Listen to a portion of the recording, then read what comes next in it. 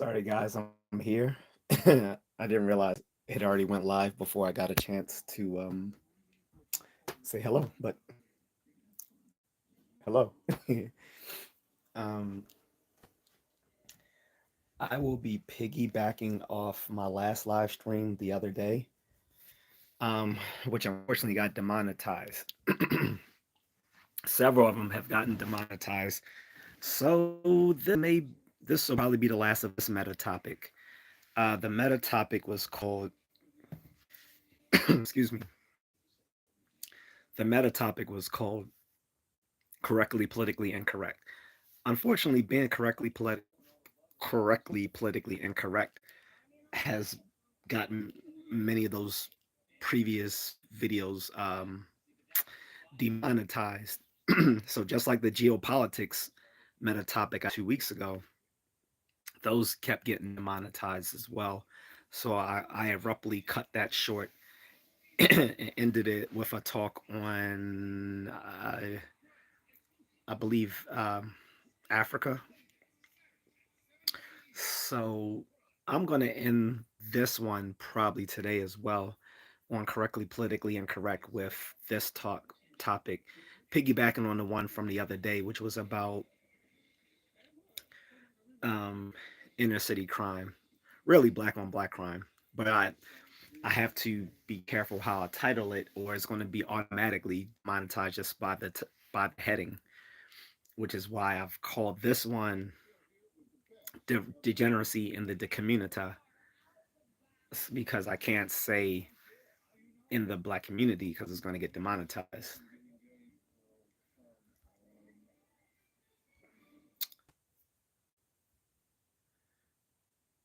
I don't know who this person is, but I'm guessing you're probably trolling, so go on. Rapam says hello. Sat Malaki says Trump 2025. The election is over, guys. Can we move on? Seriously. Once my mods get here, I'm gonna inform them to automatically ban all trolls. We're not doing timeouts here because I got someone who's been stalking my live streams, and I have had to report him to YouTube already, and they haven't done their due diligence because I believe this was the same person. Let me actually put on my glasses just double check because look like it is. This person has some mental health problems. Oh no, it's someone different. I'm sorry, but the fact he called me dad, I'm automatically banning him. I'm not putting up with any trolls whatsoever. Any troll will just be automatically banned. There will be no timeouts. It will just be automatic ban. It's like I said, I have someone stalking my live stream, and because YouTube has taken the ability away from content creators to permanently, excuse me, block accounts, then I'm gonna just do my due diligence and remove anyone. I'm not gonna respond or roast people. It's not even worth the time.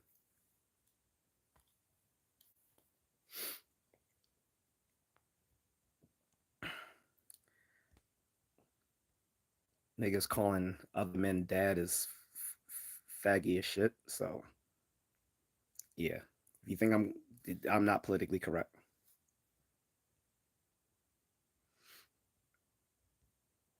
I'm just gonna ban all you motherfuckers. And I don't care if I ban each and every single person. I'd rather do it than deal with someone who has mental health problems. And it's gonna get to the point where since YouTube isn't giving us the tools, I'm just gonna employ the work of some of my cybersecurity friends, and I'm going to look up IP addresses, and then it's not going to be a good day for some folks.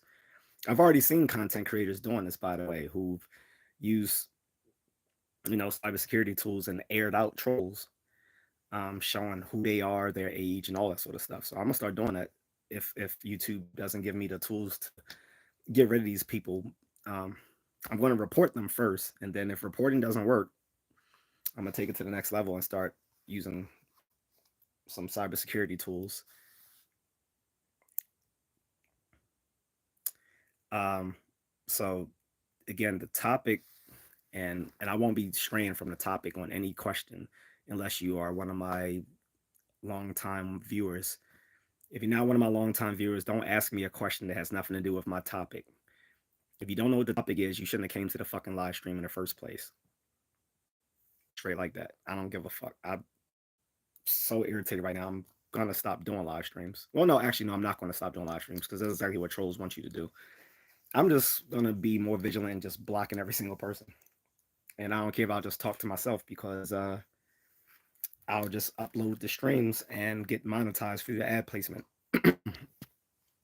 Now, feel free to ask me any question if you want to drop a super sticker or a super chat.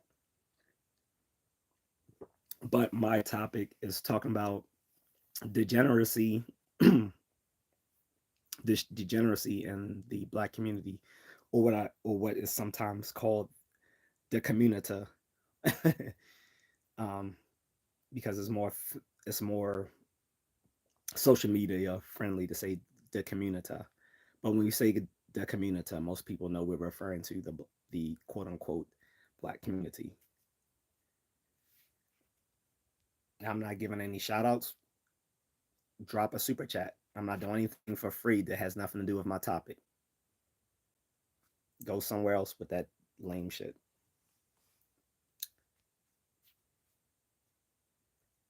Nikki says, "How long have you been streaming?" Well, I've had a channel for 2 years, Nikki, but I've been streaming for about uh, almost a year. Not quite a year, almost a year. Shivam says hello. I'm gonna put my glasses back on because it's just easier. Probably because I was in the dark earlier. So,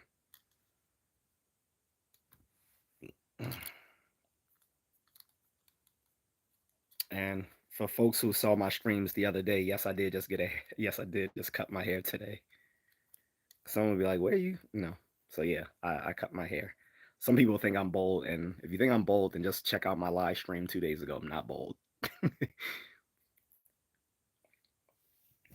um, Malaki says, "Who's trolling?" A bunch of people are.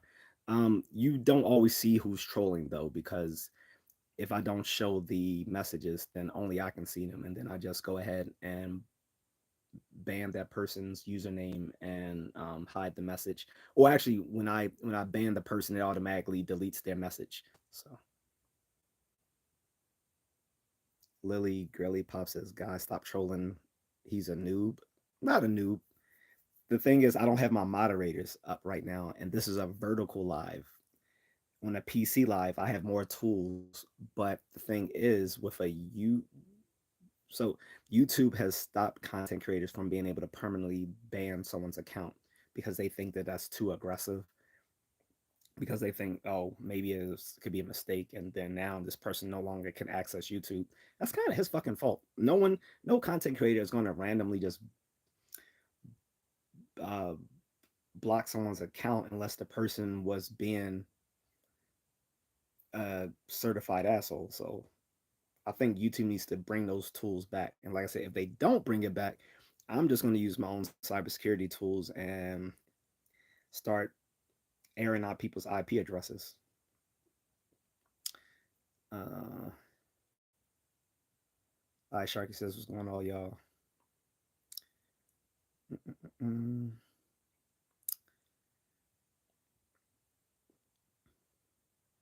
Jesus Crust says, "I wouldn't let it bother you." Trolls normally don't, bro. The fact of the matter is, you have some trolls who, like I said, you can't permanently ban them anymore on YouTube. So they just keep coming back under multiple usernames. And I have someone who's literally doing that. I had someone who tried to hack into my Google account yesterday or the day before. So it is becoming a problem. I've reported that person. I don't know the actual IP address, but I know that YouTube can actually find it when they when they when they do their due diligence from me reporting the person. It is a problem when someone is actually stalking your live streams or trying to hack into your accounts. It is a problem. So once people do that, then yeah, you hack into my account, then it's going to get extrajudicial in this motherfucker. That's all I'll say. That's all I'll say publicly is that if you hack into my account, things will get extrajudicial, and that's I'll leave it right there to your imagination what that can mean.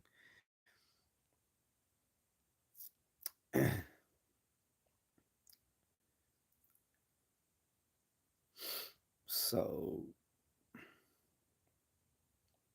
all of these questions have nothing to do with my topic, so I'm just skipping all of them.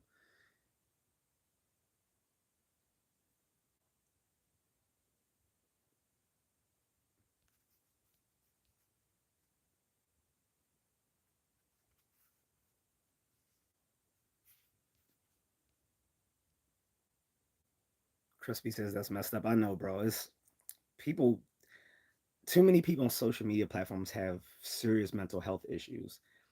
Their mental health issues are going to become a physical health issue when they start messing with the wrong person, and they should be careful of that. They really should. Oh, I forgot to turn on my other lights and put those on. Like most of these dudes are like teenagers, and when I air them out, show their fucking age and their address, they're gonna be feeling real stupid. But anyway, let me move on from the trolls because it can eat up too much of your live stream time. So my topic is about degeneracy in the Communitah, quote unquote, the black community. My friend brought it up earlier, and I wasn't going to do it because I realized it's probably going to get demonetized. Hopefully it doesn't, but it could because my last stream when I talked about crime in the inner city got demonetized. Plus, it did, looking at the analytics in my audience, I don't know how many of them are actually black, but I would say less than half because it doesn't really break it down by race. It breaks it down by gender and it breaks it down by age, and it even breaks it down by nationality. Like I know what countries people are looking at. So the majority of my audience is in America, but I also have a size of like uh, a number of folks from the UK who watch. Um, and then I have a few stragglers from all all across the globe. Like one or two people in Africa, one or two people in Ireland, and depending on what part of Ireland that can or cannot be the UK. If you're talking about Northern Ireland or you know Republic of Ireland. Anyway, um, I have a few in Asia. So anyway, the bulk of people are in America, but I can't see whom they are by race. But I can infer that most of them aren't black. So that's why I was like, I'm not sure if this would be a salient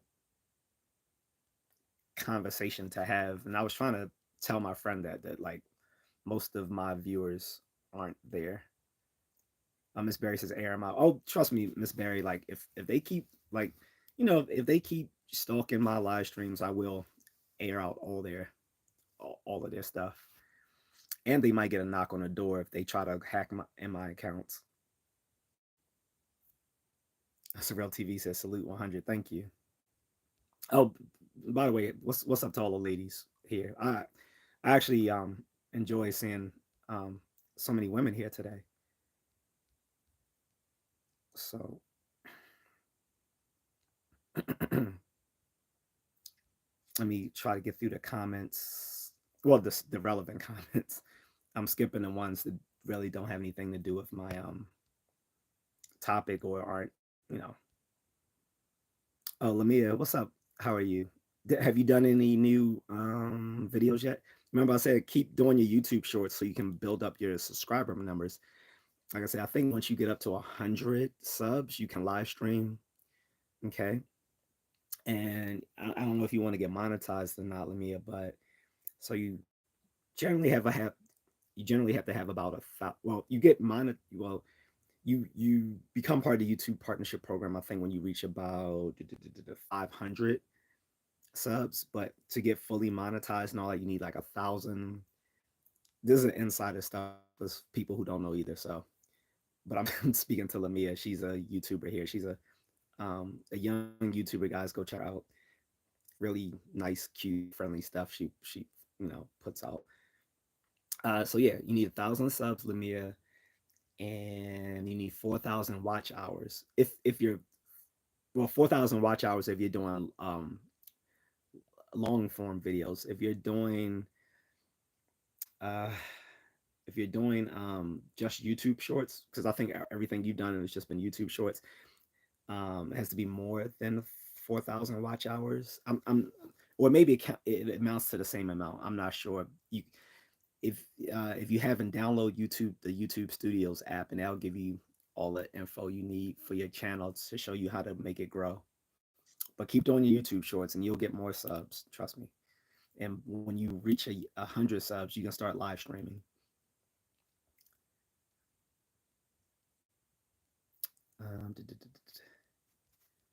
You get back all the messages I missed. Sorry guys, you gotta work with me. I gotta get through all of these. When every time someone leaves a new message, it messes up my chat room.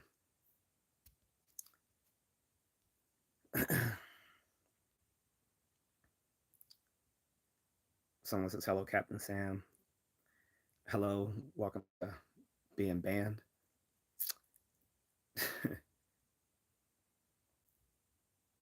Jesus is every time I stop by, you seem frustrated and angry about trolling. Yes, because again, you don't understand because you're not a YouTuber. They have removed a tool that the content creators used to be able to use to deal with trolls. Once you could block people's accounts, you no longer had to worry about people. But now you only ban a username, so these idiots can keep coming back ad infinitum until you report them to YouTube themselves and have their uh, the the company's actual moderators come in and look at the content and see if someone needs to be permanently blocked from the platform.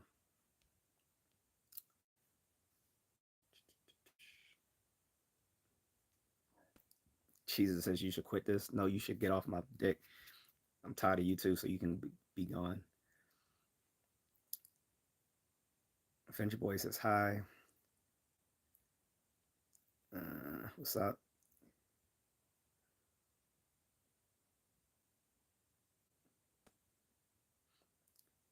Gia Jolie says, I think that's in all communities. Well, if you're referring to what I'm about to bring in to this conversation, degeneracy, no, I think this is unique. Well, we're talking about in the U.S. Now, if we're going to talk about globally, then yes, there is a pattern globally, and we can get into that. But I'm going to touch specifically on the Black community in America because it's not present in every community here in the U.S. So,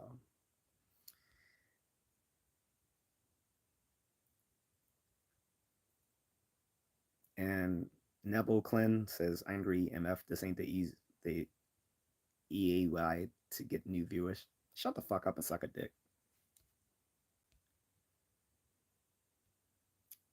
Yeah.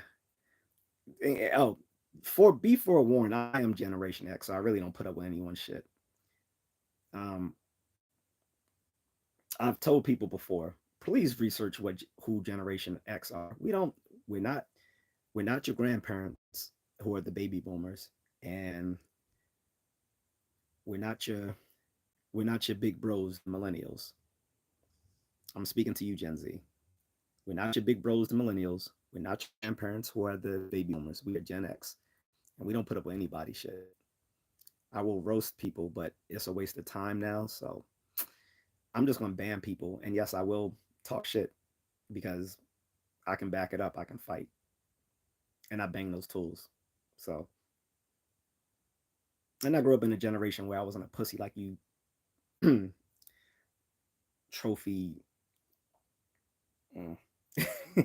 Let me bring it down. But You your whole fucking participation trophy generation. This ain't for you. Move on and go to TikTok. Go watch Kai Sinat's little faggot Lil Wayne degenerate looking ass. This ain't for you.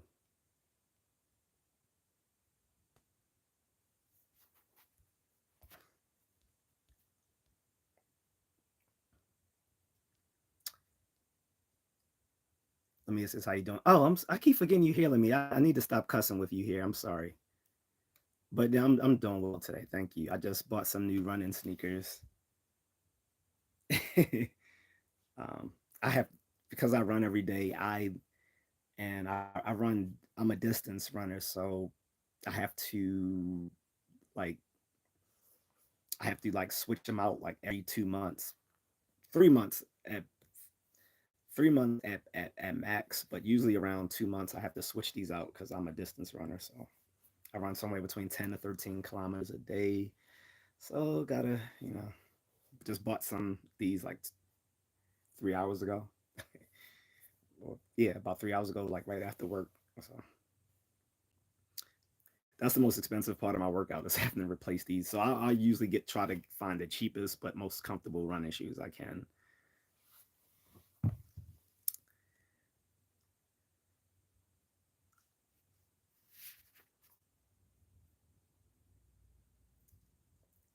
Jesse, I reported you. I'm gonna report your dumbass again, you faggot.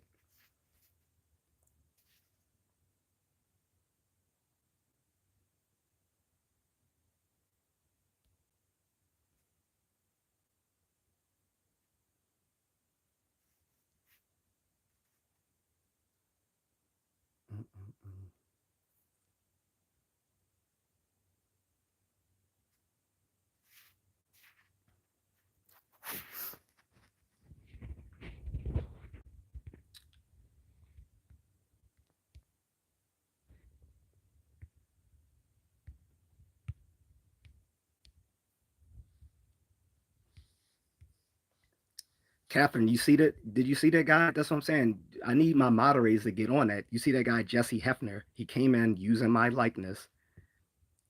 I need my moderators to block that guy.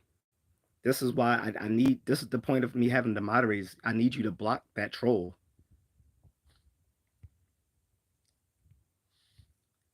Just a dude says, "Hey, what's up?"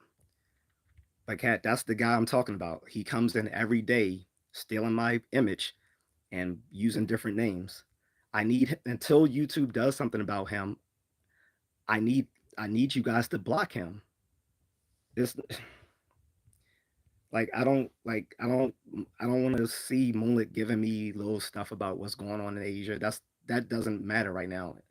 What matters is blocking this guy who's stalking my channel. He's no longer just a troll. He's an actual stalker.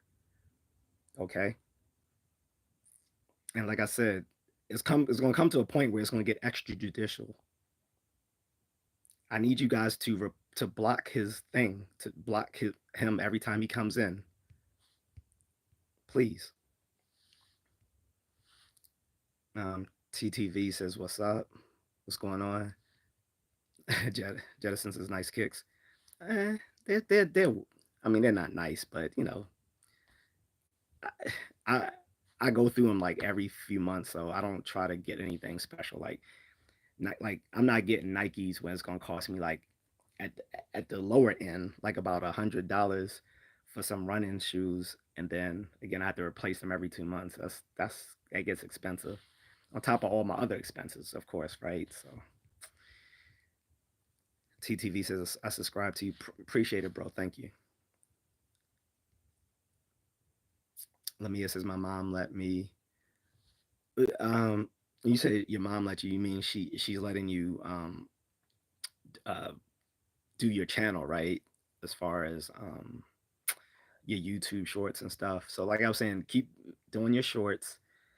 Because if you keep doing the YouTube shorts, it builds you a lot of subs very quickly. Just on those YouTube shorts. That's how it's like you can just do if you just did one YouTube short a day, but you could do probably several a day. But if you just did one a day, you would quickly build up a nice subscriber number, and then by the time you hit, I believe 100, you can live stream, and that'll get you not only subs, but that's gonna get you your watch hours so that you can be monetized. Yeah, it could be some good money for you for, you know, saving up for whatever you want to do when you finish school, like maybe college or whatever. Robert Anson's got to get those numbers up. Yeah.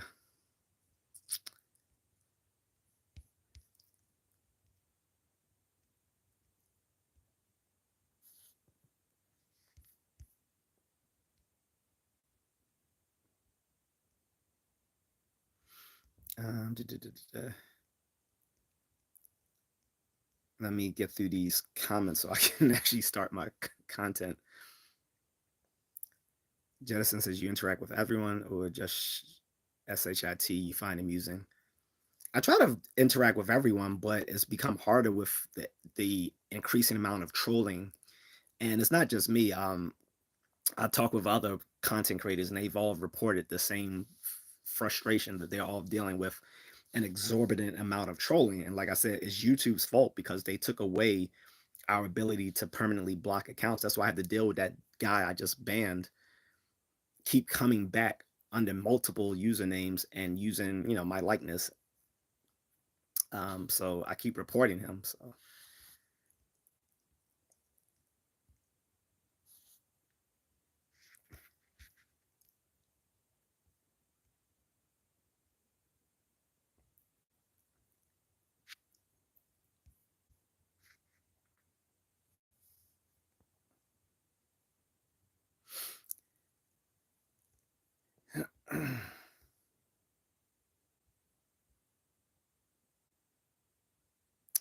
sorry, I'm just doing some more reporting.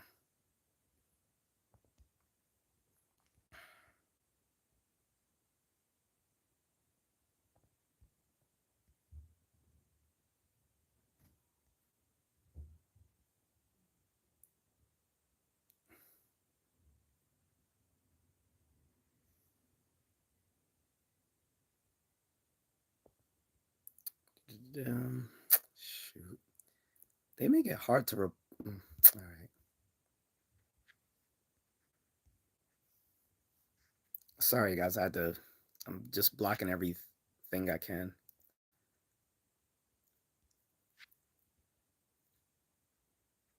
This guy's a Robert Ramsey was a troll. Blocked him.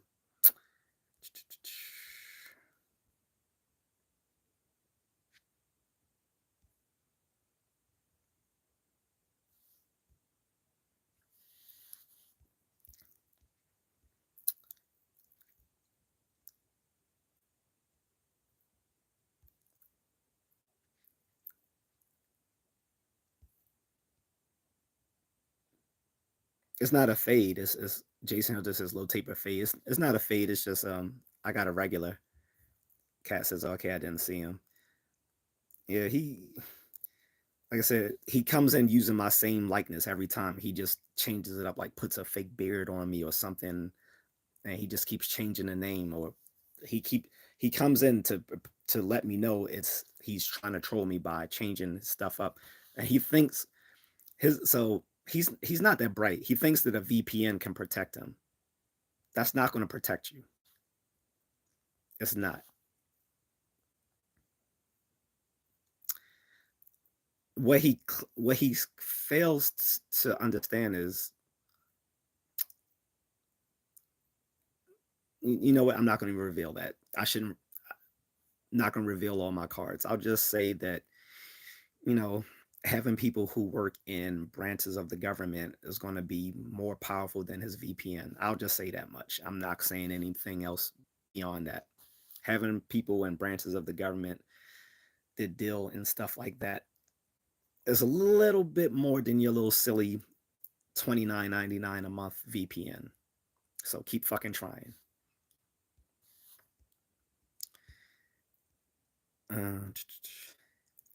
TTV we beat Brad Tuesday. He should get IP ban, so it won't work for YouTube. I can't institute that onto for my YouTube content creation because it's not.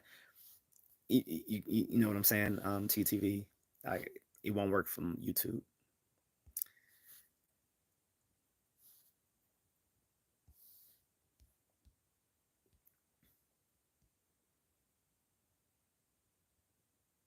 Oh, Lemia says I have a question. Sure, go ahead. Ask me a question. Go ahead. Cass says, in all fairness, the icon images are small and it's not the first thing I look at. But remember, that's what I was saying yesterday. I was like, I need my moderators to look at the people's avatars, because that's going to clue you into if that person's a troll or not. He comes in every time looking like me. So beyond everything else, I need the mods to be looking at these people's icons to make sure they're not using my image, because he because he's not bright, he keeps doing the same thing over and over again, which shows he's a fucking moron. TDV says, "Do you run for money?" No, I just do it because I'm an athlete.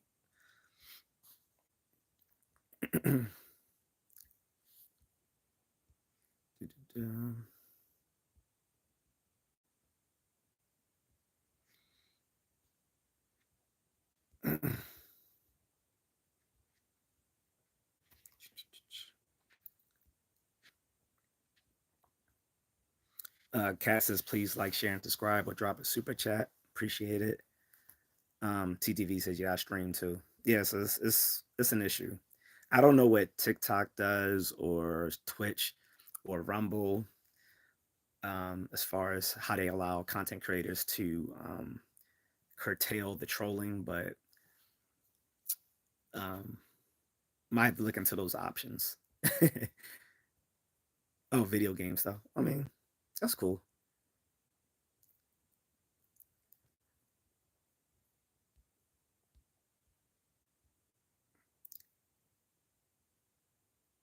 Oh, Lamia says, "Yeah, and you're using cuss words." That's what I say. I'm sorry for using cuss words.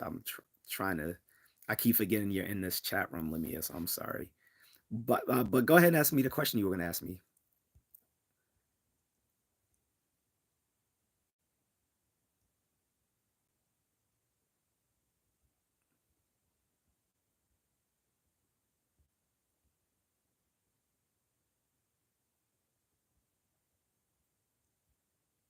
Radman, go suck a dick. Um,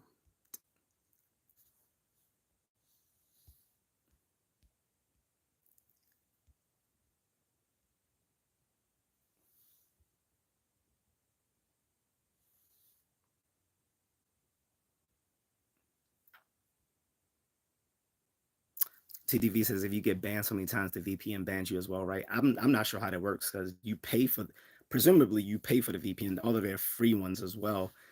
And I don't know how the people who run their VPNs work, because there's many different places you can get a virtual private network. So I'm not sure if you keep getting banned while using a VPN, whether that company will then resend your VPN. I'm not sure how that works, because usually it's paid for. I don't know how that works.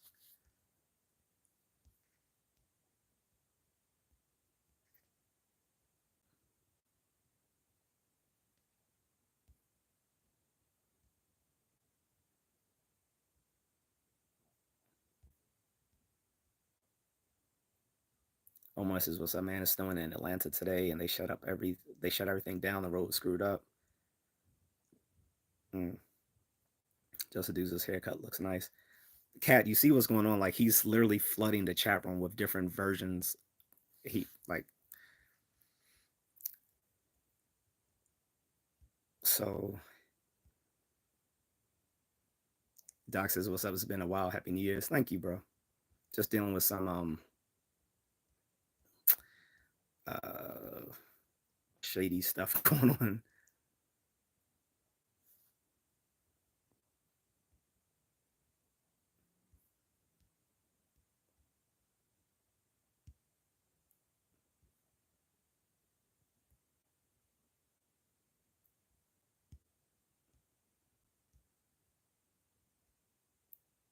Mm-mm-mm.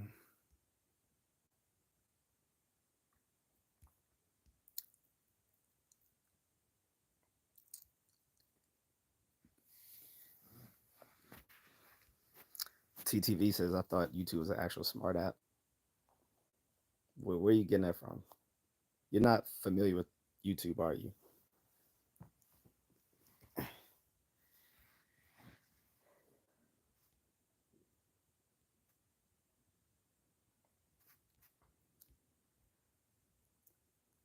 Cass says, yeah, trying to stay on top of it, but not aware of all the slang, so not sure what is offensive and isn't so Googling as I have to go see.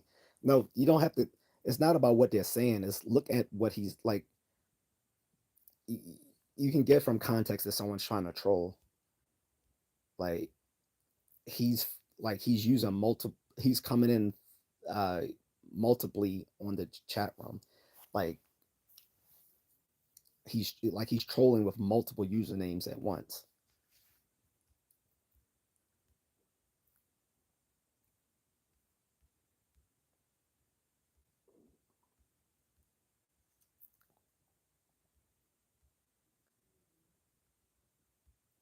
So it's getting to I can't even. He's doing it. I can't even get to my topic because of this issue. Oh, I have other accounts. TTV says, yeah, too annoying. What if you secretly made another account and asked them to stop there, or would he still somehow find you? you I mean, your accounts are viewable to anyone who comes to vertical live streams unless you set it up that only your members can see you.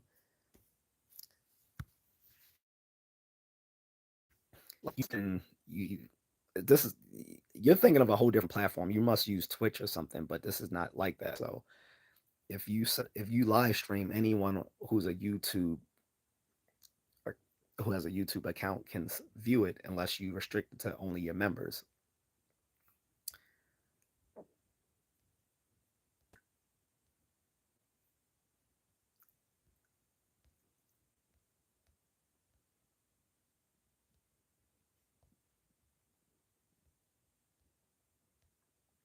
But yeah, this is not like Twitch. This is completely different. Um, so anyway, anything unfamiliar, I'm just gonna be blocking off the rip. Um,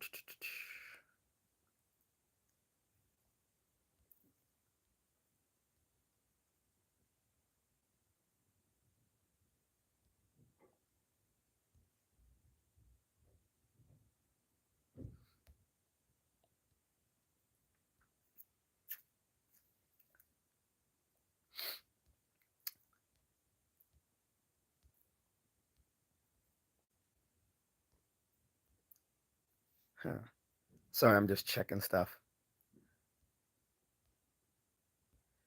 So anyway, the like I said, the original context of my stream was going to be talking about degeneracy in the black community, and it's to piggyback off of a live stream I did 2 days ago when I talked about inner city crime. And I said that regardless of its origins, which everyone has or or not origins, but its causes, so to speak. um that doesn't matter when it comes to people's present day safety. They don't care about whether who started what. Like they just want to be safe when they go home and when they leave the house, and or even in their house. They don't want stray bullets coming through their home, where they have to live somewhere so bad that they have to sleep in the bathtub at night to keep from getting hit with stray bullets at night. Yes, some neighborhoods are that bad. I had a friend I knew from work that I just found out last year was unalived while visiting his mom in a bad part of Baltimore. Strays went through the house. He was like one of the coolest, like positive guys I've met at that office. So that that was an issue, and it was started because a friend was was trying to admonish me on Facebook because because I told her you're giving props to this mayor Brandon Scott of Baltimore who hasn't done shit for the city, but he's touting lower homicide numbers in the city. And I said it has nothing to do with what he's been doing. It has something to do with national crime going down generally, not anything he'd done in particular. So that's what kind of spurred on that conversation 2 days ago. This is the piggyback on that because a friend said I should bring this up again. Well, he wanted to know why, wanted to talk about black degeneracy, and I was like, I don't know if that really works for my channel because I don't have a huge FBA watching community here. Now, if I do have a lot of FBA guys here, and not just FBA, but everyone from the diaspora, FBA, Caribbean, African, Latino, all that. That's all good. We can definitely have that conversation.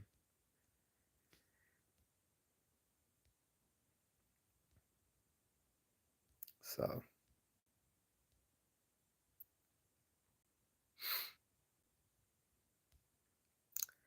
but he wanted to talk about switching from crime to degeneracy in the black community, like talking about why women date toxic guys and why these toxic guys are glorified in the community and stuff like that. And I'm like, that might get me demonetized. So this will be the last time I try that because I don't believe that. Um, I I'm not sure if I'm the right channel for that discussion. Like sometimes I'll talk about it in my pre-recorded videos with a friend, but I'm not sure if the live stream is the best place for it.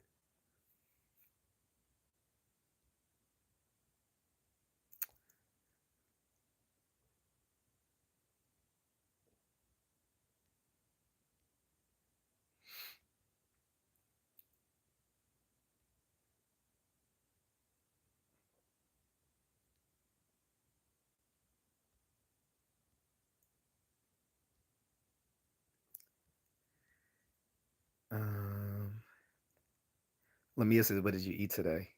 Uh, um, I just had um, some fried rice and sausage.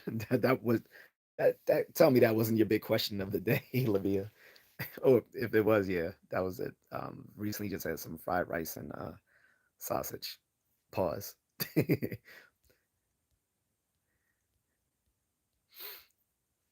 um,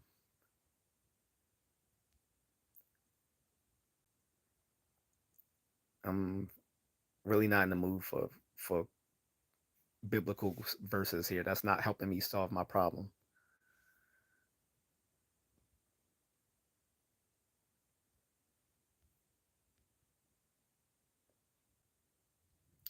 Guys, any of these little things coming on here looking sus way, just say hi and look crazy looking. That's a troll. And it's probably the same person. Uh but Cass says, hey Moonlit, Moonlit says, hey Cat. Um you should, well, Ellie shouldn't put his real name on here because it's a lot of trolls on here, Ellie. They don't you should, probably shouldn't use his real name because these people are these people are scary, Ellie. So you don't want to put his real name out here because he's going to end up having the same issues I have today with someone sitting there trying to use his likeness and doing all sorts of other sketchy stuff. But she says he just called, tell him sometime, text him sometime, tell him VYK told you to ask how Christmas went with his mom.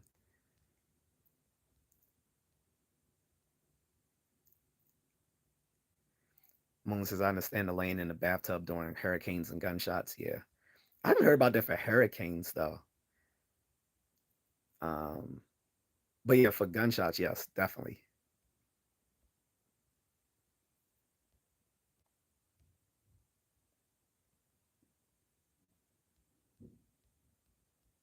See me.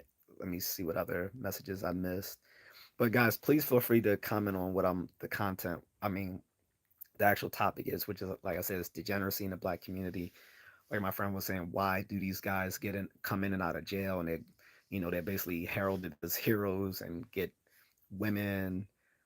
And my friend was talking about one guy he knew, I think a family member, who's like, because he has like he said he's light skinned and curly hair with tattoos. Women like him, even though he's a pookie. And I was like, well, because women like guys base stuff off of looks. They claim they don't base stuff off of looks like guys do, but they do. And then he talked about women who keep choosing these pookies and blah blah blah. And I'm like, yeah. I mean, I was like, it's beating a dead horse at this point because we've talked about this ad nauseum. I've talked about it on this channel before in my pre-recorded videos. Other content creators and red pill folks have talked about it ad nauseum. I mean, Kevin Samuels made all this crystal clear. His friend Dennis Sperling has talked about this. Many people in the red pill and black manosphere has talked about this. Even Pearly Things, who made her way into the black manosphere despite neither being black nor a man, talked about these things. So um, I'm not sure how rewarding it would be to keep talking about the same thing over and over again.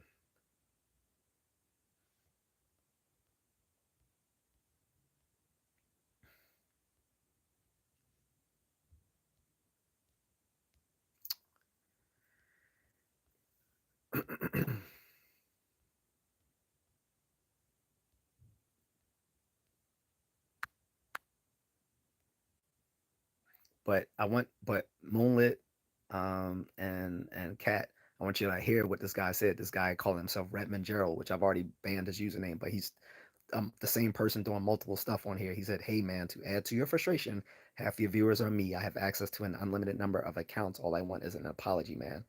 You will never get an apology. You will get a dick in your mouth and a bullet in your head if you keep fucking with the. You're gonna learn what Baltimore is all about. You keep fucking around. That's that's all I'm gonna say. You're gonna learn what Baltimore is all about. Like I said, it's gonna get very extrajudicial. It's gonna get extrajudicial.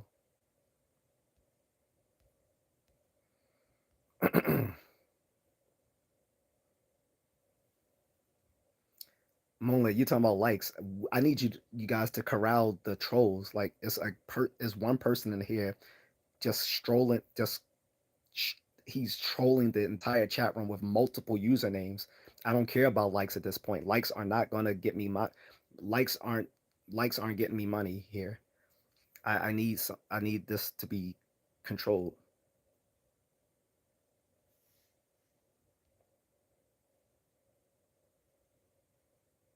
He said, by the way, I'm already in your moderation team.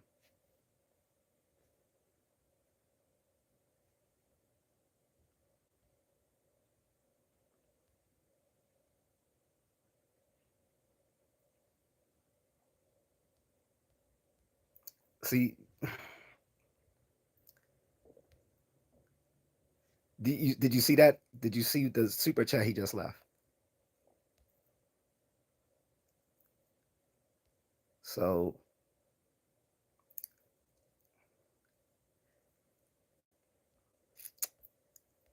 uh, this is what I'm saying, man. Like, uh,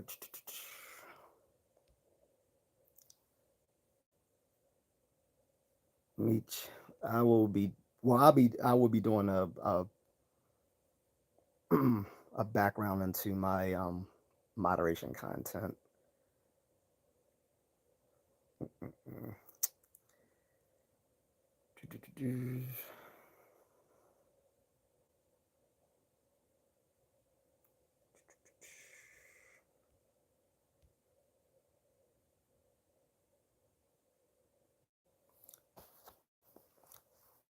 Because it's easy to do on YouTube TV.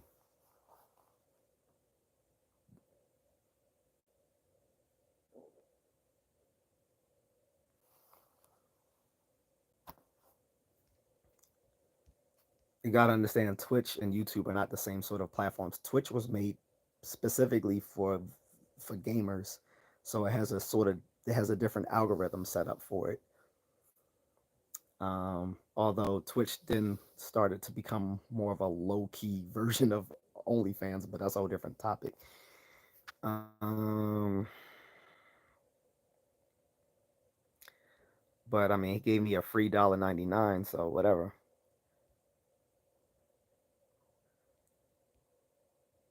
Mona says, yeah, Hurricane Hugo in Florida. We stayed during mandatory evacuations. I slept in the tub with my dog. Damn. Um, I remember living, well, Mona, you lived into the Chicago area too. Like the tornado season, having to, you know, being in school, they teach you just to go into the hallway and basically tuck your head between your tail in the hallway in case of, I don't know how that was going to actually protect us.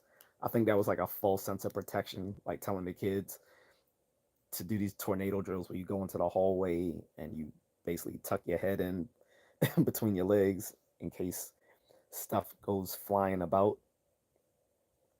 I I think the only safety would be in the hallway because there aren't anything in the hallway. But other than that, being in the tucking your head between your legs would not really be too much protection. I don't know. Don't miss those days.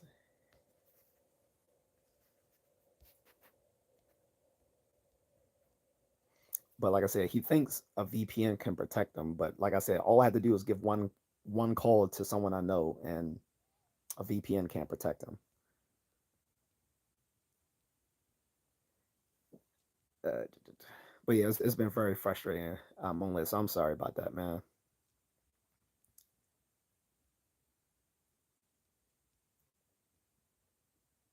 Just do this. YouTube probably won't fix it. They can fix it because they unfixed. Like I said, they unfixed the problem to be greedy. Like because they want more people on the platform, they disallowed the content creators from permanently blocking people's accounts because they felt like, well, if we do that, then it's actually limiting our people who can watch the watch our content. But it's also for protection. So it's like if you're gonna have a bunch of disgruntled content creators just leave the platform, which they already have in droves, by the way, and they're gonna go to other places like Rumble and other places like that where they have more tools, So,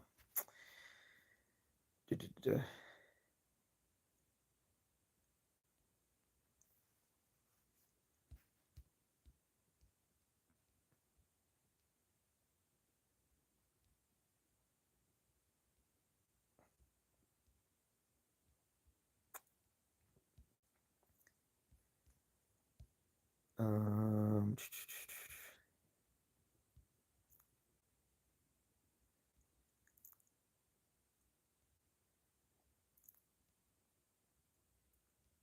Omar says, "Do you have any Indians living in Baltimore?" Yeah, there's a quite well. I'm not gonna say Baltimore, but in Maryland, there's a sizable Desi community. Alexis is no live person also to do it.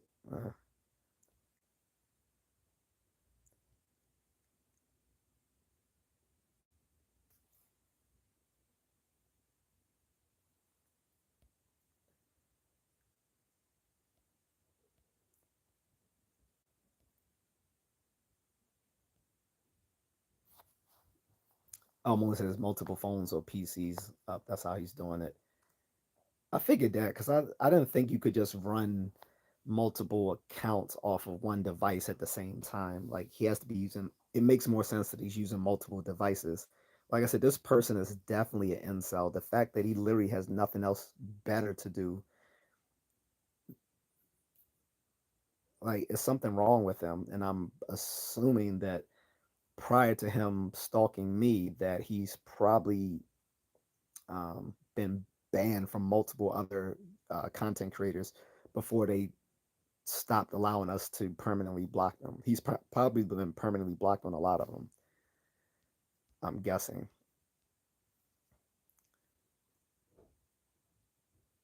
Um,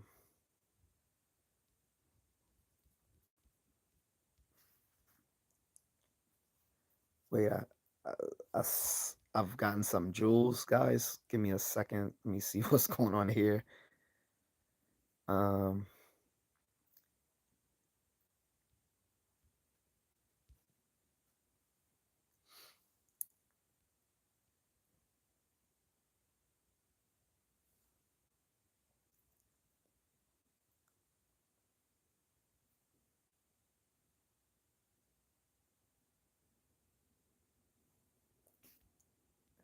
It might be the same guy though. So we TTV says okay. He said makes sense, but how does he make all this money?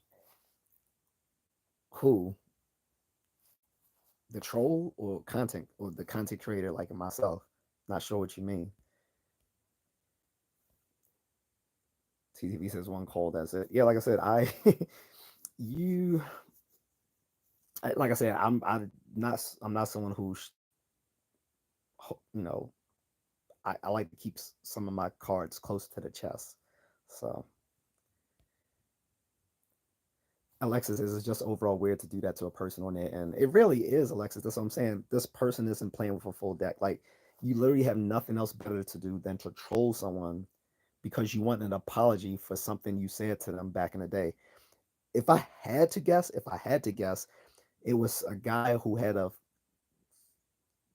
debate with me when I was talking about philosophy many months ago, and he kept coming back under multiple usernames because he was upset that I didn't agree with him on something on which I am like literally like educated on. Like I literally have like a background and information of which I was talking about at that particular time, and he didn't get that, and he got offended that I didn't take his. This is really trivial, petty stuff, right? So he did not like the fact that I did not agree with what he was saying, and that I found what he was saying was incoherent. And he kept coming back under multiple usernames, and I think this is literally that same person from 3 4 months ago. I literally think it is. It's very weird, and it shows that he has mental health problems. And like I said, social media platforms are a haven for people who have psychological disorders because it's easier for them to just to be in the anonymity of a behind a digital screen at nighttime doing weird stuff. So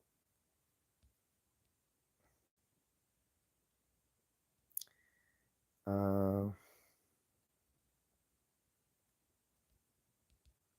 oops, why did I unblock hide user? Moma says they're losers, jobless incels. Alexis says agreed. Yeah, definitely the case. Cat says he can have multiple web pages open like Firefox, but no, they'll all be under the same IP address. Cat, he's doing it under multiple devices because if he's even if he's even if he's using different browsers, it would still show up as the same IP address unless he's using the VPN. He claims he's using a VPN, but he's probably also using multiple devices as well.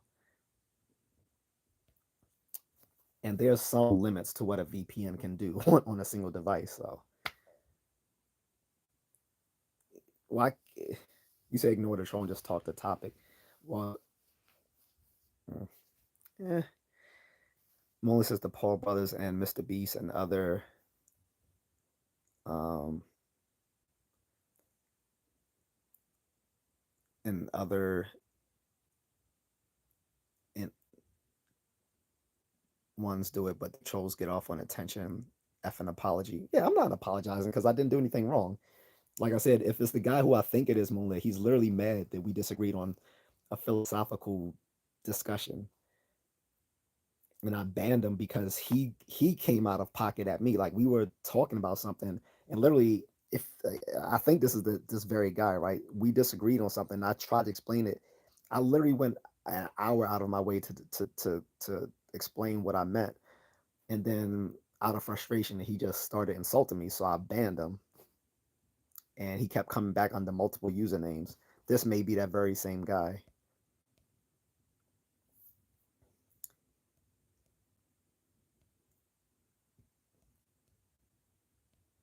Um, what's bothering me though is the fact that, like I said, someone tried to hack my Google account. That's why I'm not just ignoring him because I think he's trying to actually hack into my personal accounts. Um, that's that's what got my sabers rattled, so to speak, is that I think that he was the same person I think attempted to hack into my accounts.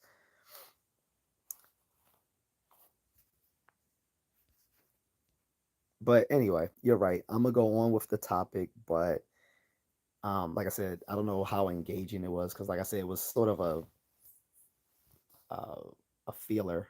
Um, Speaking of violence and self defense, guys, again, if you haven't already, like I said, do yourself a favor, get yourself a tactical pen you can take with you literally anywhere. You can take tactical pens with you anywhere. This one has a little glass breaker at the tip, so you can use that to for an emergency. And I mean, it's just useful because it's an actual pen, so you can bring it anywhere with you, including to airports, government places. Batty says, "Hello again. Can anyone update me on a topic?"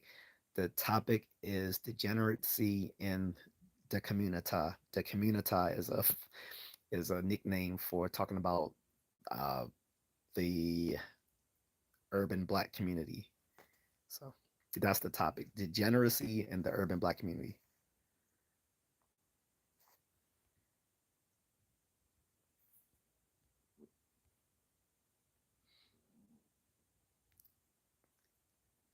So the guy is sending me money while trolling. So interesting.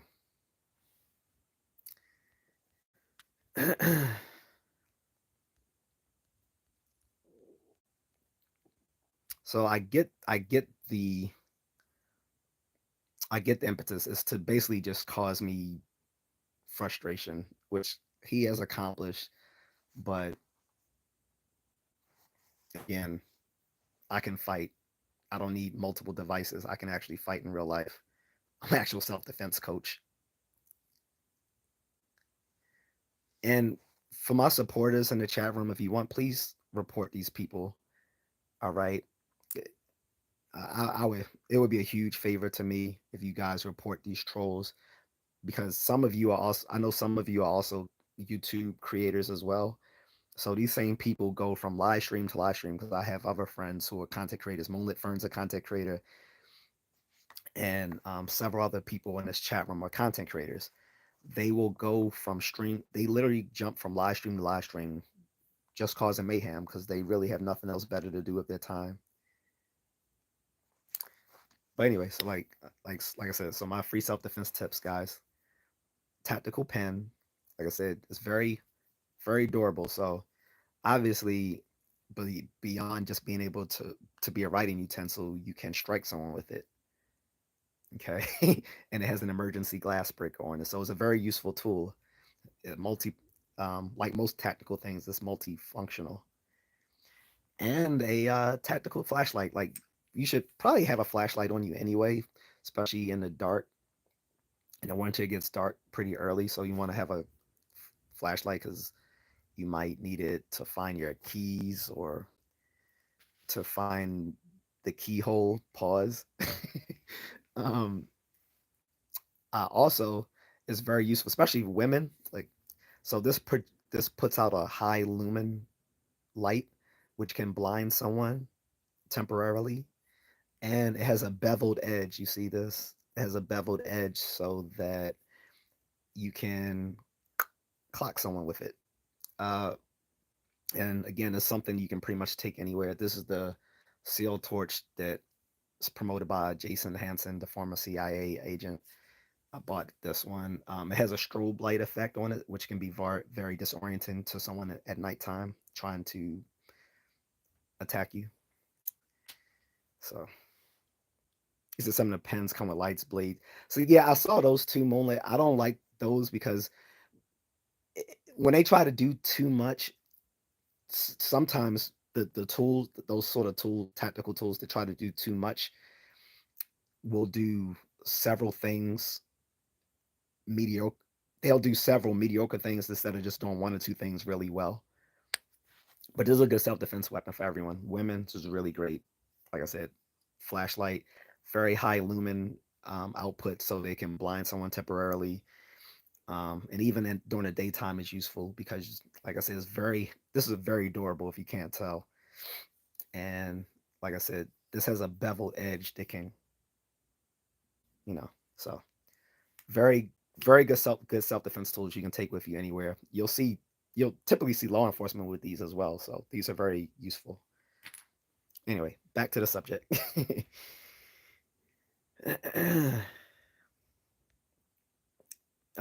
But yeah, guys. So this is why I say that a lot of people need um, should see psychological treatment. Like we have a troll here that's stalking me because he's upset about something that happened probably months ago, and now he has a vendetta over something petty. Like there was no insults my way thrown from me to him. It was all one unidirectional from him to me because he disagreed with me on something and he couldn't grasp something. So now he wants to be very petty. Now, like I said, I can get much pettier. So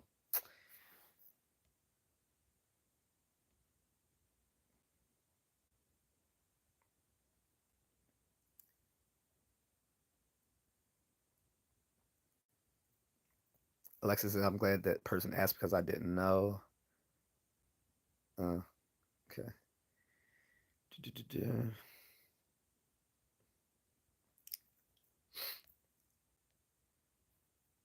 Uh, anyway, oh yeah, Batty, aren't you? Sorry, Batty, I'm sorry. Like we, I mean, I did acknowledge you, but I forgot that you're a local. Like you're a local to me. I believe you're in Maryland. If I'm if I'm not mistaken, you and I when we talked a few weeks ago, you were telling me you're from Maryland as well. So yeah, thank. Sorry, I forgot about that, but I remember now. I remember. Alexa says I'm more of a spectator for looking out for trolls. Appreciate it. Moonlit says tactical pen is a must. W. Also for guys, I will also recommend having some sort of blade. I think every guy should have a blade for multiple uses, not just as a weapon, but you might need it as a utility tool as well. So those are the three things I'm always going to have on me, like a blade, like depending on where I am, of course, but usually depending on where I am, I will usually have these things: a blade, a tactical pen, tactical flashlight, and then I have my other little EDC items that I carry on me. So, but those three are clutch, okay. But I would say at least have one of those things on you at any given time when you go out by yourself, and get used to walking around with not looking at your phone. Your phone should not be in your face as you're walking around. Like put the phone in your pocket when you're walking around because you don't know who's observing you and seeing if you're an easy target or not. Like look at this guy, for instance, who's trolling me on here. Like, could you imagine like someone with this much like energy to be doing this in real life, right? So it's like guys, you have to be careful.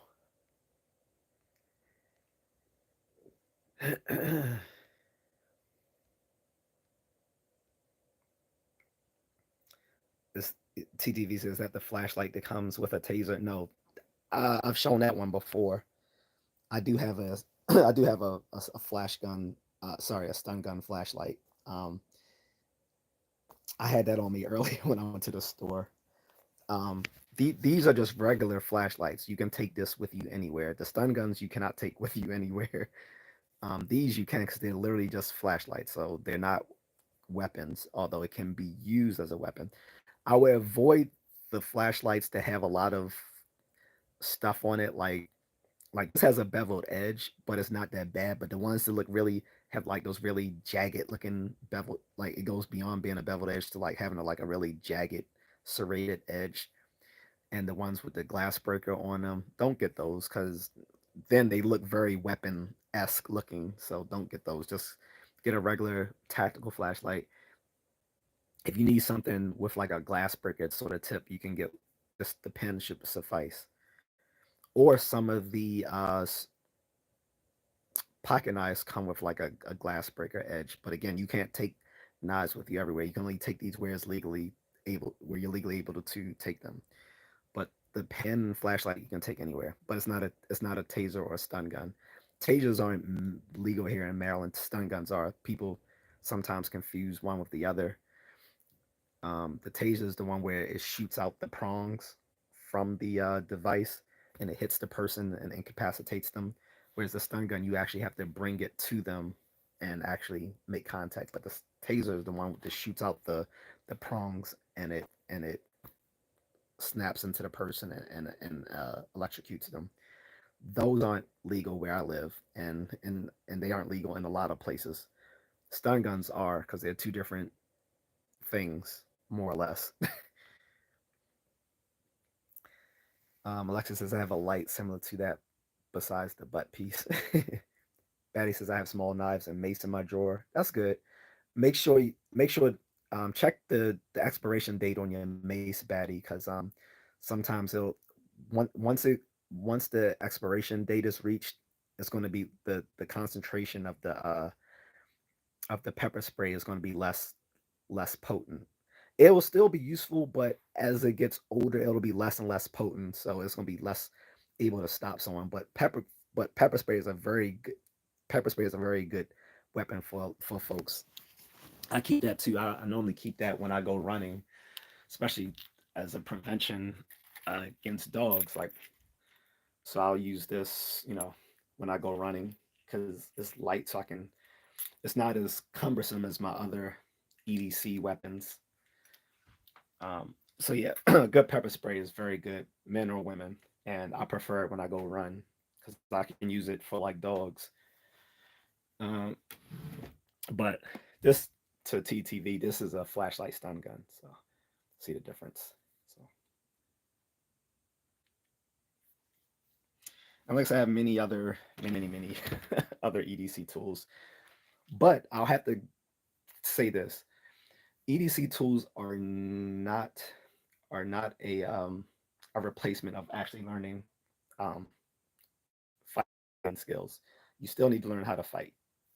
So, t- wherever you can go, if you can go somewhere, if there's a local MMA school, go there. Local jiu-jitsu school, local, even Krav Maga. Even though I'm very iffy on Krav Maga, it's not that effective, depending on the school. Now, school actually has sparring and it actually has sparring and it actually has and competition. Then it's a good Krav Maga school. Unfortunately, most of them don't practice sparring and competition, so many of them aren't very effective.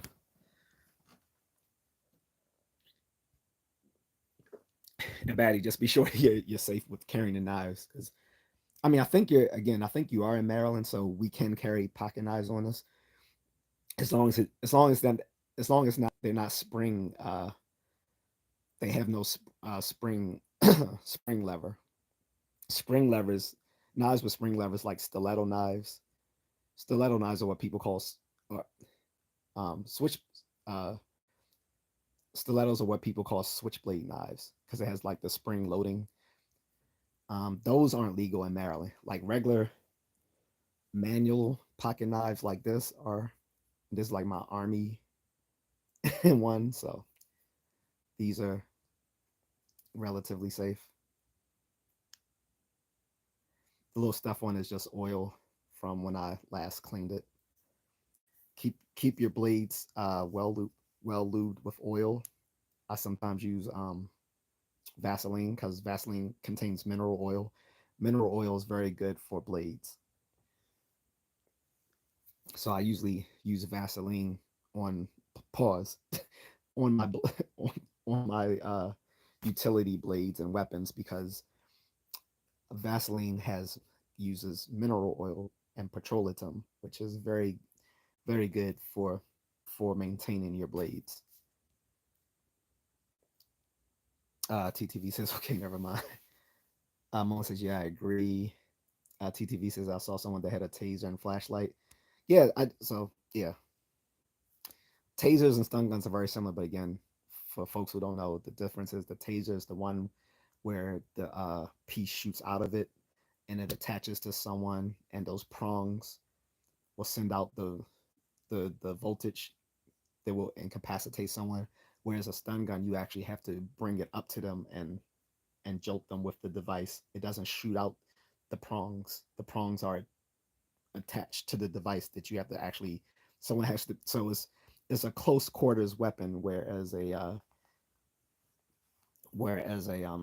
taser is a mid to far range weapon. Well, no, not far range. It's more of a mid range weapon because you shoot the prongs out from the device, whereas the stun gun person has to be out up on you. Melissa's bear spray is stronger than mace, baddie, and glass breakers are very important. His pen is amazing too. Thank you. Yeah, bear spray is really good. Especially bear spray is going to be very useful against attack dogs. Like the regular pepper spray probably will not deter a pit bull um, or a uh, any other sort of attack dog like Doberman Pinscher or German Shepherd or Rottweiler. You'll have to use bear spray to deter them because they will like pepper spray to like a pit bull or a Rottweiler would just be like Bananka or like Listermint. They like, I don't know what's that, and just yeah, it won't be that great. Bear spray is gonna stop pretty much anyone.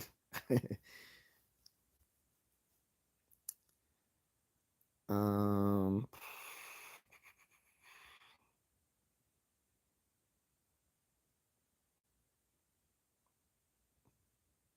I hate how the every time there's a comment, it moves the chat room, so I have to go back.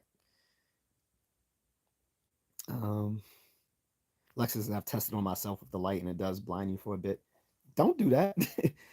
If you have a tactical flashlight, those lumen that the high lumen output that it gives, it is very dangerous. You don't want it. It can that can damage your eyesight. I would not recommend trying that on yourself.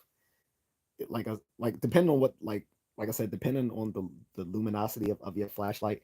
Like I said, if it's a tactical flashlight, these things, it's not just the thing is they weren't originally developed to blind people. They were originally meant to be used in um situations where you're in like abject darkness. Um the like I said, that's why the luminosity because that's why the luminosity is so great because they're meant to be used in abject darkness, and you can actually be used and it can be used for signaling to someone because it sends out such a strong light. But people realize, hey, I can also use this to blind people as well.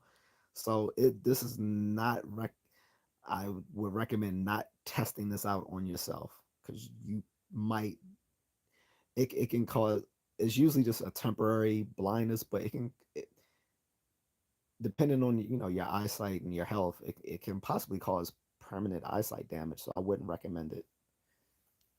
Again, depending on how bright your tactical flashlight is. TTV says, yeah, that's basically a flashbang. Yeah, so there's flashbang flashlights as well. It's similar to the tactical flashlights, but the difference is usually with the flashbang, it's like one of the bigger flashlights, and those you can actually use sort of the flashbang. The difference between a flashbang flashlight and a tactical flashlight, the flashbangs can be used so that it's like a baton, right? These these aren't used as a baton, but you can use them to hit someone with. But you use it sort of like in a jabbing, prodding sort of way. And you can also, if you know grappling skills, use it to use trapping skills and stuff like that. But the flashbang flashlight is more like a baton, so it wills more damage, but it's not something that you can easily just carry around with you like a tactical flashlight can fit right in your pocket. The flashbang is something you'll probably keep in your vehicle because it's not like something you can just walk around with and it looks like a normal thing, everyday item someone would have on them. What's up, Jay? He says evening. TTV says yeah. LOL. Um,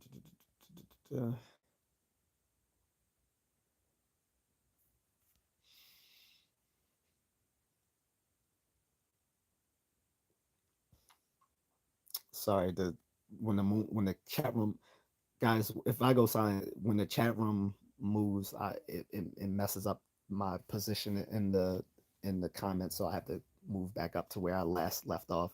Sorry about that, but it's not me doing that. It does it automatically, so I have to keep adjusting. So appreciate your patience with me. Um, but yeah, sorry, I can see it, Batty, but yeah, definitely holler at me. Um, cause always looking to find people who might want to do content with and stuff like that. So if you are in the area, please let me know. Um, but yeah, I was saying to J.A.C, what's up? And now it it scrolled all the way back down, so I gotta go all the way back up to where I left off again. That's frustrating.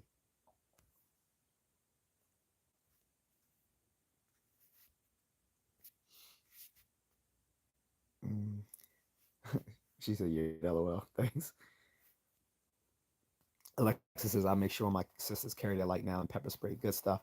And like I said, EDC tools are good, but you still need to know how to defend yourselves because the to so like I said, I'm a self defense coach, and this is not any shameless promotion because I'm not promoting myself, but I do have some content on my channels that you guys can check out. But the thing is, the EDC tools are only as useful as the person wielding them. So if a person knows how to fight and use self defense skills, it'll make these tools more useful for them.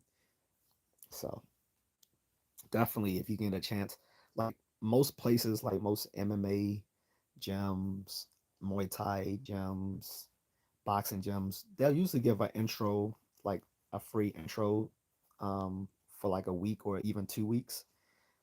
Is that could be very useful. Just that week or 2 weeks of getting that intro, um, into the schools, and then if you actually have the time and the money, you can stay as a regular member.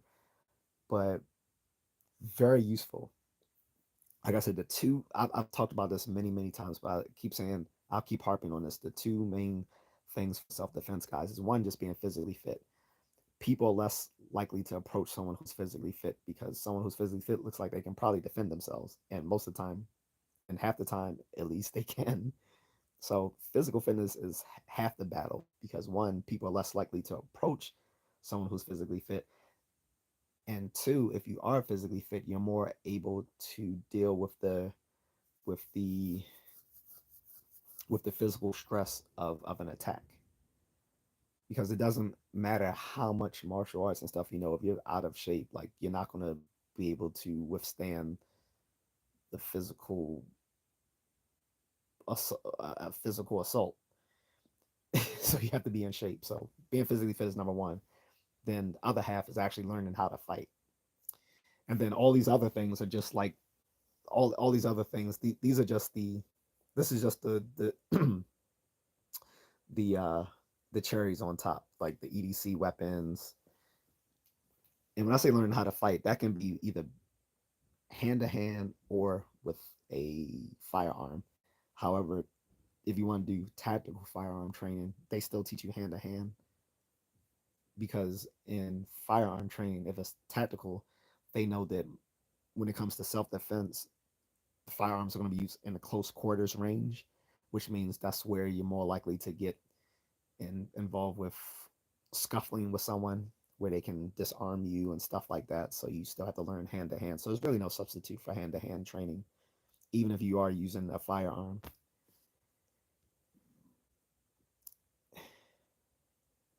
Thank you, Sarah. She says, God bless you. Destin swear says you have utility knives.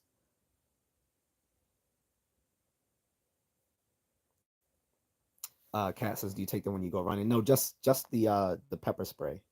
Just the pepper spray. Actually, that's the only thing I take with me. The, at one time, I did bring a knife with me, and then it rusted. Now this one is stainless steel, but the one that I had on me, I didn't realize it wasn't stainless steel, and that one rusted on me. So ever since then, I stopped taking a blade with me when I ran.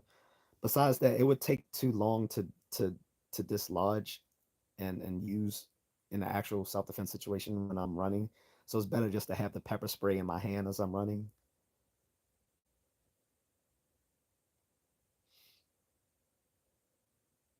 Mm. TTV says I use one as a box cutter. Again, guys, hashtag not legal advice. So make sure whatever EDC tools you have, they are legal in your state, your county, and your city. Because I don't know where you guys live, so I can't tell you what things are and aren't legal in your state. All I can say is that in most places, a tactical pen is legal. Like I said, you can even take these to the airport with you. But if it has a glass breaker end on it, I suggest you don't use that. You don't bring that kind with you. Bring one that doesn't have the glass breaker tip on it, unless you have the one where you can take the top off and put it over that. If you don't have the kind that has the removable top to cover the glass breaker, and don't take that one with you to the airport. So I wouldn't take this one with me to the airport. Um, I would take a tactical flashlight though. Not this one. I have a different one.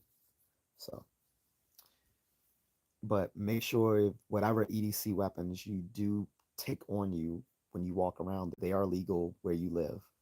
So just take a minute to Google your state, county, or city.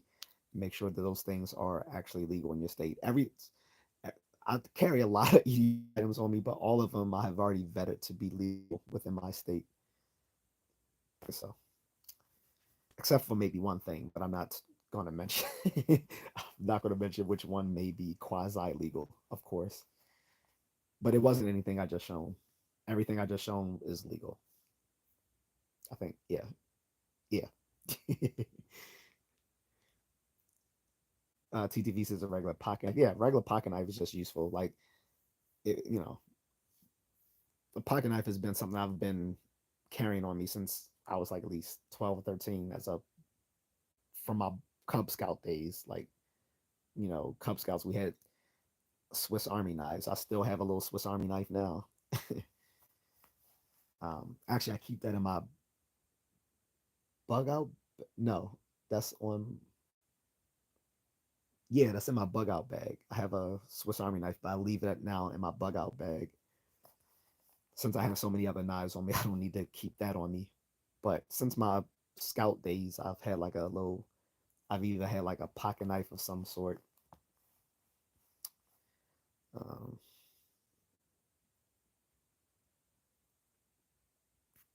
Cute girl says hello. Sam Moore says you don't got no gun. Well, I'll put it this way: I don't put all my cards on the table, and that was so. When I was doing I did a whole video on my bug out bag, and I showed most of my weapons, but I didn't show all of them.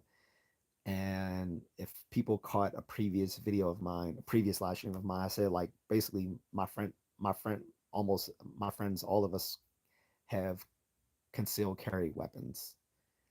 But I said that I'm the only one who doesn't currently have a concealed carry license, only because I planned on moving soon, so I didn't want to waste money, not on the concealed carry permit, but I didn't want to waste money buying weapons that I'll then have to sell because I can't take them with me overseas. So, um, and because like even because I can sell them, but I have to sell them through a licensed dealer, local to me, which but I'm a sell it at a loss because they get a commission for selling your weapons for you. But in this state, you have to sell it through them. Like you have to sell it through like a licensed arms dealer as your broker because you're not allowed to do that yourself like you can in some of those states down south. Um, so it wouldn't be advantageous for me to have a lot of firearms. Whether I have none, I'll leave that to people's imagination. But I don't put all my again. I like to keep some cards close to the chest.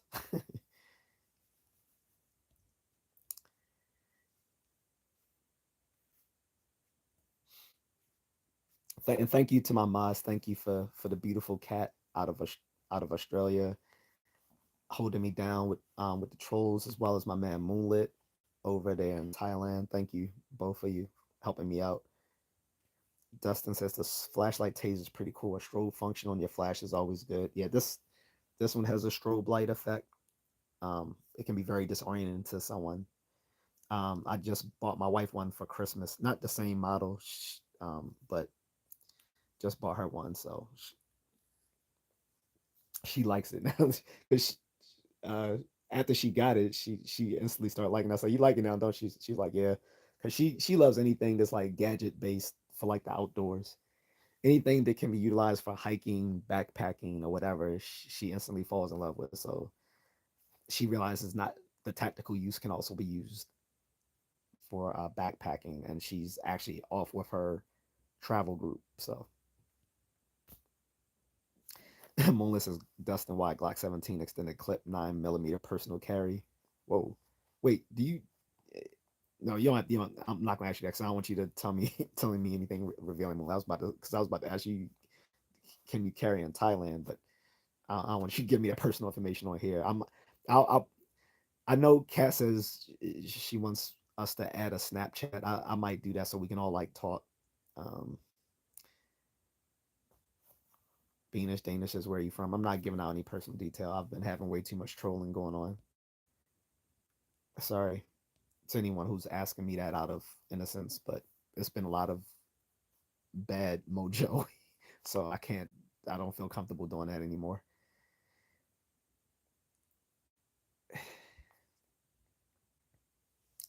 Lexus says I'm a construction worker, so usually I have a weapon on me. Haha, that makes sense.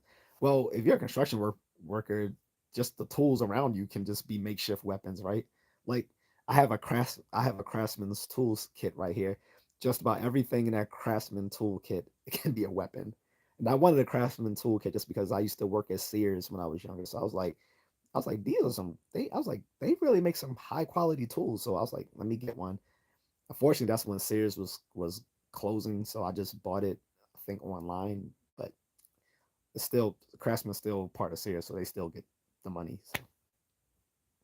But anything from a Craftsman's toolkit or any other toolkit can be a makeshift weapon. A hammer, a hammer, a screwdriver, a wrench, whatever. Shoot, you could throw you can even throw the bolts at people. Like literally everything in a toolkit is a makeshift weapon. TTV says, "Yeah, I have that on my pocket knife as well." Alexis says, "I'm not far from you. I'm in Connecticut. That's what's up. I have family in New London. Well, not my family, but family of family." TTV says, "Yeah, window breaker. Yeah, glass breaker, window breaker, same thing." Dustin says, "Moonlit has a manual ambi safety, and I don't carry right now." Jacksonville kids bear mace works better. Moonlit says, "So in dangerous areas in the community, what's your best suggestion for both genders for personal safety, lightweight things?" All right, so I'm gonna answer this, and then we're gonna try to go back into why the community is degenerate. This kind of ties into safety, and anyway, like the tactical pen and tactical knife you can take with you anywhere. Moonlit, at least here in the U.S., I can't speak for Thailand, but generally speaking, these are things that are not seen as quote unquote weapons, um, because this is an actual pen, like it actually works. Okay, sorry. Yeah, so it actually, this actually works.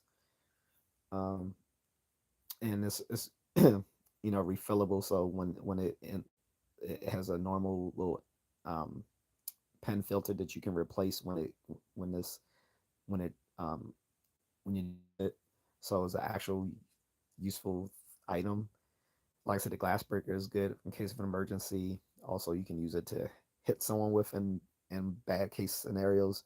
Like say you're like Jason Hansen was given, like you're at McDonald's eating and you see someone just staring at you, like letting you know that they're eyeing you up. And so, you look back at them, just take out your little safety pin and start just dabbing it on the table and look back at them. Not like what's up, but just let them know, yeah, I see you looking at me, and it's not gonna go the go the way you think it's gonna go. So, and like I said, it's something you can just carry in your hand because it doesn't look threatening to anyone that someone's just carrying a pen in their hand. Um, but say someone tries to, assault you, you instantly have a force multiplier in your hand. So that's one thing. And this is for both genders. Again, also the tactical flashlight, both genders. Blinding light, strobe light effect. If you have that on yours, like this one has, beveled edge on some of them, like this one has, so you can hit someone with. Very durable. So, I mean, so these are two things you can have both genders. Also, a pocket knife, both genders can have. And I'll say this: you can also use it to throw at someone. But here's the thing: never throw your blade at someone unless you already have a backup weapon. Because if this is your sole weapon, it doesn't make sense to throw it at someone. I don't care how ninja trained you are. Don't uh, throw away your sole weapon. That doesn't make sense. That would be like like people throwing a knife would be like someone throwing a gun at someone. Like that doesn't make sense. Like don't do that. But anyway, these are three things that both genders can carry on them: light and easily concealable. Like this, you can put in your pocket or you can put in your appendix carry. Okay, this easily put on your pocket, either in your pants pocket or your shirt pocket. This you can put in your pants pocket or your jacket. But uh, keep it on you where you can easily just grab it. These three are lightweight weapons, both for both genders. And then also your hands. Your hands are rated E for everyone. Okay, so anyone can get them, and it's for both genders. Because we practice equal rights here and equal lefts, so both genders can get it. So pocket knife, tactical pen, tactical flashlight, and learning some hand to hand skills, whether it's and you know, I'm not gonna get too controversial here and say what martial arts are effective, which ones aren't. But let's just say, hey, you want to defend yourself, boxing, Muay Thai, Brazilian Jiu Jitsu, or MMA. Okay. And that can also include kickboxing and savat. All right. So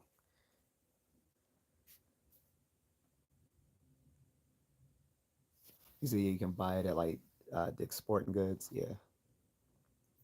Alexis says my sisters happily learned to keep up to date with the pepper spray after I taught them about it. Yeah, like I said, just make sure, guys, when it comes to pepper spray is also a good. I know some guys don't want to carry pepper spray because it seems girly, but when you're looking out for your personal safety, you should not be worrying about whether something is a girl weapon or a boy weapon. It should just be a good weapon. Pepper spray is a good weapon, guy or girl. Okay, so that's a good thing to have on you as well. What I would say is make sure you check the expiration date, because when the pepper sprays have expiration date, when it starts to expire, the content becomes less potent, which means it's less effective in stopping someone. So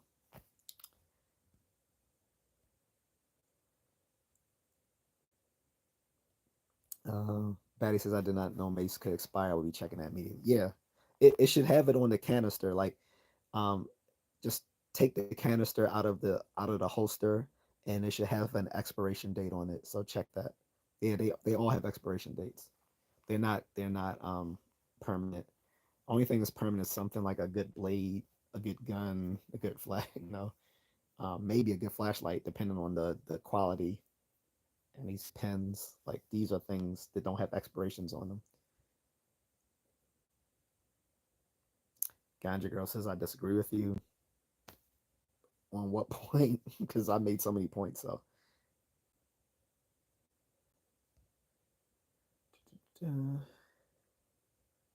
Jacksonville says mixed martial arts versus handguns. There's no verses. Like are those are for two different scenarios. you don't press you're not going to practice mixed martial arts on someone who's shooting at you, or someone who or against multiple attackers advancing upon you with weapons. That's not in the purview of mixed martial arts. Handguns, again, aren't going to be something you use against a sole aggressor. That would be murder. So they are they are mixed martial arts and a firearm are used for different purposes. There's not one versus the other. Obviously, a handgun would be very useful in many different situations, but in the in the in the context of self-defense, it has a much more limited capacity. Yes, you can use a handgun to stop many people, but that wouldn't be in a self-defense capacity, now would it? We're only talking about these things in regards to self-defense. If you're not like and this is the argument I always used to have with people at work and other places. They was like, well, man, I would just shoot you. I'm like, well, yeah, of course you could, but that's not self defense. I was like, bruh, that's not self defense. Like, and so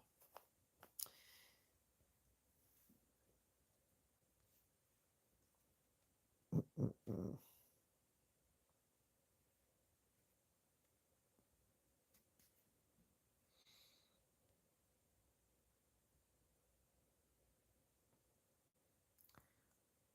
Moonlit Furnace is 440 still. Yes, Vaseline works. Yep, yep, yep.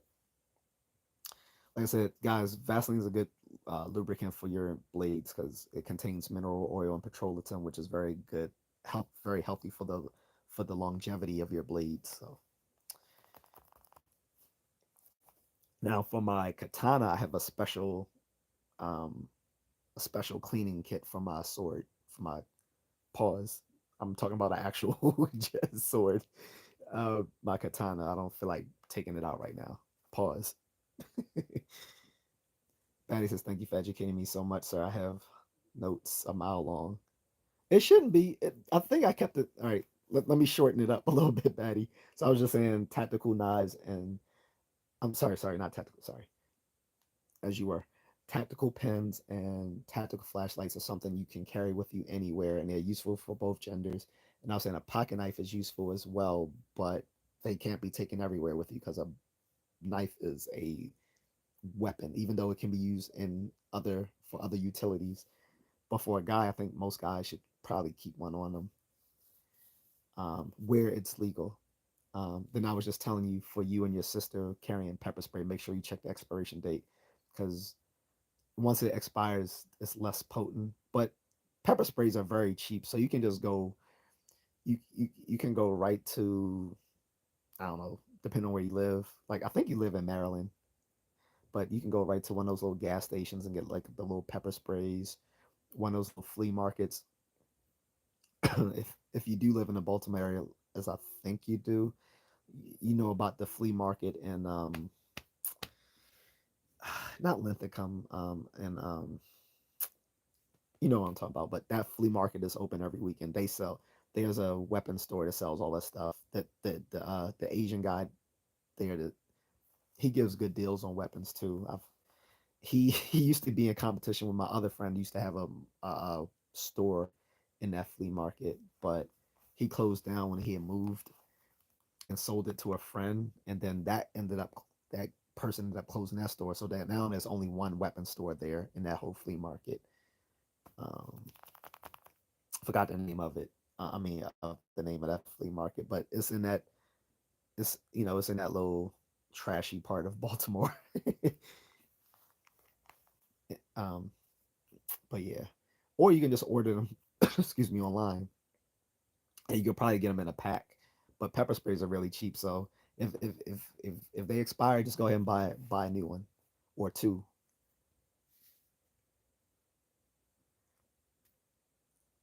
Uh, Batty says Moonland Contrarian. Is that a real avatar? Is that a picture? It's hard for me to see on these vertical lives. I can only take glimpses of stuff. E. Madison says, "What about a car battery?" I'm not sure what you're referring to. Molly says, "W Batty, that's good. He's speaking facts."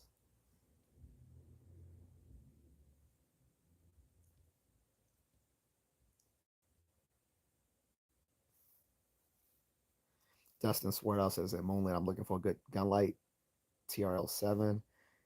Oh, Dustin, I don't to piggyback, I don't, he'll probably tell you of some good ones. Usually a lot of the gun shops will recommend some good ones. Also, if you guys aren't familiar with the channel, go to Hard to Hurt. Great channel that talks about martial arts, self-defense, weapons, the whole shebang. He's had a lot of brand sponsors on there, and one of them he has one showing like uh a good weapon mounted light, Dustin. So he he would be a good source to look for all that sort of stuff, tactical, because the guy, the content creator behind the Hard to Hurt channel, his name is Icy Mike. He's a martial arts kickboxing coach. Uh, a lot of his stuff he films out of his own dojo. He also has competed in like street beefs, and he's a former police officer and SWAT police officer and police trainer. So he knows his shit. Go there if you want good info on that stuff. Um, he was doing a live stream where if you came onto his live stream, he would smoke. He would roast you. So I came onto this channel, so he would roast me. So I said something about, yeah, I can't stand dogs trying to attack you when you're trying to run. He was like, dude, you need to get out of the ghetto. So it was a good roasting, and then he even came on my channel once. So I the fact that he showed up on my channel, I appreciate it because he's very well known in the martial arts YouTuber community. People like Hard to Hurt, Sensei Seth, um, with some other people, Jesse Ankemp, the karate nerd, Kevin Lee, um, MMA Shredded, um, many of those guys, all of them know of each other and do content with each other. So it was a really nice for him to show up, come to my channel. I don't know if he's subbed to my channel or not. I don't think so, but he has left comments here before, so he saw some of my content. But he gave some good recommendations for weapon mounted lights for firearms. Um, he gives a lot of uh, information on tactical firearm training. But you can mount some of these tactical flashlights on your weapons as well. That was another thing I forgot to mention. But since we weren't talking about these in the capacity of firearms, but yes, you can. Speaking of Dustin and anyone else interested, yes, you can use these tactical flashlights and mount them to your firearms. They have You can just buy the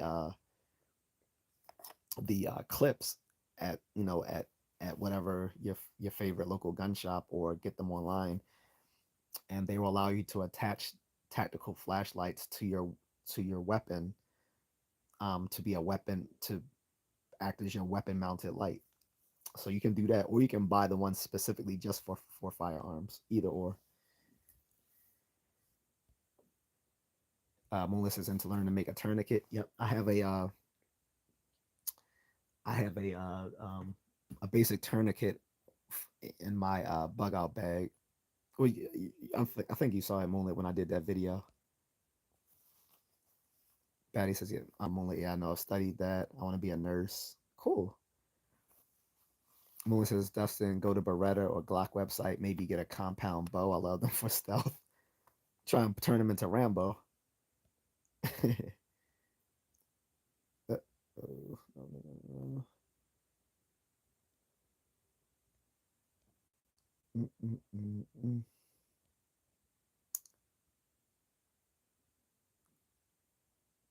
Uzumaki says, "Are flashbangs legal to have?"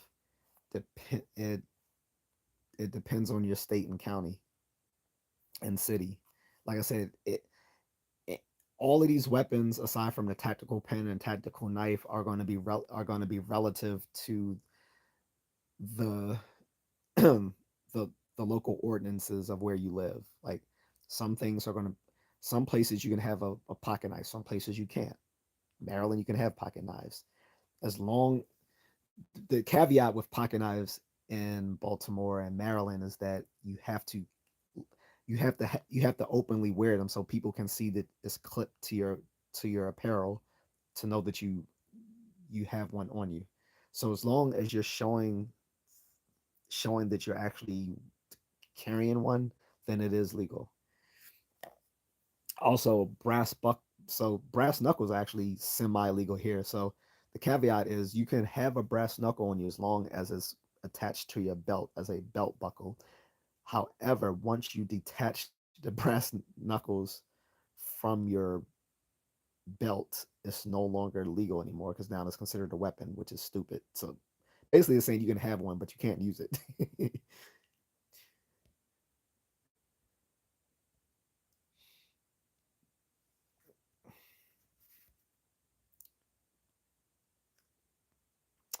Lee Noble says, "Are you police?" No, I've worked with law enforcement and I'm prior military service, so that's how I know some of these things.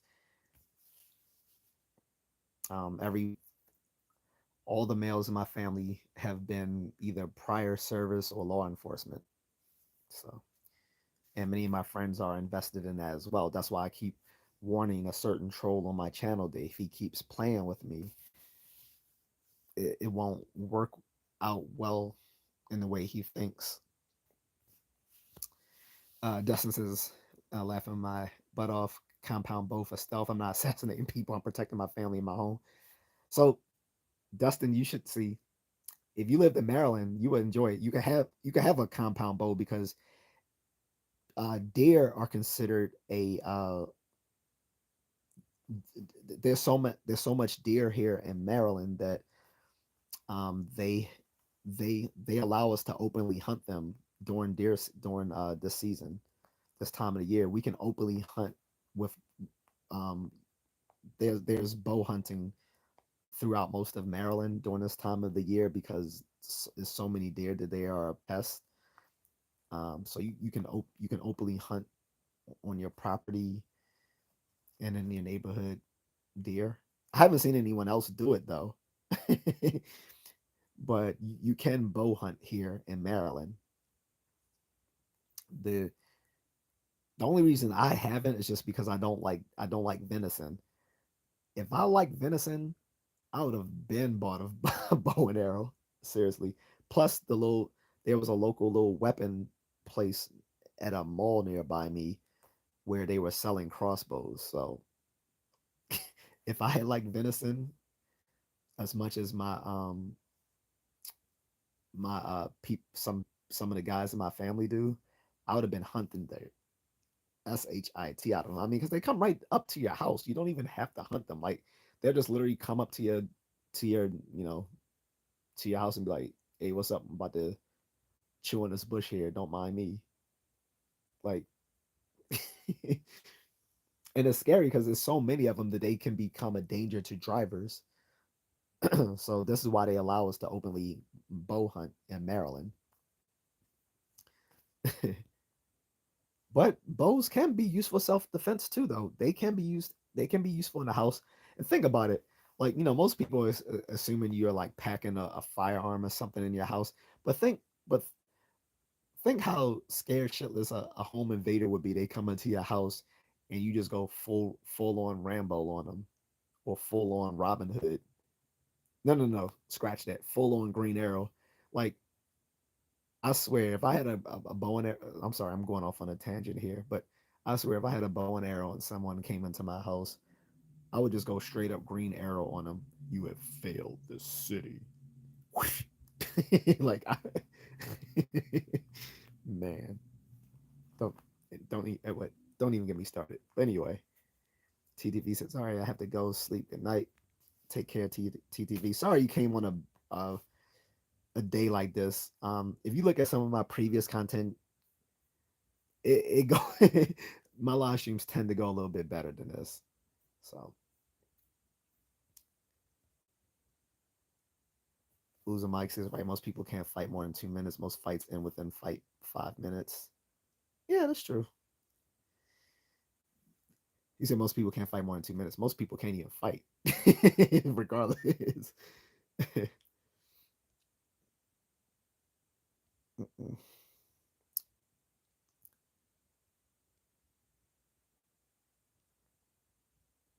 Is it 12? Oh yeah, it is 12. It's like, why is there so many?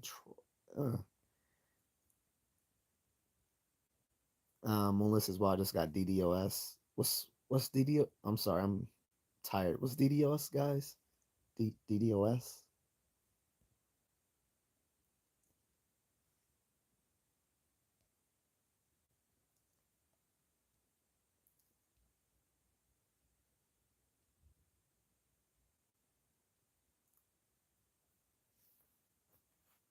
Melissa's okay. Thank you. I'll find you easy now. Troll, you're in the States. I'm in Thailand. I'll say the rest on my channel. You stay out of here or unplug your router. Um, yeah, he's definitely in the States. Moonlit.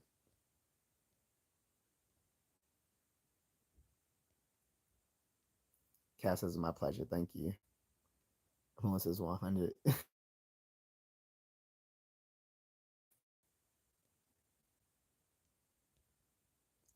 And people saying I was being like aggressive and stuff. Moonlit Cat, I'm being too nice today because don't I normally troll like don't I normally roast people like I haven't even done that today. Cass says Australia is like a nanny state. Flashlight and pens would be okay, but blades, pepper spray, etc. are out. Yeah, that's why I said. That's why I said these are two things you can take with you anywhere, and they're multi-purpose because they're not specifically weapons. That's the great thing about them. And I was saying there's no replacement for actually just learning actual barehanded fighting skills, and luckily you can do that in any country because every country has its own martial arts. Um, but like even in Australia, you can take MMA courses, boxing, um, stuff like that.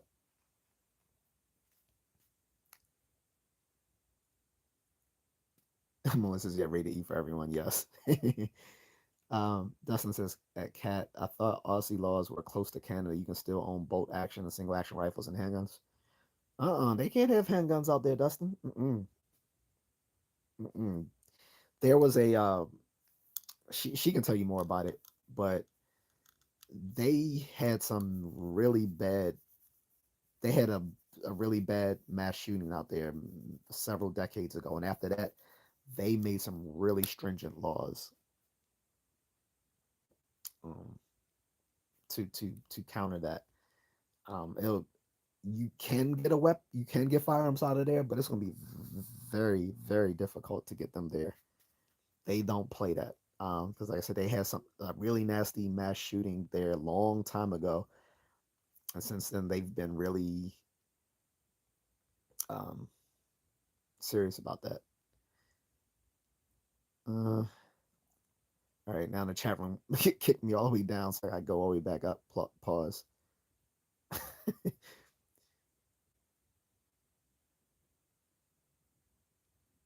Dustin says, "I feel bad that we're so far forward in the comments, and this man is answering everything." I tried this.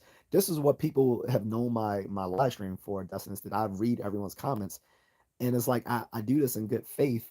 But then when you have someone come in and troll, it messes all of that up. And then, like I said, I'll get into a dispute with someone, and because they have their feelings hurt, like this one particular individual, he has now made it his mission to stalk my live streams, like literally, like you I don't know how early you were in on this live stream, but he was literally stalking, and he's been doing this for several weeks. And I believe this is someone that I had like a minor disagreement about. Mind you, not a disagreement about like insults and stuff like that. Like we were talking something kind of close to things I care about, which is philosophy.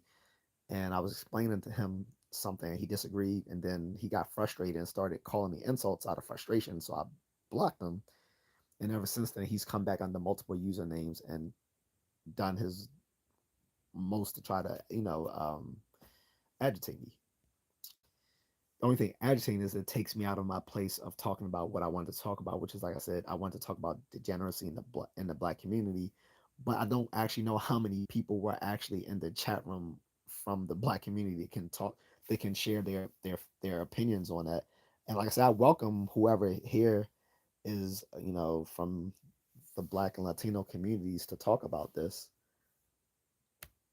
Um, because like I said, this is sort of like a sequel to the live stream I did 2 days ago when I talked about inner city crime, and I specifically talked about Baltimore and how it was pretty fugazi how the mayor of Baltimore, Brandon Scott, was talking about how much, you know, he touted the lower homicide numbers as sort of a victory when it has nothing to do with him.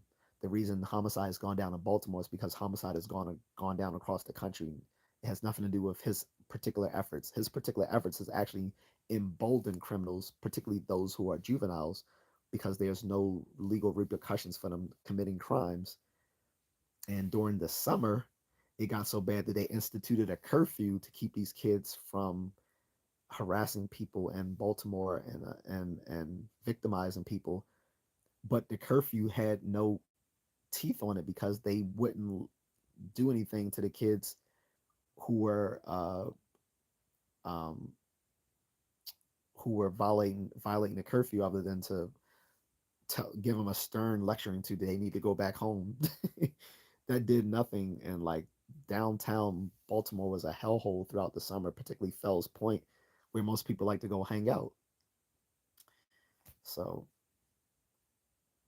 quite, homicide may have went down significantly, but again, the problem with that is that if homicide as a whole went up and then you bring it back down, then it's still pretty high. You know what I mean? So like, say if, like, and I'm just making these numbers up, but just to give you an example. So like, say if homicide was at 50%, like in 2010, right? And then by 20 by like 2021, because of the pandemic and all the other things going on, the pandemic, the riots, the BLM, all that sort of stuff, it went from 50 to like 85%, right? And then by of 20 as of 2024, it comes down to like 70%. So yeah, crime, the crime, that's less crime, but it's still more than what it used to be. So it's like it's a little bit safer now, but it's still more dangerous than it was many years ago. And that's basically what he's doing. And on top of that, he doesn't account for the fact his homicide was basically fatal shootings. It didn't include non-fatal shootings. Now, non-fatal shootings did go down, but again, the fact that he's addressing homicide strictly as fatal shootings is also disingenuous, because fatal shootings doesn't tell you overall how many shootings there are. If it's still a lot of shootings, like Baltimore is a hellscape. Like, I avoid being there as much as possible. I won't say exactly where I am, but I avoid being in the inner city of Baltimore. And then you have quality of life crimes, which has shot up. So those then go down. Those have shot up, and it's the quality of life crimes that make things feel very unsafe. Aside from shootings, those quality of life crimes make people feel unsafe for a good reason, and those have shot way up. So Moon says Sears is no longer around.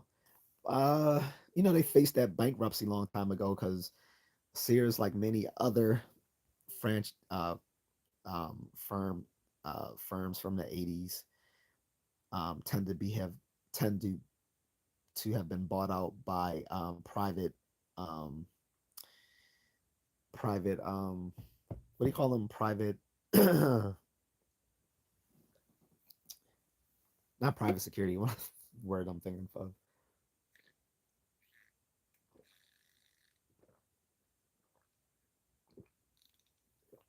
Well, anyway, they're bought out by these firms that then um basically do a disservice to these, like, Sears wasn't the only one. It happened to Radio Shack, it happened to Toys R Us, happened to Kmart, and all these other places. Um, so when Sears faced that corporate bankruptcy, they closed down most of their stores. There's still some around, but most of them sold off, including the local one to me. And Sears has been, Sears was the Walmart of the 70s and 60s and 50s and even the 80s. Like how many of us who were Gen X remember getting that Sears catalog in the mail every year? Many of us were rushed to the toy section to see what the new toys they had. And if you were naughty, you probably went to the the lingerie section, because for Gen X kids, that's probably the first closest we came to like nudity before we found our parents' porn tapes was the Sears lingerie section. So the Sears catalog was everything, and also Sears has had Sears has been has taken part in the civil rights movement. They So that's another reason to support Sears, is that you know they supported civil rights. Um, Before all this fake wokeness of corporations today, they did this because they actually cared, not because it looked good for their company. Okay. Um, and they were a nice place to work for when I was when I was in my teen years. Like I worked for them while I was in college. Um, of all the department stores I worked for, because I worked for several, they were the only ones I would still work for, but the other ones sucked. Montgomery Ward's sucked. J.C. Penney sucked. The people I worked with at J.C. Penney and Wards were cool, but the management, mm-mm. uh, Dustin says, I think you might find one every 100 miles or so. They have definitely fell into history. It's gonna be, yeah, you're gonna be. It depends on where you live, but you're gonna be a hard place to find a Sears. Like you can still find their products online. Like that's like I that like the Craftsman's toolkit I mentioned half an hour ago. I bought that online after the local Sears here closed.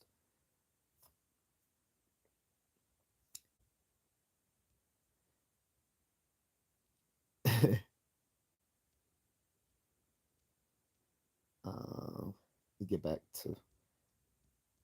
Sorry guys, I got to scroll back up again.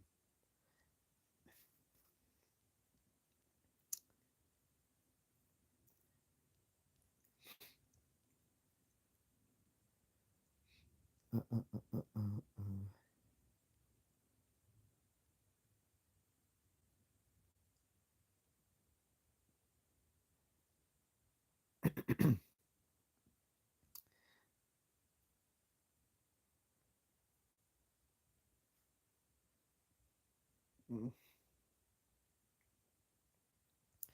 Who's Mike says has a lever, so when you pull it out, it's like a switchblade, but not on pull.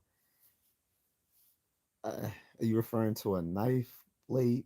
So, like I said, in where I live, you can't have switchblades because anything that has a spring loaded blade is considered is illegal here.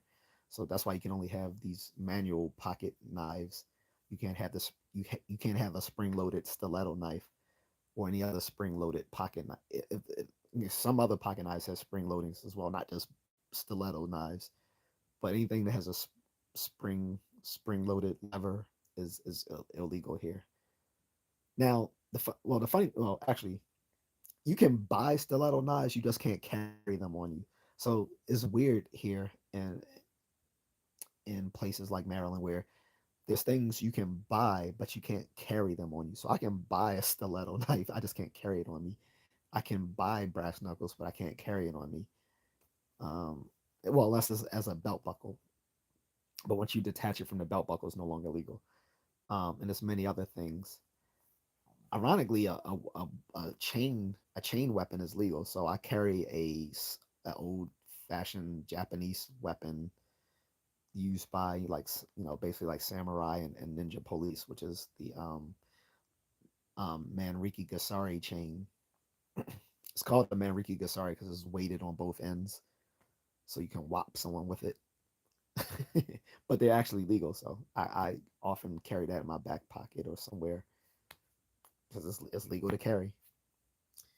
But I think people should also make the distinction. So that's another thing when you're checking your local ordinances on what's legal and what's not legal.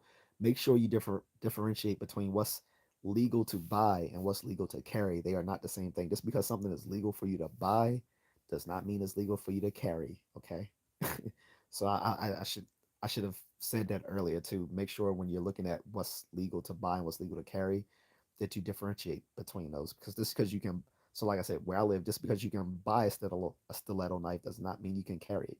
You cannot carry a stiletto knife. My balisong, I don't carry those on me typically, but I'm not sure of the legality of a balisong knife it's not because it's not spring loaded, but technically it's not a pen knife either because a pocket knife or a pen knife are legal depending on the length of the blade, and then it has a clip so it can be publicly seen that you are carrying one on you. So so I'm not exactly sure of the balisong, but I typically don't carry one on me, and if I did, I wouldn't tell anyone that I did. Um, Cass is not allowed to carry them. The laws around owning a firearm strict. You either have to be a part of a gun club or own farmland. Yeah, that's what I was telling them, Cat. Like, I know Australia is not playing when it comes to firearms. Japan isn't. Singapore, shoot, play around in Singapore if you want. You you will find yourself in prison. They look. My wife made the mistake of bringing her her little lipstick stun gun I bought her, and they took that from her, and she had that but she had that in her bag. She didn't have it on her. Like, I think she had that in her suitcase, and they took it from her and gave her a warning. A lipstick stun gun. And like I said, it wasn't in her carry on. It was in her luggage, and they took it. Singapore is not playing, not at all.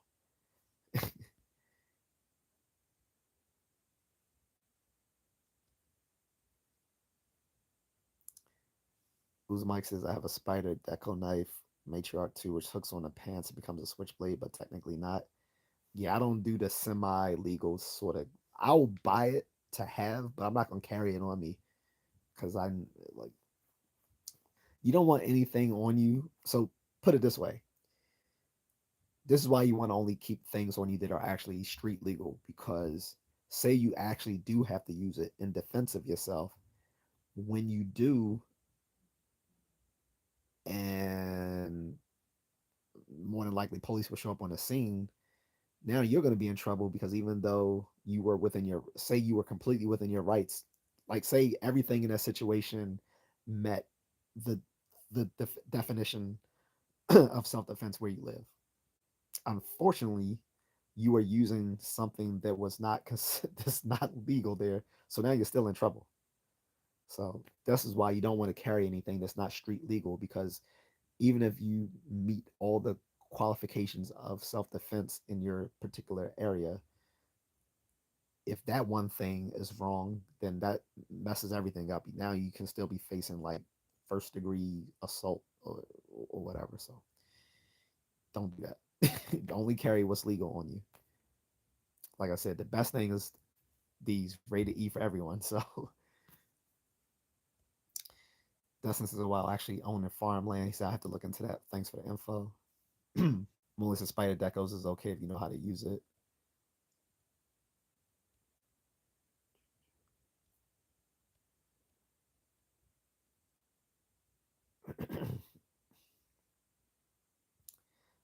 Sakinder Karabaj. He took back whatever he said. Kat says that Dustin, farmland owner can write a letter for a person to say they can use the firearm on their property, but it's capped at a small number of people. Oh, chat, respond to him or stay on topic. Stop with the silliness and disrespect. Thank you. Moonless says, Otis, please be careful saying that stuff online, just being helpful. True that. What did he say about it? No, no, actually, no, never mind. Don't repeat it.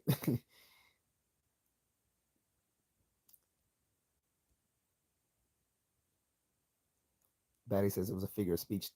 The note's a mile long.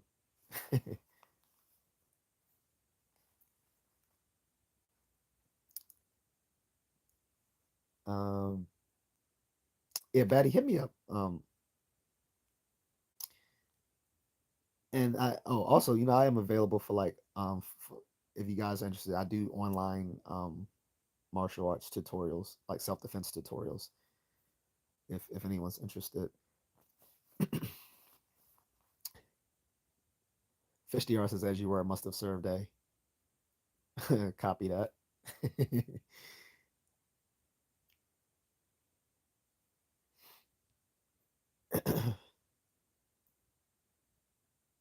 Chaz Christopher says you're a blessing. Um, all right, thank you.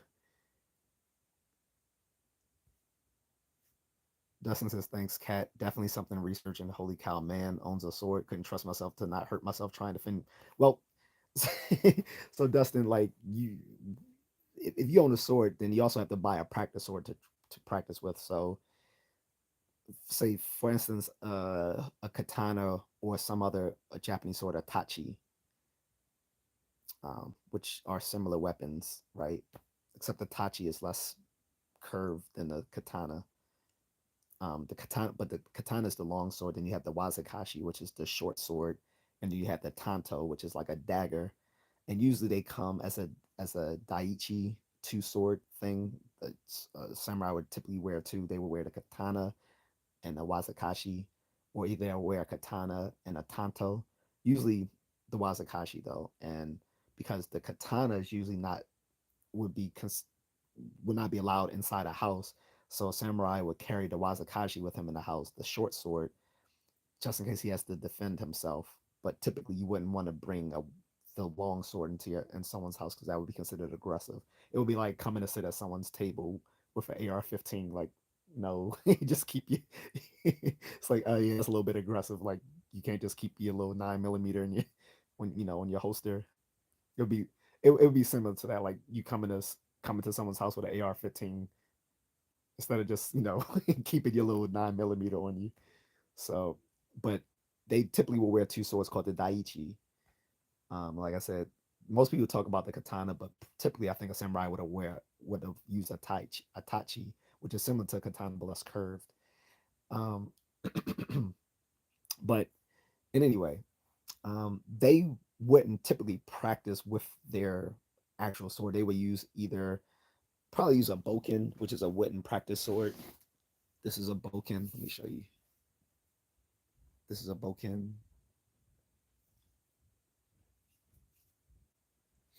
Um, the boken is used for like solo practice, but if they were to practice sparring, then they would use a shanai. A shanai is a bamboo sword. You've probably seen this in martial arts movies, where it's like these little swords that give that little thack, thwack, thwack, thwack sound when it hits something. Those are for sparring. These are for solo practice. The boken. They actually reference these in Star Wars, and if you watch the Ahsoka, the the Dark Jedi um, referred to the Jedi that Ahsoka wanted to rescue as Boken Jedi. He called them Boken Jedi, saying that they didn't practice. As a Boken is just a practice sword, he's basically saying they didn't learn like that was his way of referring to Jedi who weren't actually trained in the Jedi temple. He called them Boken Jedi, so he was referring to this Boken sword, which is a practice wooden sword. These actually hurt though. This is why they're just for solo practice because this can still hurt. If you ever watched the movie The Last Samurai with Tom Cruise, when he was practicing with that kid, and then the samurai stepped in and took the place of the kid, and he was beating the shit out of Tom Cruise, but it was just a practice sword. This is what he was using a boken because this will hurt. This can knock someone out. This is heavy duty. I bought this at an anime convention, believe it or not. Anime conventions are so awesome. That ninja hat right up there, that well, it's actually a rice hat, but they called it a ninja hat. I also got that at the anime convention. I don't. Only reason I don't want to bring out my katana, and it's a Ten Ryu. In case you're wondering, it's made by Ten Ryu. He's a very famous sword maker. He's probably the second most famous sword maker right now. The most famous right now is the what is his name? It starts with an H or something like that. But Ten Ryu is like coming up close second to him. So it's a really quality katana. It's full tang. Full tang means the blade extends all the way into the handles, so it won't break. Um, it's um, it's multiply folded over. It's damsels. What you call it? Not I'm about to say damsel, not damsel. Dan, what I'm trying to say.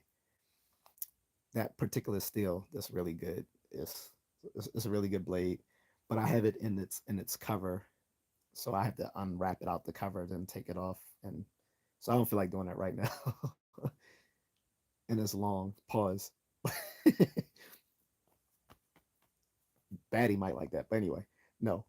Pause. But yeah, I don't feel like taking that out, but I have actually shown it in my previous videos, but I can't tell you how far back that was. Um, Sorry for that tangent, guys.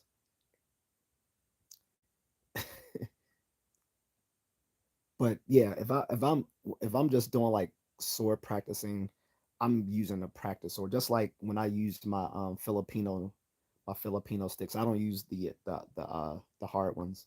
Again, pause. I use my little bamboo rattan sticks for practice. I don't take out the actual hard ones when I'm practicing. I only took those out once because one of the neighbors was threatening some kids in my neighborhood. Like he was drunk on his porch, telling the kids that if they come playing in our neighborhood, that he was gonna sick the dogs on them. And I'm like, first off, who the fuck is he to say he's gonna threaten he's gonna sick his dog on some kids playing in our backyard, not his, because his drunk ass is on the porch and wants to sleep. He's gonna bother these kids. So my mother told me, I was like, oh yeah. I was like, all right. So I went outside and purposely made noise, and I saw the kids. I say, hey guys, y'all can play in our backyard if you want. I was like, we don't care. Don't listen to him. And on top of that, his dog is like a little was like a little. I don't know if it was a Shih Tzu or like a little mutt. It was some sort of little mutt, but that dog that dog couldn't bite soup. Like, and my dog's gonna attack you, Negro, please. Like, so I went out there and constantly and like purposely took out my Filipino Kali sticks and was whacking them hard as hell against each other to make noise. Because I was trying to see if I can get his attention to see what he was gonna say. Because I was waiting for him to say something so I could be like, I'll f you up. So um I don't play. And I don't play with people threatening kids when they not doing anything. Like they're literally just playing like being kids. Like, nah. So anyway, Melissa says I think baddie means all advice through the, all of the lives. Was Mike says Moonlit Fern really? She said, "Yep, Moonlit." Cass says pepper spray is illegal in Australia. Only the police can use it. I get it. So, Cat, what about? So, what do you guys do against dogs? Like, what? How can you defend yourself against dog attacks there? Because you can't use a flashlight or a pen against a dog. I mean, well, I guess you can throw it at them, but other than that, what can you do? Um, this is why I don't. This is why I'm glad I live. Like I believe America's the best of all the Western countries. A lot of the other Western countries don't make sense when it comes to their self defense laws and their First Amendment rights. So I don't know.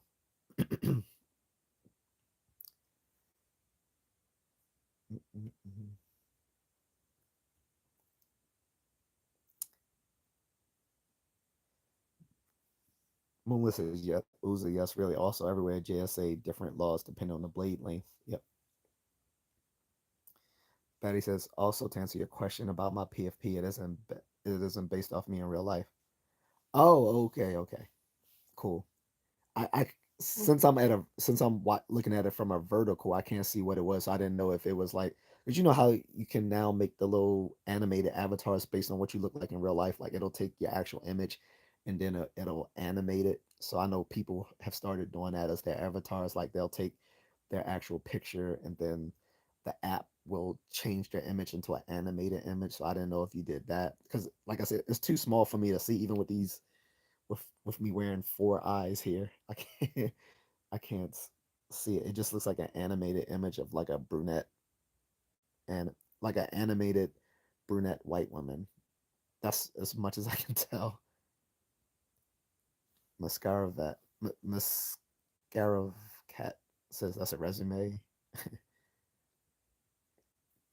Uzumaki says yes. The length meets the criteria for North Carolina. Okay. Well, North Carolina is less stringent than you guys on a blue state, so blue states are stupid. So I'm pretty sure your guy actually Uzumaki, that's where Hard to Hurt lives. He lives in North Carolina, so I think he lives in North Carolina. So does Sensei Seth. You should really check out their YouTube channels. I would tell you to tell. I would say to tell them I sent you, but they don't know who I am, so it wouldn't make any sense to say I sent you there. Um, but yeah, Hard to you'll trust me, you'll love Hard to Hurt's channel. Sensei Seth, he's some people might like him, some people may not. He's like a karate sensei, but on his channel he he's tried like about 50 different martial arts on his channel. Like he's gone either like to other states or other countries and literally tried a bunch of different martial arts. Um,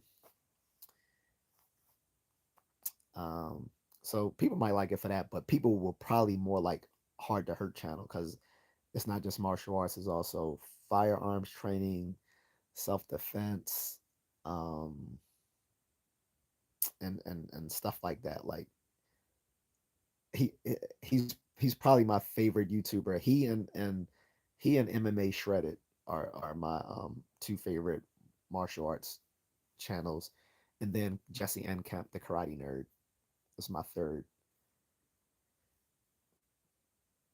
Batty says I don't share personal information online for my personal safety. Absolutely not. Don't do that. Um, no, I was saying I think it may have been you, or maybe you may have done it with unintentionally telling me so, but told me where you were, and I'm sorry for like, yeah, don't tell me on here, but yeah, that may not have been you, because I sometimes get people confused, but some, yeah, but that's good enough, yeah. Especially in this particular live stream, I'm definitely being goofy, asking you to reveal anything on this one because I've had that infiltrator on this on this live stream today. Melissa's NC is pretty lax on most gun laws as well. Cass is smart move, baddie. Yep, yep, yep. Dustin says, "Hey, awesome. Glad to get a good gun light reference. Thanks, man. Hard to hurt. Gotcha. Yeah. And like I said, the guy who runs is called his nickname is Icy Mike. Like I said, he's a former police officer, former SWAT, former police trainer. Um, he has his own martial arts school. He's a kickboxing coach. Um, he also does he travels the country giving seminars. So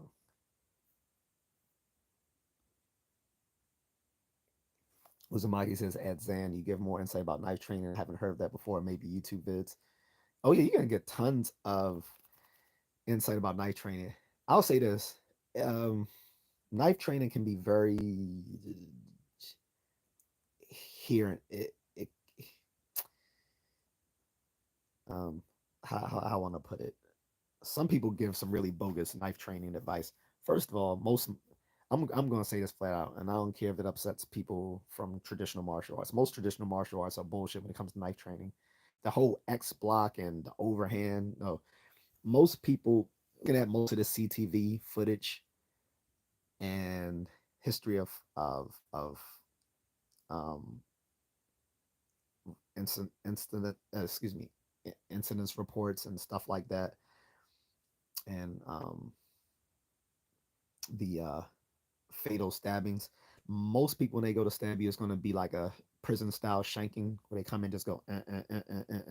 It's either going to be like right here or right here, and they just they it just like so the way unfortunately the way most martial arts teach you to protect against yourself doesn't teach you how to protect against that because this is usually someone who comes out of the blue. Either they're going to jump you with no where there was no way for you to avoid it in the first place other than showing good situational awareness, or they are going to approach you first but they're going to do the same thing every time. Like they're going to have one hand out like this, getting all in your face, either trying to jab you or just sticking it all in your face, and there's going to be one hand behind their back.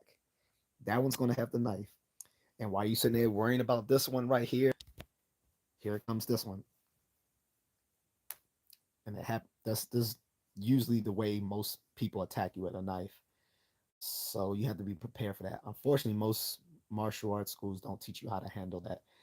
And the best place to learn knife training is usually the Filipino martial arts, but even they sometimes can be very unrealistic. They'll teach you all these little elaborate drills like the hubit drill, and all that sort of stuff.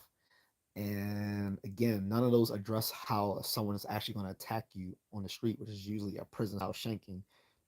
And it's kind of wrong calling it prison style shanking because it doesn't just happen in prison. Basically, everyone who has no knife training does the same thing. They come at you and they do the stabby, stabby, stabby, stab, stab. And like I said, they're either gonna approach you when you don't see them coming, like in the darkness, in the blindness of an alley, in a bar, somewhere like that, or they're gonna approach you, but they're gonna confuse you by putting their hand all in your face, either trying to punch you or just blinding you like this.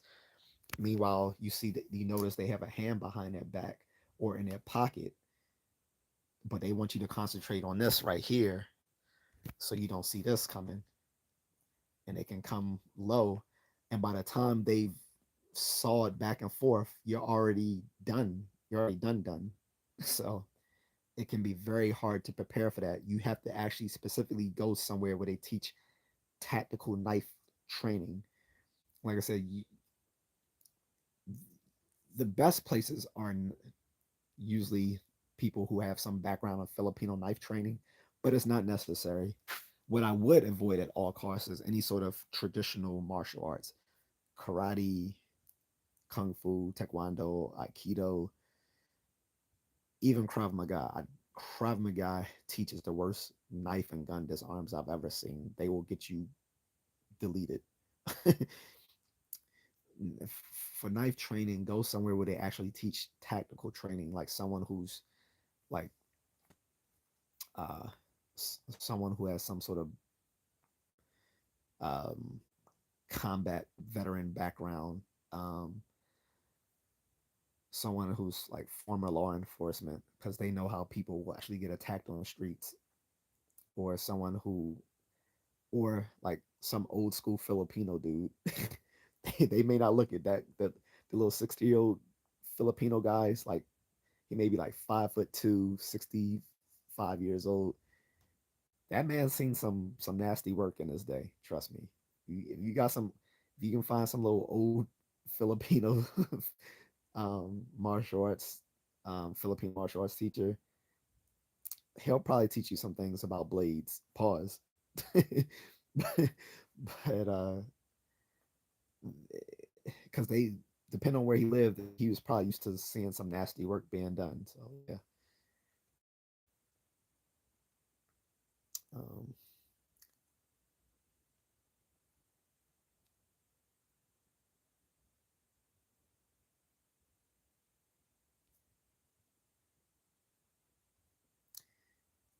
uh,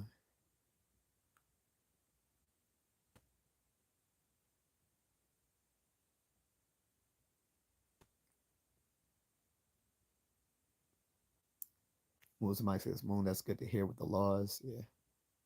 Betty, what did you retract? Johnson, think of how many thousands of years were bows used before guns, and they're still useful now. No, that's the funny thing. Even now they're still useful. Like I said, they're still bow hunting here in Maryland and in Virginia. They're still bow hunting for deer. I said here, and we can bow hunt right here in our houses because deer are considered a pest here nowadays. So to do pot, so they are asking everyone to bow hunt if they want to help with population control. So bows are still very useful. I mean, obviously, guns are quicker and more efficient, but bows still do their work. Cass's kangaroos are hazardous drivers here. I've hit one. Oh my god, I've hit one in my car before. You have to have a license and tag them though if you shoot them. Oh wow, I didn't know it was so. I didn't know kangaroos are like everywhere there. So they just jump everywhere. I'm low key. I'm kind of scared of kangaroos because every kangaroo I see online is like buffed. Like it's like they all were taking performance enhancement drugs. Like, do you guys remember the the I know I'm old school. The old Looney Tunes, and there was a baby kangaroo, and then there was like this big one, and like Sylvester kept coming at the little baby kangaroo, thinking it was a mouse, and then the mom or whoever would beat the shit out of him. Did anyone remember that old Looney Tunes and that with the Sylvester and the kangaroo? I learned since then not to mess with them. And Moon says Damascus Steel. Thank you. That's what I was trying to think of. Damascus Steel. When I was referring to my sword. Pause. The katana.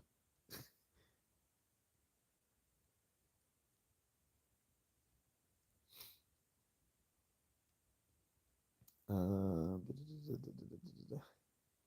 Gotta go way back up the comment section. Dustin says, "Oh my god, yeah, you can imagine a bow in your face. You're hilarious. I love it." So, or you could go, or you could just go home alone on him. Go just Kevin, go Kevin on him. Hasta la vista, baby. Hit him with the low key Kevin in Home Alone. Uh, everything he was doing was like if he was an adult, everything he was doing was a felony. Seriously. First of all, I don't know if people know this, but it's actually illegal to booby trap your home. If you ever thought of doing it, don't do it. It is, at least here in the United States. I don't know about other countries, but in the United States, it is illegal to booby trap your houses. So don't do a Kevin from Home Alone. And then the stuff he was specifically doing to them, attacking them and all that stuff was felonies. Matter of fact, there's a good uh, video on it, Legal Eagle. I've recommended his channel before because he shows a lot of good legal. He gives really good legal analyses, and he had a whole series where he does a legal analysis of movies and TV shows, like anywhere from like the series finale of Seinfeld, or the famous episode in Star Trek: The Next Generation when Data was on trial, whether he was a sentient person or not, sentient being or not, and or the court case from My Cousin Vinny. Then he also does he, Kevin from Home Alone. He says the kid would be in jail in real life, like. But yeah, he hit one of the one of the burglars with a bow and arrow. But yeah, Kevin would be in jail or juvenile detention for the stuff he was doing, regardless if they were.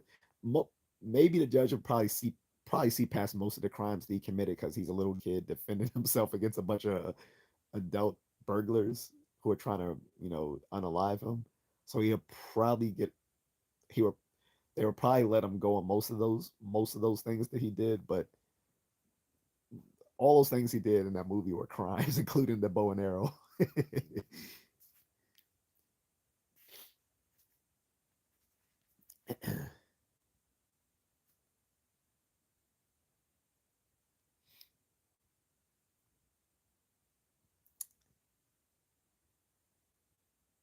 Dustin Swirl says it's an attack on his server. Yeah,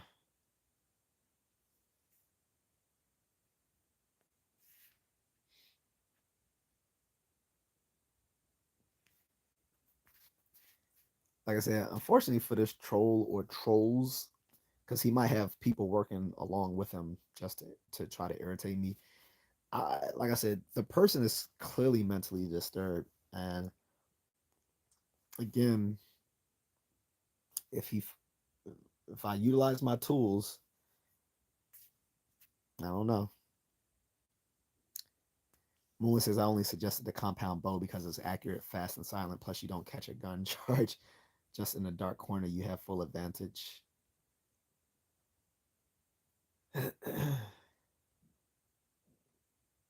And Mula says DDoS means he's kicked me off of my Wi-Fi, but I came right back and I can get his info now. Oh, okay.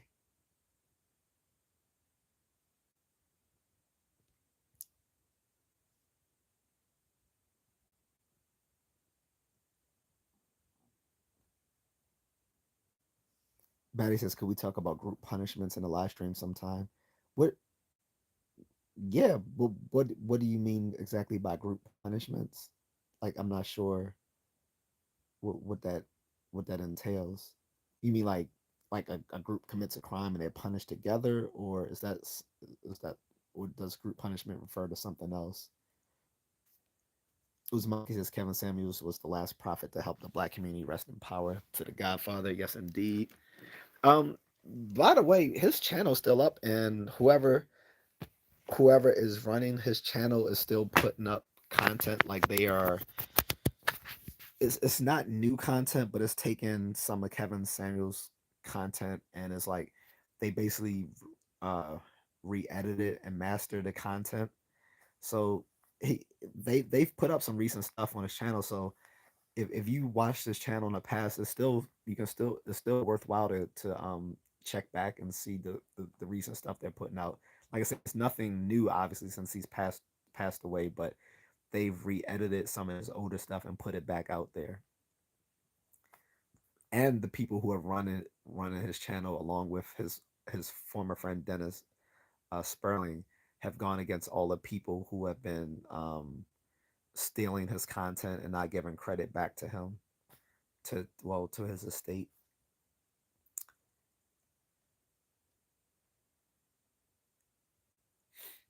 So Kevin Sam is still a good channel to check out, guys, for people who liked his content.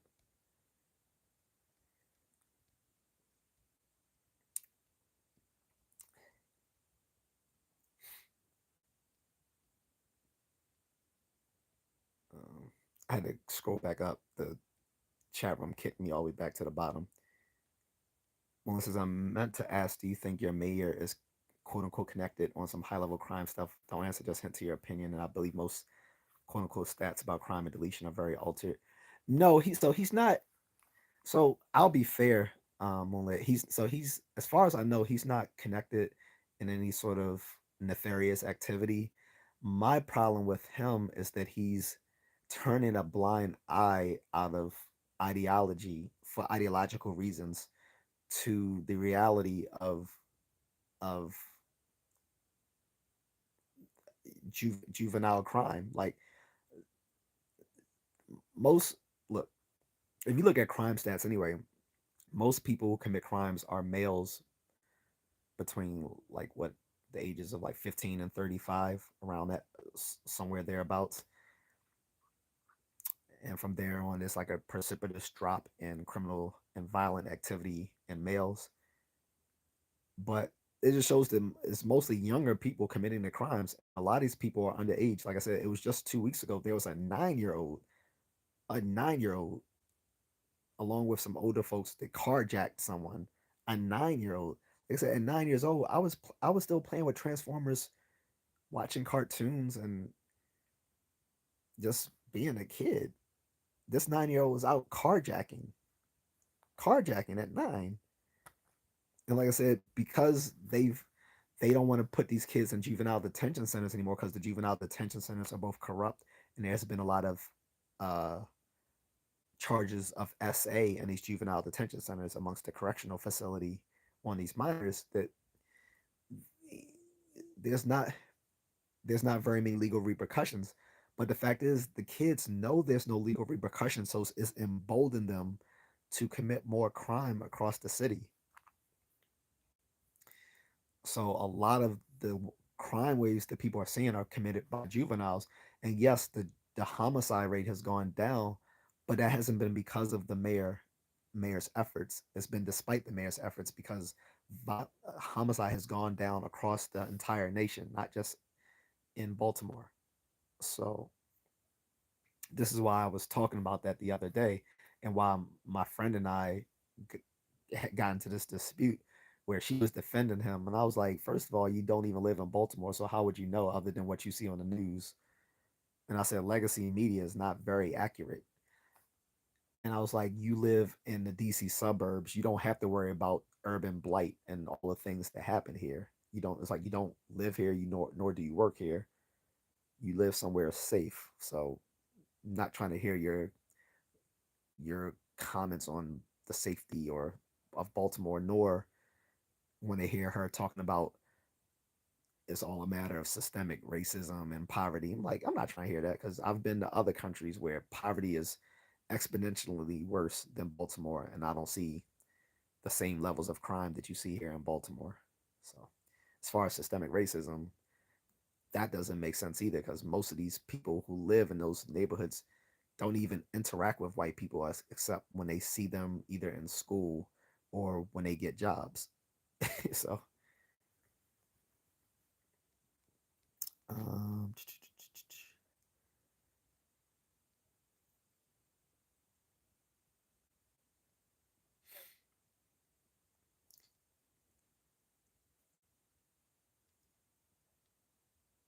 the chat room kicked me all the way to the bottom, so I gotta scroll back up.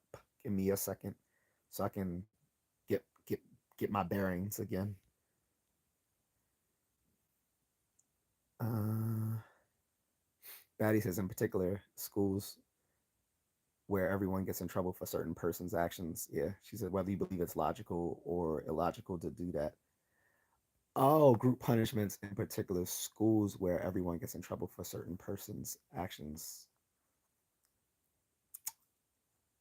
I see. I see.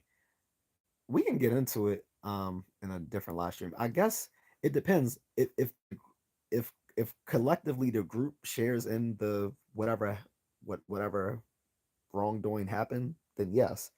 But obviously it wouldn't be I can't say I don't know whether it would be I can't talk about it being logical or illogical, but I would say that it would be obviously morally unjustified to punish a group for what an individual does, right? Um, the question I guess would be the vice versa. Would it be morally justified or morally permissible to say for an individual to be punished for what the group does? That depends. So I think that's the crux of the question, I believe.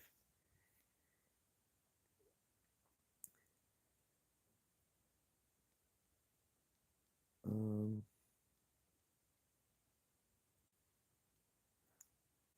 Sorry, guys. Scroll back up again. Low key, I was hoping Batty actually looked like the Avatar.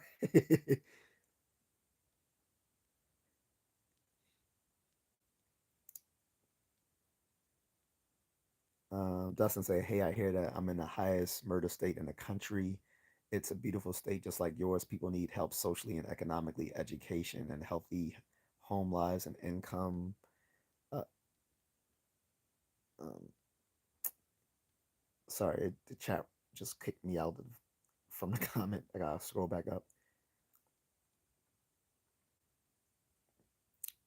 Taking full use of these glasses, though, that's for sure.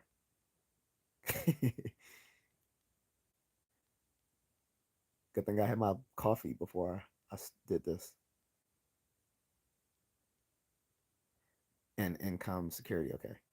Oh, Moonless says, Batty, he's army. He can tell you all about group punishment, meaning how the ones who messed up get no punishment, but the rest of us all paid a price. He knows firsthand, I'm sure. Oh, yeah, like, especially he's probably talking like boot camp, like someone messes around. There's like, you don't want to have your bunk squared away. No, that's all right, Pride. Uh, That's no pride. That's all right.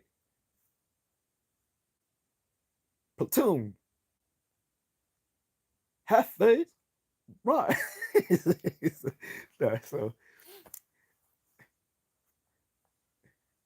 yeah.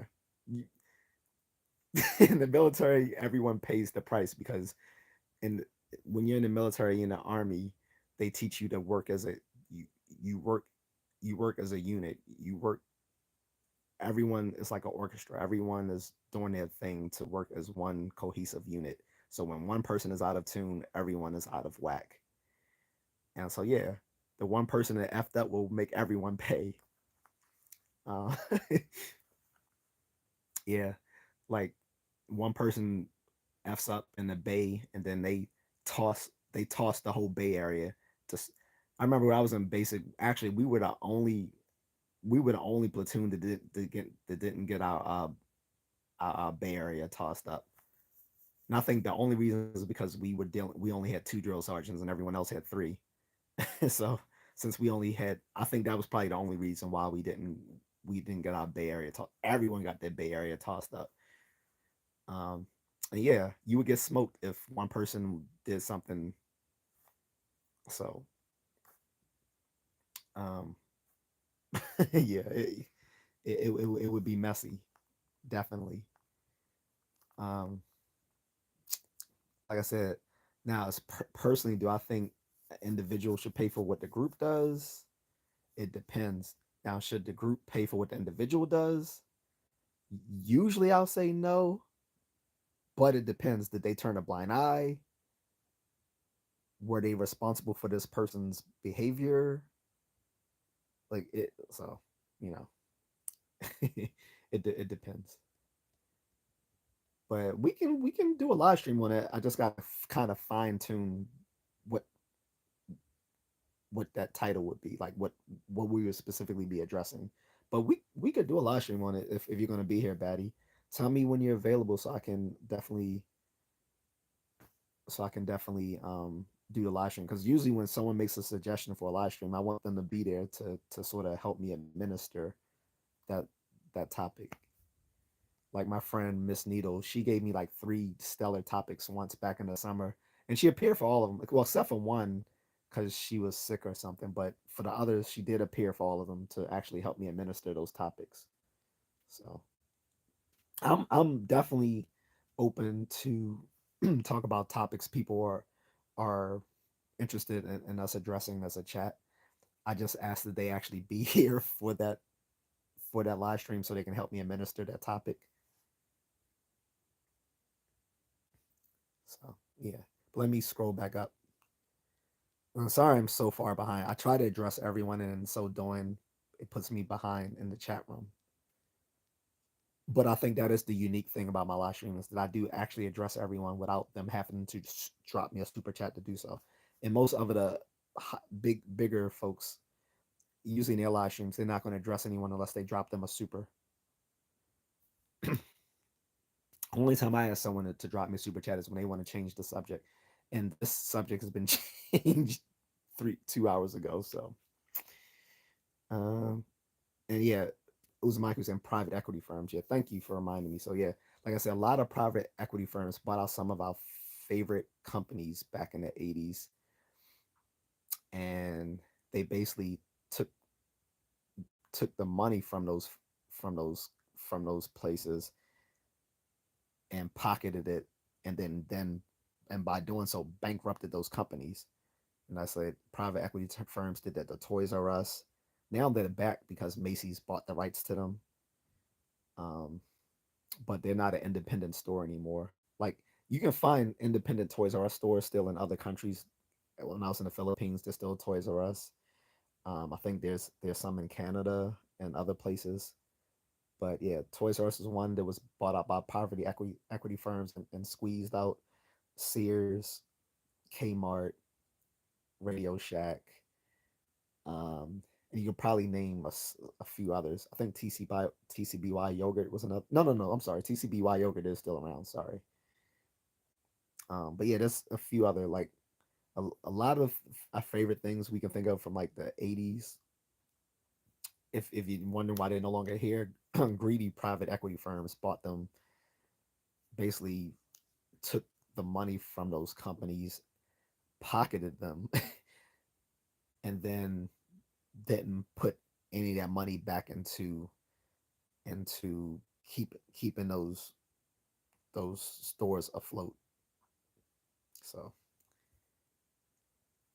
every time I find out like some big name company is bought out by a private equity firm, I can always like just see the ticking of the clock before that company goes under. I forgot what the recent one is, but yeah.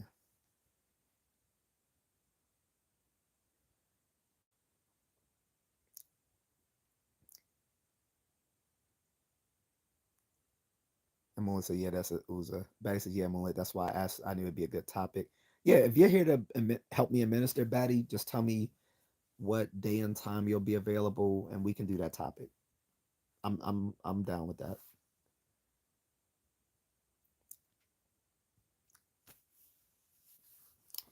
And and people whom I trust, I will make moderators if they're interested as well. So it just the establishment of trust. Like I really trust Moonlit. He trusts me. That's why he's let me like we both know each other like not personally because we haven't met because he's in Thailand, but we know enough of each other. We have a good trust of each other. I'll be more than happy to come visit him in Thailand the next time I'm out there and bring the wifey with me. Um, Cat is really good folks.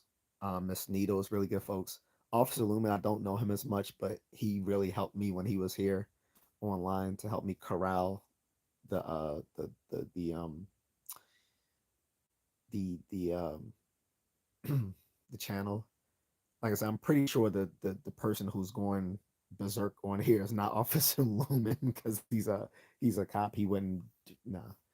So because that's the only other person who's a moderator right now. So I knew the guy was all cap when he said I'm one of your moderators. I'm like, no, you're not. I know everyone on my moderators on one hand.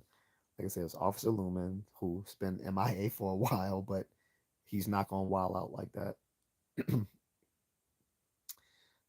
It's Miss Needle, my wife, when she's available. Miss Needle's my German wife. I'm joking, but Cat and Moonlit. But Uzma says yeah, mergers and acquisitions. Yeah.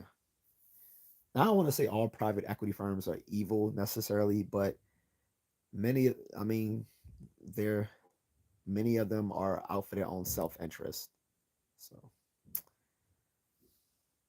I'm gonna say Sears catalogs. Wow, I'm old. I know, right? I think you can even you can buy them now on eBay. Like you can find the old ones from like the 80s and 90s. You can buy them online as like memorabilia, as like collectibles now. To think that those things we had coming to us free in the mail every year now are collectibles.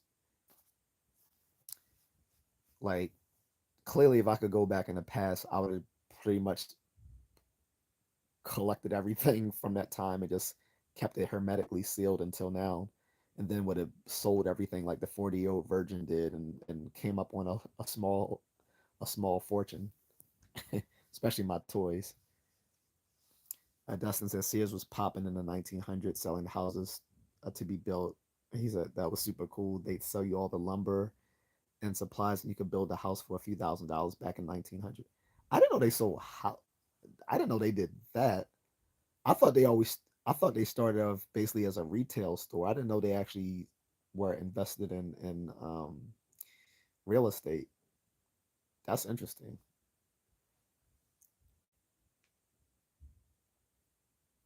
Brad Scorpius says, "Hey, you check out those pit books yet?" Damn, I keep. All right, bro. I'm sorry. Right, let me get my other so I don't forget. I'm using my other phone right now so I can. I do not want to forget because I won't forget this time.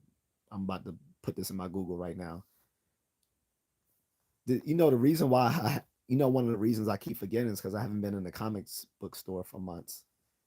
I've been because I missed their New Year's Eve thing. I missed their Christmas thing. because I'm pretty sure I would have remembered if I've been to the comic book store since then. I haven't been there since uh I think September. I think the last time I was at Third Eye Comics, which is like the big comic book franchise in this area.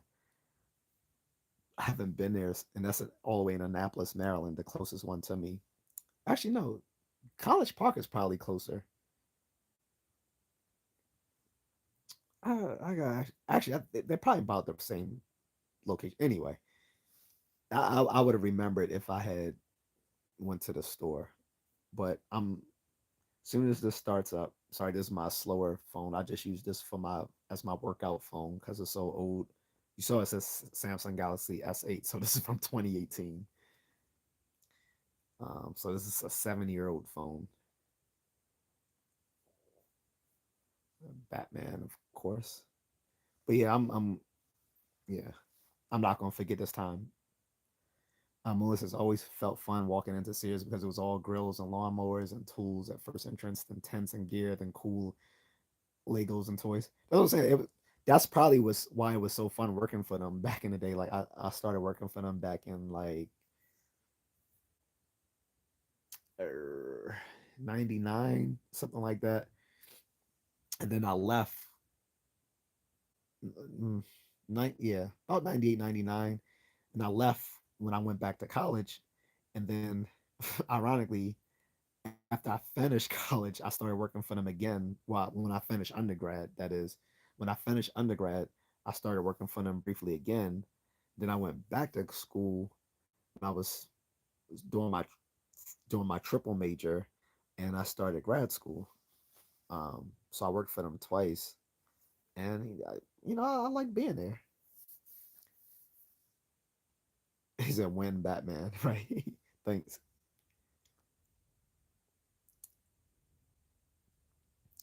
But yeah, Batty, if you're here, let me know what day and time you're available so we can do that live stream. I'm not saying you have to join me on the live stream. I mean just being here in the chat room to help me like discuss the topic because I can get off topic easily, unfortunately.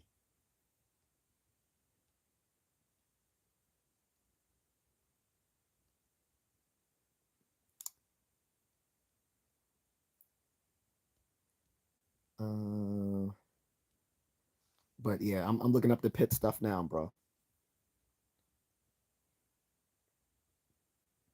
because I'm not gonna turn down some new nerdy content that I can check out.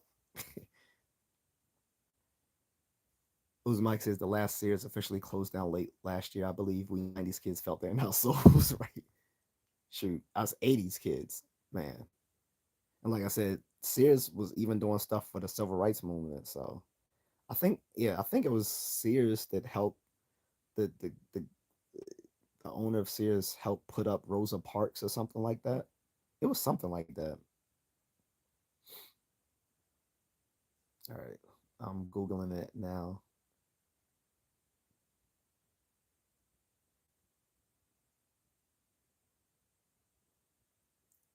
Oh, this is what it is. Pitt is a character. Is this right? Red Scorpion Pitt is a character who appears in a comic series by American publisher Full Bleed Studios, created by Dale Cohn. Pitt is a human alien hybrid created by an alien race known as the Creed. Wait, this is part of Marvel? No, this gotta be something wrong. No, no, no, no. Okay. This is currently Image Comics Full Bleed Studios. Alien race known as the Creed, genetically engineered to serve as a killing machine. Is that right? Is that what I'm supposed to be finding? I hope that's right. The drawing is, yeah. And that's from Image Comics, right?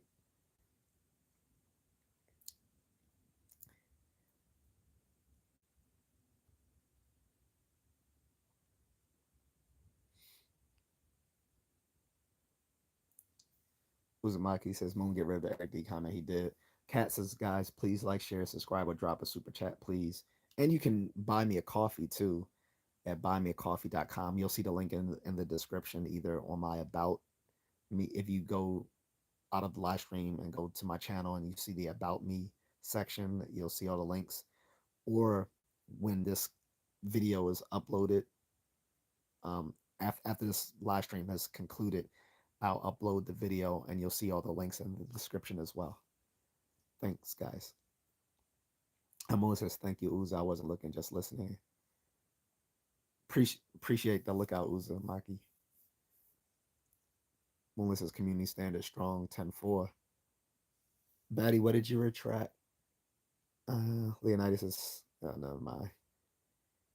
Dustin says, no AR-15s at my table. That's great. Yeah, that's what I'm saying. Like, bringing a katana.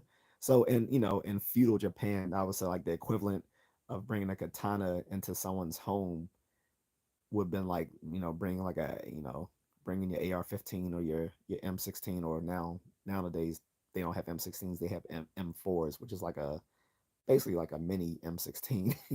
But bringing like a M4 into someone's house, it's like, no, bro, like, you don't need that. So it's like, just keep your sidearm on you. That's good enough. So that would have been the same thing with the samurai. Like, uh, check the katana at the door. Just come in here with your wazakashi or your tanto. That's good enough. Cass says, I have to take off to get to the post office and buy some groceries. If you're still going, I will come back and mod Contrarian. Thank you. She said, talk later in Moonlit Fern. I'm probably gonna be gone by the time you get back, unless, well, I don't know how long it's been since you told me that, but if you can get back before I get off, that'll be great. If not, we'll talk. See you next bat time, next bat channel. One says, copy that, cat. Dustin says, I can imagine getting hit by that. It doesn't look fun. Right, right, right. I didn't even show you the Kali sticks. I can pull out one of these. See, these are heavy duty. Like, these are the real ones. This is not hollow. It's solid. You can see the little edges where I've like beat them together. That happened that day when I was outside and the neighbor was threatening the next door the kids from across the field, from across the other side of the street, and I started beating these together, like, um to make a lot of clinking noise to see if he was gonna dare say something to me, because I was like, I dare him. But I don't practice with those. I practice with the rattan sticks. These actually hurt too, but they're made for mainly practice, and I tape both sides so that I don't uh, get any splinters when I'm practicing with them. But these are the kind they actually they actually make kids learn these in Filipino schools, like in Filipino high school and Filipino college. They make them take arnis, modern arnis. Um, that's the national sport there. Although the funny thing is, although modern arnis is the national sport of the Philippines, their favorite martial art is actually taekwondo. So go figure.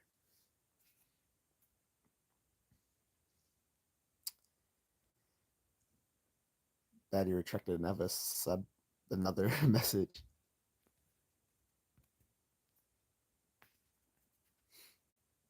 What did she say, Moonlit? He said, "Don't be shy now." What did she say?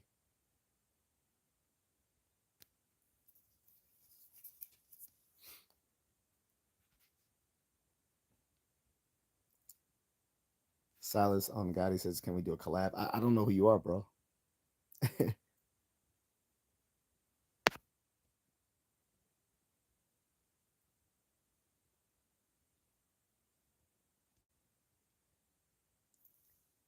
Uzumaki says, "Hard to hurt and Sensei Seth." Got it. Then I said, "MMA Unshredded" is by Jeff Jeff Chan. He's a former MMA fighter and Thai boxer. He's worked with Sensei Seth and with Hard to Hurt Icy Mike, and a bunch of other YouTube martial arts, like all these martial arts YouTubers kind of know each other. Dewey Ramsey. Um, they all sort of know each other and have collaborated together on content. Um, but I mean, you can tell them I sent you, but they don't know who I am. So I mean, they'll just be like, who? They're like, okay, cool. um, like I'm no one on online. Fortunately, I don't have to be anyone online. I'm fine being who I am in person. I already got rid of threshold moment. Uzumaki, thanks though.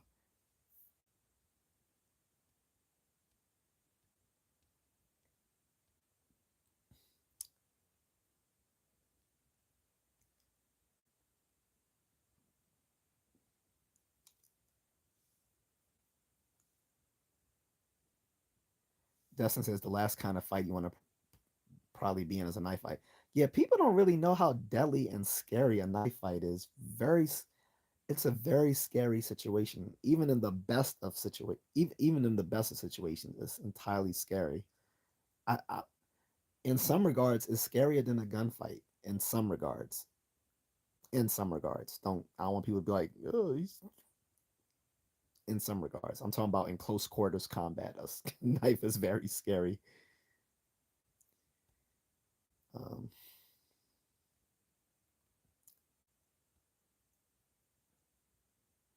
Mike says get rid of chaos. So Moonlit says Roger that.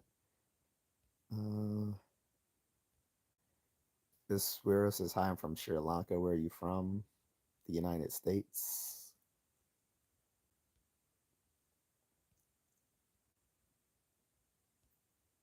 That's all you're getting out of me. Like people are gonna try to pull information. And luckily one of my moderators took me aside and was like, "Look, you're oversharing information." So shout out to Miss Needle for that. I actually went back to an old video and had to like delete some stuff I said because I put some information about her on there, and she was like, "You're oversharing information." She's like, not just about me, but she was like about you too. And she was like, YouTube. She was like, things are getting really. First of all, she was saying things are getting really bad there in Europe, for one. And then she was saying also like it's she's like seeing she's been seeing a spiral on YouTube, and I didn't notice it until recently myself. And then I looked it up and found out that YouTube had changed some of its features for content creators to control that, and that's why it's been worse. Uzumaki says, "Thank y'all. Watch out for that secondary hand with a knife." Yeah. So luckily, comes from a lot of security and CCTV footage, Uzumaki. So like I said, the two ways people attack you in real life, unlike in movies and unlike in the way they teach you in martial arts schools and the way you see people attack you in movies, is so unrealistic. So that's not how real knife fights go. Like I said, the two ways that happens is either if it's a surprise attack, you're not going to even see the person coming. They're going to approach you from a place where you can't see, either in the dark or from behind, and they just going there's not going to be any hesitation. They're just going to just start stabbing repeatedly until you go down. The other time is and but most places teach you to approach to be defended against someone who's approaching you from the front where you can actually see them within your purview. But again, it doesn't go down like the way martial arts schools show you or the way you see in movies where the guy's sitting there flipping the weapon up and down and like, yeah, I'm gonna cut you up real nice, essay.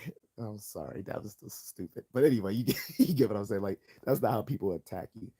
They first of all, they're probably gonna be some little tweaker, because like I said, the ones who just want to end you aren't going to even let you know they're coming up on you. They're just going to surprise attack you.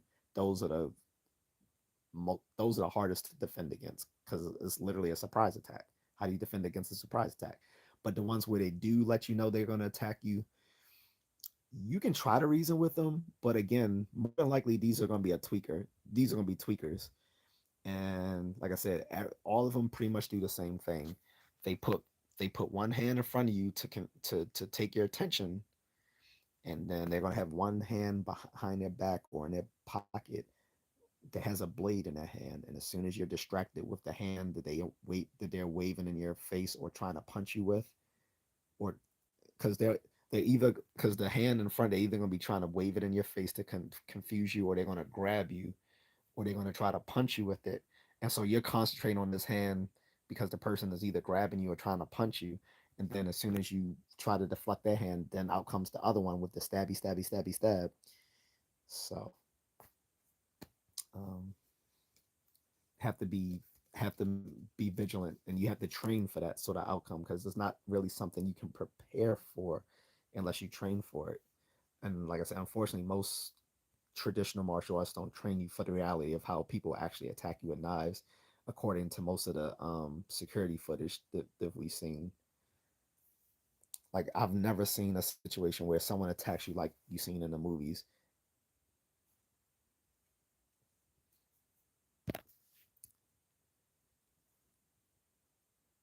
It was Mike said Moon Threshold is still there. I got rid of him, I think.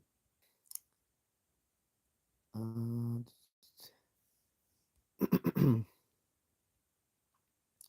Moon says I don't see it. Uza, feel free to report. Yeah, guys. By the way, I'm not the only. If, if these trolls are upsetting any of you guys, you can also report them as well. People in the chat room can report other people in the chat room as well, just to let you know. It's not also just it's not only the host of the live stream. Um, Participants in the live stream can also report trolls as well, just to let you guys know. So if they're harassing you, or you just don't want to be bothered with someone being, you know, a troll, you can report them to YouTube as well. The more reports of someone, they will that will accumulate to YouTube. Like the thing with YouTube is it doesn't matter how many different usernames they use or whatever. Like YouTube knows who they are because it's all on their server. So you know they can YouTube YouTube's parent company is Google, so they can figure out who someone actually is.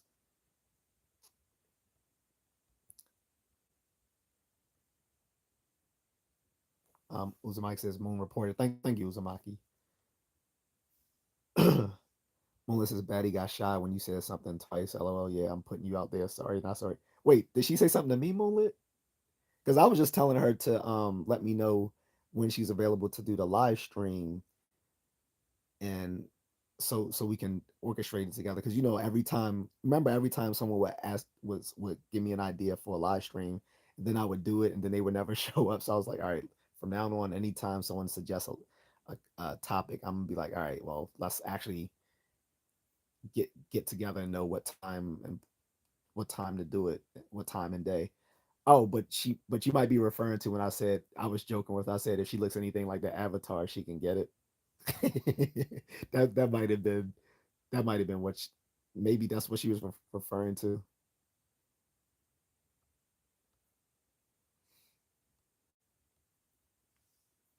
Dustin said, "Yes, sir. Silly cat getting hit by a beefy kanga." Pause. But yeah, but you remember that Looney Tunes when Sylvester kept trying to go after, uh, he kept going after the mouse, that became the kangaroo and get his ass beat. And then I'm pretty sure everyone's seen. I don't know if you've been on Facebook if you've been on Facebook or Instagram or Twitter in the last 13 years. I'm pretty sure you've all seen that little roided out looking kangaroo, and that's not even roids. Like that was just a regular kangaroo. And I actually asked Kat, who lives in Australia, I was like, Kat, are kangaroos really like muscular like that? And she was like, oh yeah. I'm like, she's like, especially the males. I'm like, wait, what? So they all are like, like cotton diesel like that? Like, how do what are they doing to get muscular like that? Like, I literally have to go to the gym to get half as swole as some of these kangaroos I've seen. These kangaroos look like they've been hanging out in like the prison yards like every day, just swole for no reason. Like you guys seen these kangaroos, right? Like just looking like they roided out. And Cat says a lot of the male kangaroos actually look like that. I'm like, why do they look like that? Like they just been hanging out in the prison yard every day. Like I'm sorry, I would be terrified if I was just walking around my neighborhood and I just saw some swole ass kangaroo paws, but some muscular kangaroo just walking around looking like he could kick somebody ass. Like that's scary. Like I'm sorry, like, but I've already told. I think Australia has some weird animals anyway.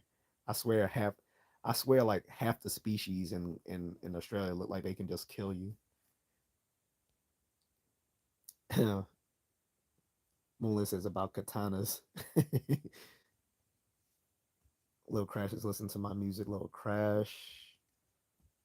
Well, if you want us to listen to your music, you should probably like give an introduction of yourself first before you just come on here and say listen to my music. That I think that will only be you know the good thing to do.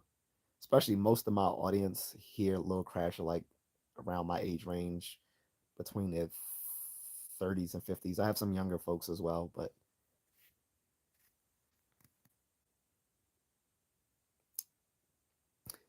typically, if you want to if you want someone to look out for you, you should probably send a super chat or super sticker or a jewel. Someone just sent a jewel, so shout out to whoever sent the jewel. Uzmike says no claymores or Roombas watching via ring cameras.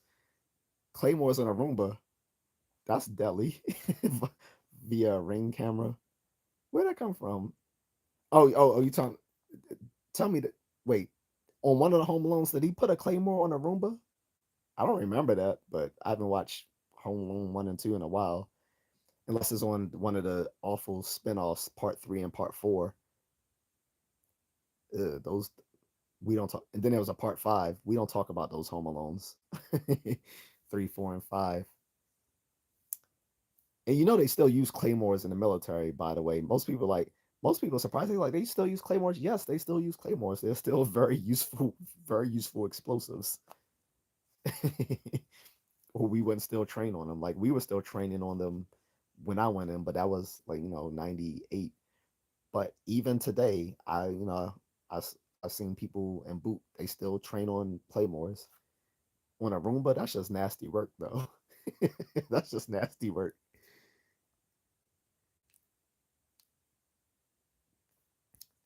Someone says I'm bald headed. I'm actually not. I just cut my hair today.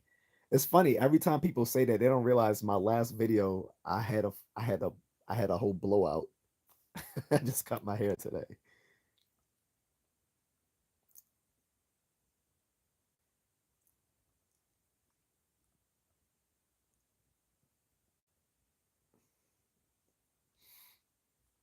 Mm-mm.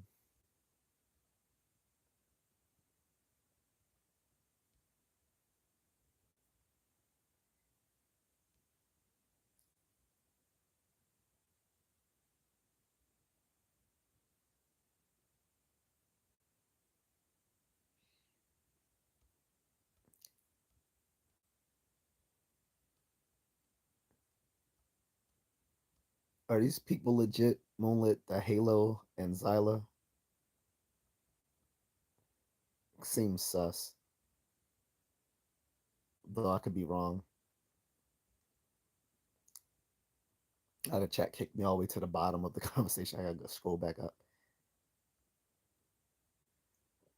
Ozamike says I've downloaded all his long-term content, 75 gigs every episode, just in case haters destroy it. I also download all his Instagram lives too. Are you talking about? Are you referring to Kevin Samuels? Because like I said, his estate is handling his info. You know what was messed up was I was following him on LinkedIn, and as soon as he died, LinkedIn terminated his account. I'm like, why would you do that? I get it that because he's alive, it's not like he can connect with anyone anymore. But the LinkedIn could, I don't know. I don't know. They have different rules because like there's a lot of people with Facebook accounts up who passed away. I have several friends and family who still have accounts. The spooky thing is my godfather who passed away. Someone is still using his account because I would look at my, you know how like you if you post a Facebook story, you can see who looked at your Facebook stories. And I saw my godfather. I'm like, what the that that was spooky as hell. I'm like, all right, someone. I was like, what? I said, whoever's behind it, they need to stop using his account. I was like, it's one thing to keep someone's account up, it's another to keep to still to use their account to look at other accounts. That's very weird, very weird to be looking at someone's account from someone who's deceased. But LinkedIn removed Kevin Samuel's account like a day or two after he passed away. I'm like, damn, that's messed up. Because a lot of people followed his account professionally. Like it was really no need to take it down because you could still because it's still a record of his life. So why would you take it down? I mean, unless it's part of, I don't know, maybe unless it's part of their policies, like people who pass away, they don't keep their accounts up anymore because obviously you can't network with someone who's passed away. If that's the reason they took down his LinkedIn account, then I get it. But otherwise, it just seemed kind of crass to take down his account like a few days after he passed away. Was Mike says I would create a Kevin Samuels webpage if that ever happens. Well, he still, like I said, he still has some other stuff up. Like he has his YouTube channel is still up. His Instagram is still up. His estate has taken it over. Dennis Sperling, his friend who's an attorney, helped his estate um, maintain the control of all his online stuff aside from his LinkedIn, I guess. Um, there's a bunch of Kevin Samuels fan pages, but none of them are actually connected to him. One of them that I used to be in was actually run by an Asian girl, which was weird. I was like, why would an Asian girl run a Kevin Samuels fan page? But she said she's actually has spoken with him and was had his approval for the fan page. So whatever.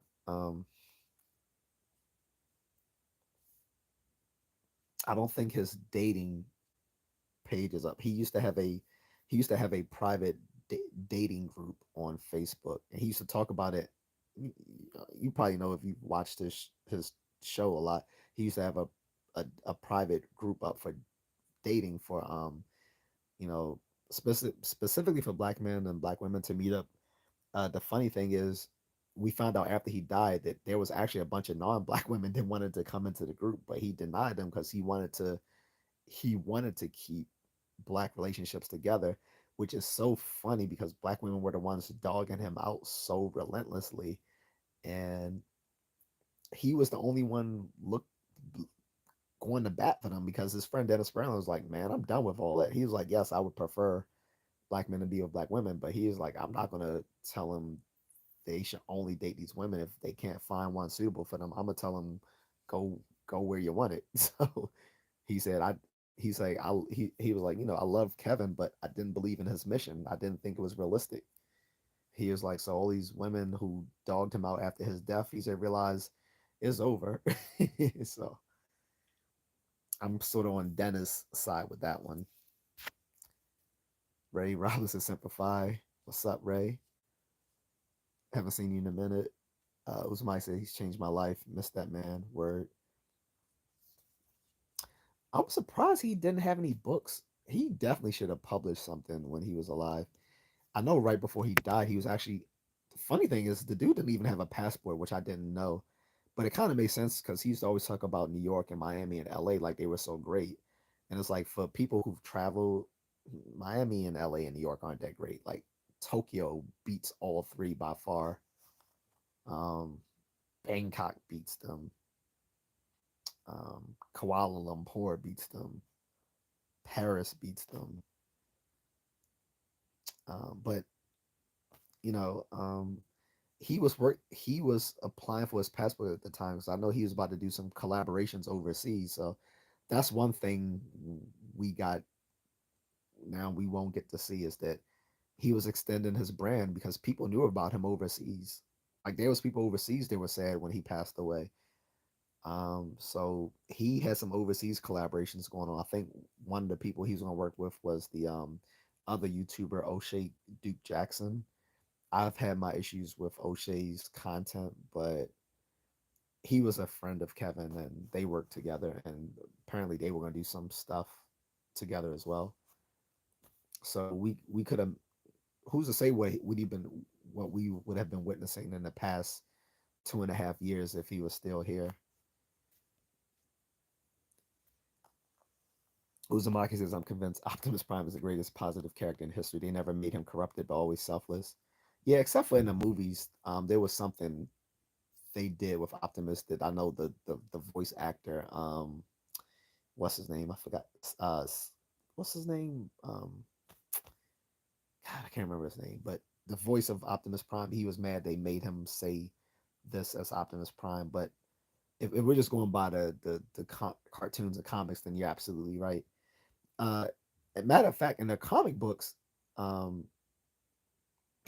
he be, he ended up becoming like he basically became robot Superman for people who kept up with the comics after it left Marvel and the license went to um,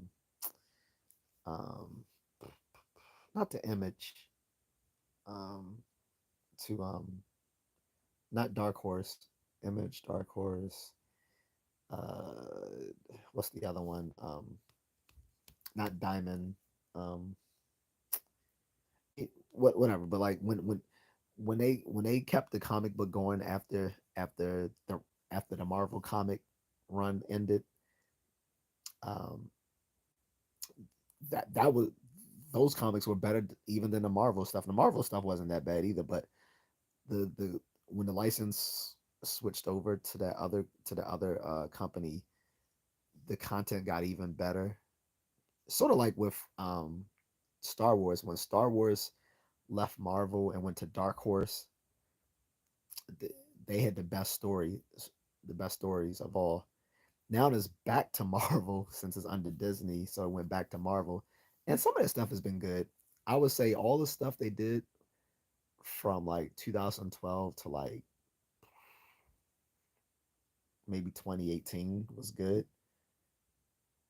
It's fallen off since then, but they've had a good run. But the Dark Horse stuff was like the most creative stuff they did with Star Wars, and likewise with that other company, that was the most creative stuff they did with Transformers. In it, Optimus Prime basically became Robot Superman, both in like his sort of like his ethics, but also in his power. Like he was like one of the most powerful Transformers ever. Like I really like that run.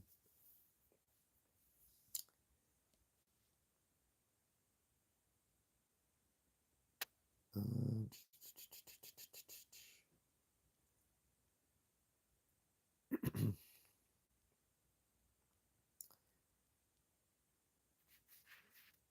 yeah, go back down. Moonlit, tell me what she said though, bro. You didn't even tell me what she said. She got to stand on her square and let me know what she said.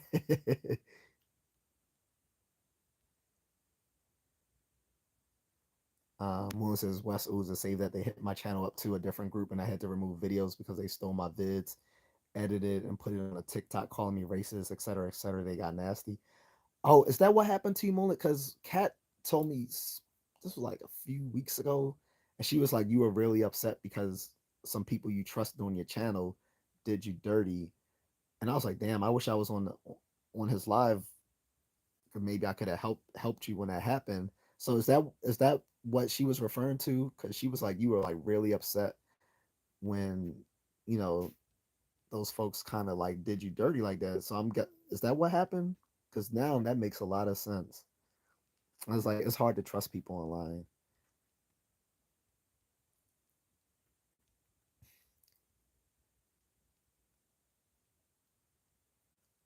I gotta scroll back up. Sorry, guys. Um,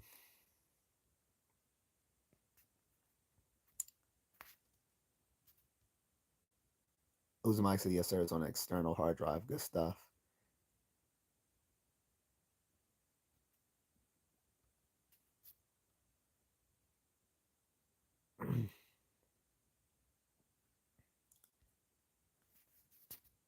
Uzumaki says, you're not racist, bro. Keep fighting. Kevin charged the world. Kevin changed the world. Sorry.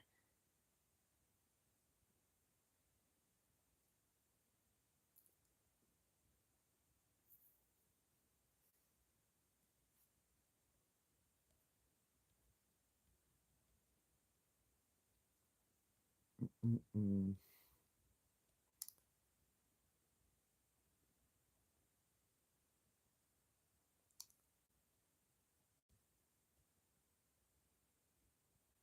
Cynthia says, "How are you feeling today?" I'm doing well, thank you. Melissa says, "I give them credit for having fast fingers." Pause. um, Mr. Cat Travel Videos says, "Have you read How to Get Away with Crime by Chandor?"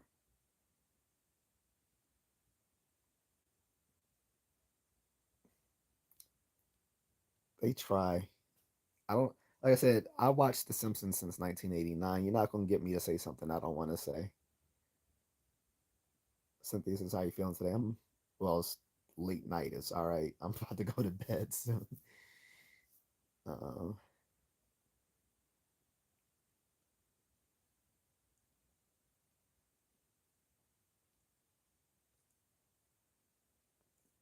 uh, yeah, Moonlit's channel, guys, is Moonlit Fern VYK. If y'all guys want to check him out, Moonlit says, "Cynthia, have patience. He's answering everyone." Yeah, sorry about that for the delay. Um, to everyone, I'm always gonna be behind in the chat as I'm answering everyone, and I'm trying to get past trolls as well. Uh, Moonlit says, "You're welcome, Uza. I can bring you in a live stream too. I'll join Contrarian and vice versa when we're in the right time." Yeah, yeah, true that. What's Mike says? Circuit City maybe Big Lots. Yeah, no. So Circuit City got converted, and yeah, Circuit City kind of Circuit City got turned into a different store. I forgot what it's called. Electronic something or other. Big Lots. I don't remember. I don't even know what happened to them. I actually forgot. I completely forgot about that store until I actually saw a YouTube video the other day, um, by this YouTube channel called Company Man, and it said whatever happened to Big Lots or whatever. I'm like, oh yeah, I forgot about that. I completely forgot about that store. I don't even remember what they sell. Like, I never remember if they were like a Walmart or if they were like a hardware store because I never went into Big Lots, so I don't remember what they actually sold. So I don't remember if they sold hardware or if they were like a sort of like a like a Temu version of Walmart. I don't remember what they sold, to be honest. Moon says 1 p.m. Saturday. I tend to go live my time, but busy, so we can do duels sometime if y'all awake. I typically just drink and talk about whatever chats talk about.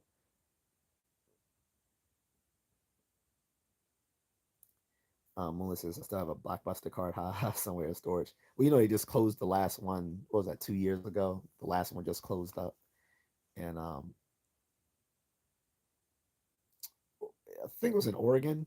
And they even had like a docu series about it on Netflix about the very last um, Blockbuster. Because I originally 10 years ago I thought the last Blockbuster was in Alaska because um, last week tonight with John Oliver had talked about it, but that wasn't the last one. The last one was like in Oregon or somewhere like that, and that one just recently closed like 2 years ago.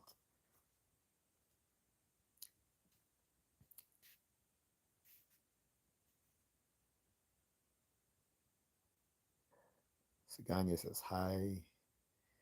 Was like, it says cool to go now, man. I'll try to make one at some point. I'll follow after. Thank you, guys.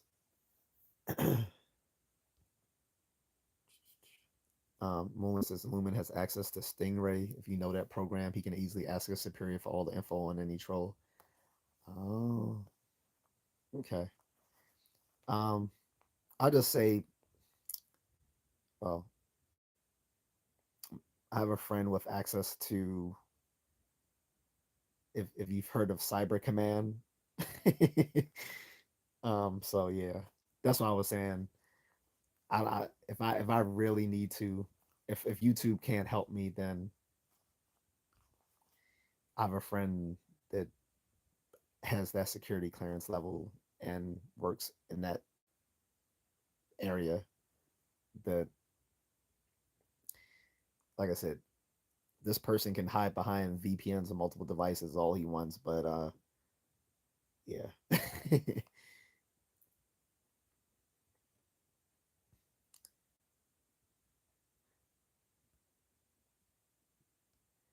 Like I don't know why people will troll a veteran. Obviously, we have access.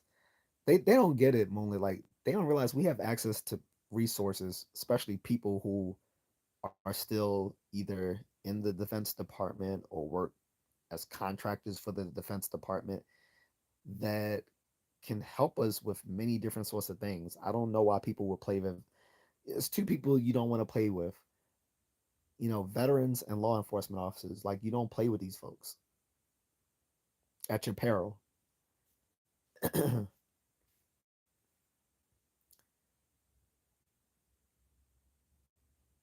Mike says the card could be valuable. Is it? I haven't heard that it was. I'll tell you what's older than Blockbuster's Arrows. I, I remember going to Arrows as a kid before Blockbuster. Blockbuster was always like Blockbuster's always this generic feel to it. Arrows felt more, I don't know, maybe because I was a kid, had more of an affinity for Arrows than I did for Blockbuster. When Blockbuster came about, it had this sort of generic feel about it. The only thing I really liked, what I really liked about Blockbuster was renting video games. Actually, it was going there for video games that I actually enjoyed more when it came to Blockbuster than actually like movies. Uh, was Mike's man? His two phones, bro, in another tax bracket. Nah, man, this phone is old. I know people who have several phones, especially like if you work in uh so if you work for government, you probably don't have two phones, or in marketing, you might have two phones. You have your business phone and you have your personal phone. So when I was still doing my stuff in lead generation, I would have had two phones because when I was going overseas, they wanted me to have an Apple phone, whereas my personal phone, all my personal phones are Android phones, but they wanted me to have a Android. I mean, sorry, an iPhone, so that I could get the particular what the text messages or whatever, just for the company managers.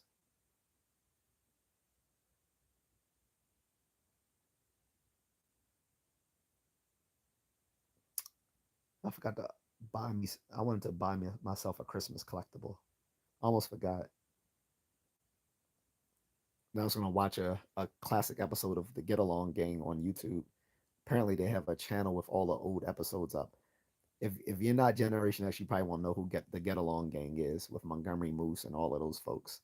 It started off as like a home. I think they all sort of like with Rainbow Bright and Care Bears. They all started off as products of Hallmark, and then Hallmark turned them into like cartoons and toys. They did that in the 80s with a lot of their stuff. I didn't realize until now I'm an adult that all these things were actually like um, IPs of Hallmark. Um, Basically, to sell greeting cards, they turned them into like toys and cartoons. So Rainbow Bright, Care Bears, Get Along Gang. I think Rainbow. I mean, sorry, I already said Rainbow Bright. I think also Strawberry Shortcake. I think, but it was a bunch of stuff that came out of the 80s from Hallmark. It was a Mike says Moon Blockbuster has emotional ties to people. That's true. Like I said, they also did a so not only did Netflix have a docu series about um the very last store, they also had a sitcom about the very last store too. And I think the owner, the franchise owner of the last store was like an executive producer or something like that on the show. But it only lasted one season like most Netflix shows. Uzi Mike said it was family time picking a movie. Uzi says Cred and Skull of Marvel. Yeah, Scrolls. Creed and Skulls of Marvel. Yeah, but the thing, it was saying Pick Comics, and it was saying an alien human hybrid called the Creed something something. But I think that's what he was telling me about. It was been so long ago. He actually recommended me to Pick Comics, so I apologize to him because this was back in the summer. This was like 5 months ago. He recommended this to me, and then he followed up on me and said, "Had you checked it out yet?" I was like, "No, I forgot." And then he checked up on me again a week ago or 2 weeks ago. He asked me. I was like, "Nah, I was like, I'm gonna follow up, and I can forgot again." So this time I actually did it. It looks The design looks cool. I'll have to read up more about it when I get off of here because I couldn't read about it while I was streaming with you guys.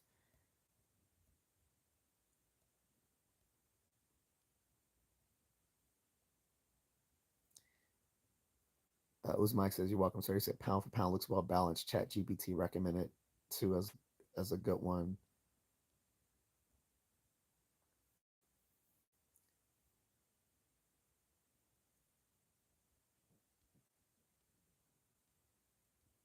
Mm.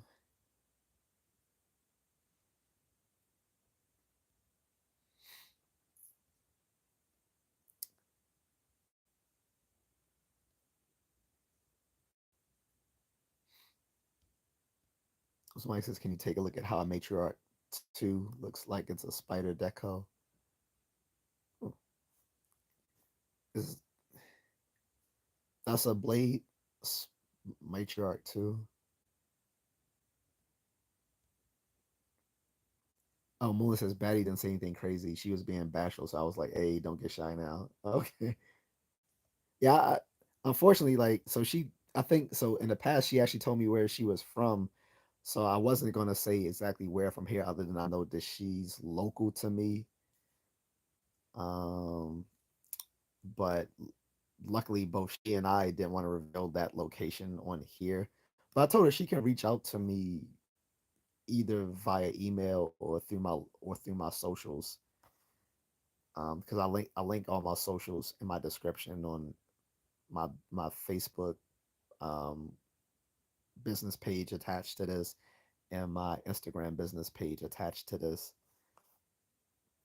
So I said she could reach out to me. Um, that's how I got to know Agatha. She reached out to me as well, um, and we started talking. I made her a moderator. Miss Needle, of course. Aside from my wife, she's my first moderator. So Miss Needle has like a special place for me. Um,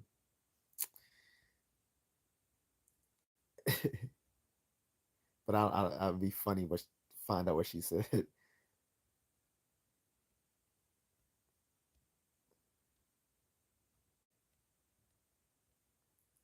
Who's Mike says, "What do you think the CEO did wrong? How he got it? Where did he mess up?"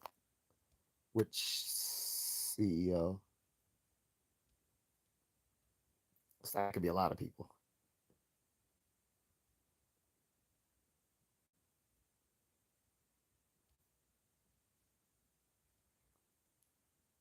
It was Mike said, "That's why I prefer Muay Thai over Krav Maga because of distance." No, so you went way back in the crates from the early conversation. So the problem with Krav Maga, so there's a number of problems. One is Krav Maga actually wasn't a martial art. Krav Maga was just basically whatever self whatever hand-to-hand combat training they were given the Israeli Defense Forces recruits. So if you go into the so if like you went to the army or whatever and they give you hand-to-hand combat training, is whatever they decide to give you. Now they actually have their own martial art called army army combatics right now. It, it's similar to the martial arts. It was because it was a Marine who went Army Special Forces, and the Army um, martial art. So now they actually have a discipline to learn when you go to. But when I went in, there wasn't a, when I went in, both neither well, the Army didn't have their own martial art. It was basically whatever they decided, the drill sergeants decided to teach you. Unlike the Marines, they had their own martial art. This was similar to the Israeli Defense Forces. Krav Maga at the time wasn't a specific martial art. It was whatever their combat instructors decided to teach them, and they taught them that more for more for self confidence to make them feel more self confident in a combat situation. But what happened was some of these folks who trained in the Israeli Defense Forces came to America and started teaching it as a martial art. But it wasn't a specific martial art. It was made up of different martial arts from whatever combat instructors were teaching them, teaching the recruits at the time. So that was number one. Then number two, the other problem was they were teaching them a bunch of these repetitive drills, but drills are useless if you're never gonna like spar so that you can actually see if this works against someone who's actually like actively trying to prevent you from hitting them while they're actively trying to hit you. That's the whole point of sparring is pressure testing your techniques to make sure they actually work. It's sort of like it's a pressure test. It's it's basically keeping the martial art honest. And you notice the farther removed a martial art is from actual live sparring and competition, the farther removed it is from being useful as self defense. And that's what happened with Krav Maga. Even worse, they start teaching these gun disarms. And again, even in the best of situation, a gun disarm only works 50% of the time, which means it's completely up to chance. That's not worth anything. This only works 50% of the time is not worth training someone on because that's literally just a matter of chance whether it works or not. So Krav Maga got really divorced from being realistically applied in self defense. And like I said, its original utility to Israeli Defense Forces wasn't for combat wasn't for practical application. It was as a measure of instilling self confidence in their recruits. So it makes sense that the martial art was never really that useful. And it's which is probably not coincidence that a lot of people who gravitate to Krav Maga tend to be like soccer moms and, these these suburban housewives and stuff like or people who never really been athletic because otherwise they would probably see how futile Krav Maga is. Muay Thai is practical because it's constantly being pressure tested through competition. Now, a particular school may not compete, but the martial art itself is very um, practical because it's constantly being practiced and and used in competition every day. Like in Thailand, there's a fight every day somewhere. Like there's probably like a fight 5 days out of the week just at Lupini Stadium by itself. And there's a fight going on everywhere, somewhere in Bangkok, because there's multiple stadiums. So if you can't find one at Lupini Stadium, you'll probably find someone somewhere else. And if you can't find one in Bangkok, you can go to Pattaya or Phuket or Chiang Mai or somewhere else to check out some Muay Thai. So, but Uzmai says, Moon, I'm 100% with you.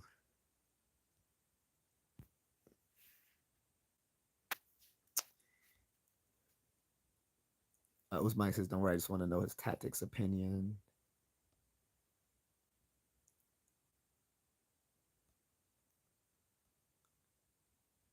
Oh, Melissa, yeah, she was talking to you, lol.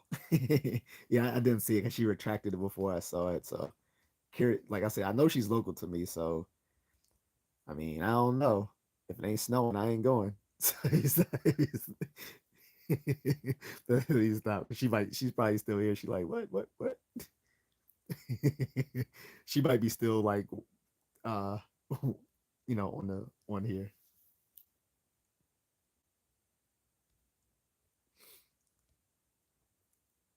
Who's Mike says voided out kangaroo LOL. Yeah, I'm serious, guys. You never tell me none of y'all tell me y'all never seen that roid that on Facebook or somewhere else on social media from the past 10 years that roided out kangaroo. And they're not he's not the only one. I've seen it's been several of them. I'm like, what the hell is going on? And then when Kat said there's a lot of muscular male kangaroos out there, I'm like, okay, that's scary.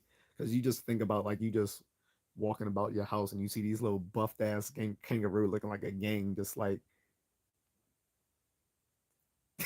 like nah, son. Melissa says, bro, these kangaroos are roided to their gills for no reason. They hold you and, and gut you open with their feet.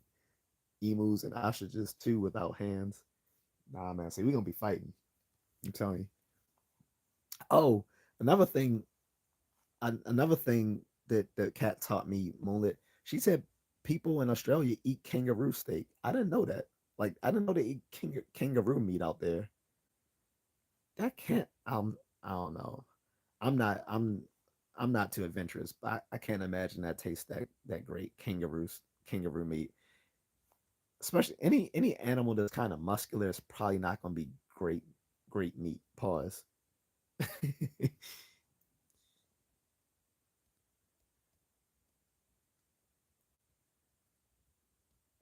um,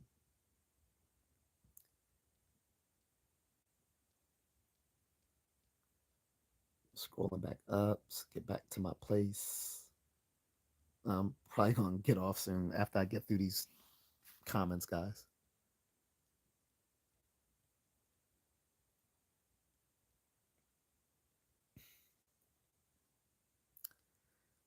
User Mike says, no, bro, I was making a joke that unfortunately we can't use that in our house. Melissa says, they asked the Reaper his top favorite snipers, and I was surprised one was a female from Germany, I believe, with over 900 confirmed unalivings. Wow. User Mike says, phone control Claymore Roombas is diabolical work.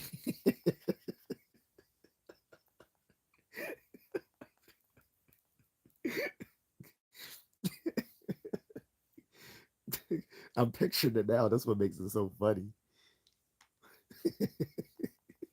That's it, like something that would be on like a cartoon for some reason, like a horrible Family Guy episode, or probably worse, American Dad.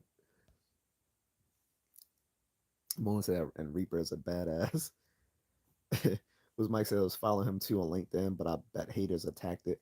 I don't think they attacked Kevin Samuels LinkedIn. I think, like I said, they took it down like a day or two after his death. I think the LinkedIn um, moderators took it down themselves. I don't think anyone attacked his profile. I think it was taken down by LinkedIn because he had passed away. And being that he's such a high profile person, of course they would have known that he passed away. It just seemed like it was in poor taste to do so. And like I say, unless it is part of their, unless it's like I said, unless it's part of their missive on that platform that they don't keep deceased people's accounts up, which could be the case since the whole point of LinkedIn is for like supposedly like networking. So you can't network with someone who no longer is alive, unfortunately. So maybe that's the reason they took it down. I'm gonna be charitable and assume that's why it was actually taken down.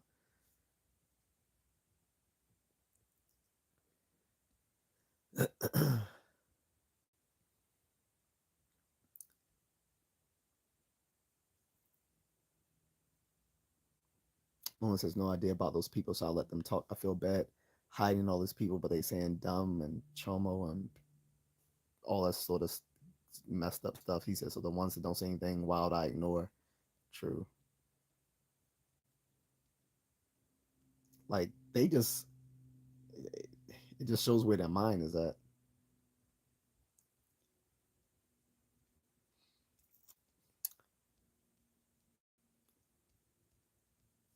I think social media will be an active part of psychopathology going um, into the future.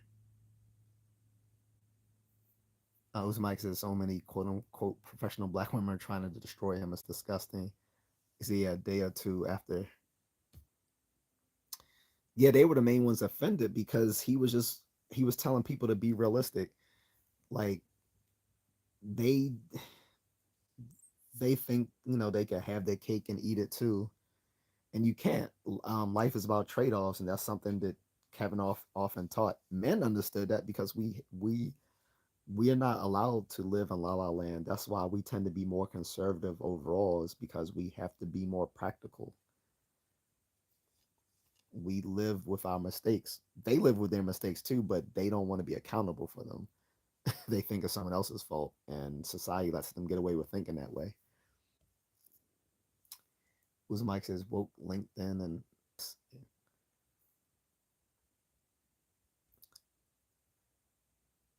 as Melissa see when it's funny, I let it slide just like you do. Yeah, if it's funny, it's different. It's when it's either like it's either when it's really in really bad taste, or they're deliberately trying to start something. That's when I was like, all right, you gotta go. Who's Mike says, yeah, Dennis Sperling, I told what I did too. He was very grateful. He says called the mix. Yeah, oh, okay, yeah, yeah, I remember. I think it might. I'm not sure if it's still up or not. Mike said, yeah, he was the only one. Mike says, here's the funny thing: Kevin's the only content creator ever in history to actually get people married. Yeah, and it's like all it was the irony of all these black women attacking him when he was like the only one really in the black manosphere really making things happen. Like there were like some like you had the Umar Johnsons and all of that talking about black marriage and stuff, but they didn't really do anything to facilitate that. Kevin was actually facilitating it, and he was putting black women on game, which is why they hated him. He was basically he was basically being a stern father. Like, look, you're not going to get men like acting the way you do. He was basically like talking to him like a stern father would, and they hated him for it.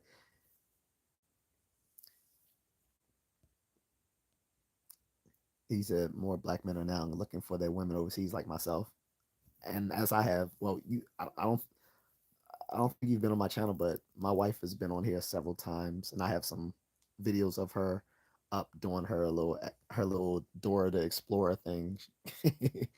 But I had her I had her do a surprise cameo uh last week. But a lot of people wasn't here when she came on, but I had her come on because a lot of people didn't, some people don't believe me. So yeah, she appeared. I'll probably have her appear again.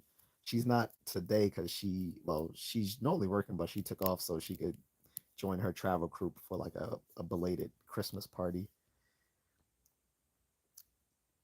But yeah, I literally went 8,500 miles away from home to find my wife because I wasn't going to find it in where I currently live. Just no. I mean, I could have if I dug further. Like I was looking for, like Asians and stuff like that here, and I met a few cool ones. Like I talked to one who was a psychiatrist, another one who was a professor, a few who were like fresh off the boat, and but I went straight to the source, unfiltered.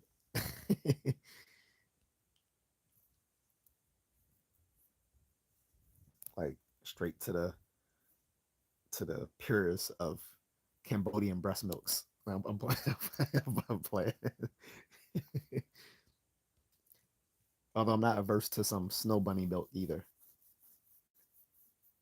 If Battie's still here, so I'm playing. Let me stop. If she's still here, she's probably blushing. Let me leave her alone.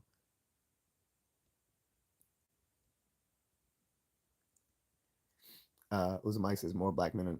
Oh yeah, he said he was writing a book, but he didn't get it published. He was still working on it. Oh, okay. I didn't know he was working on a book. Like I said, it's surprising he didn't because like Dennis has a few books that he's published and kept people definitely. If Kevin would have published while he was still alive, it would have probably almost guaranteed would have been a New York bestseller. Uzumaki says great facts I didn't know about the passports. Most is Asian women born and raised in Asia are the best as contrarian coin. If it ain't Asian, it ain't amazing. Man, they don't know. It, if we weren't on a public forum, I could be more. I can't I can't say some things I want to say. Moonlit probably can already guess, but there's some particular things about Asian women that is, as far as I know, unique to only them. But I can't put that on here, so I'm gonna leave it to people's imagination.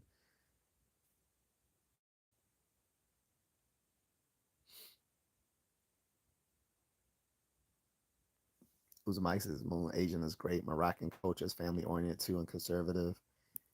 Uh, my just had family come back from Morocco a month ago from what's the capital? Karachi, Karachi. I can't remember the how do you pronounce it.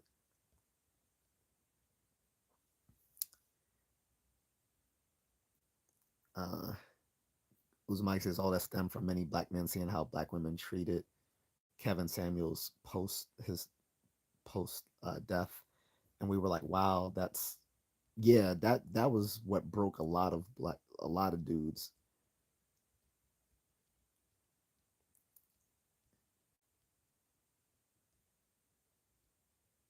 Hold on, I got to scroll back up the chat. Just kicked me all the way to the bottom of the conversation.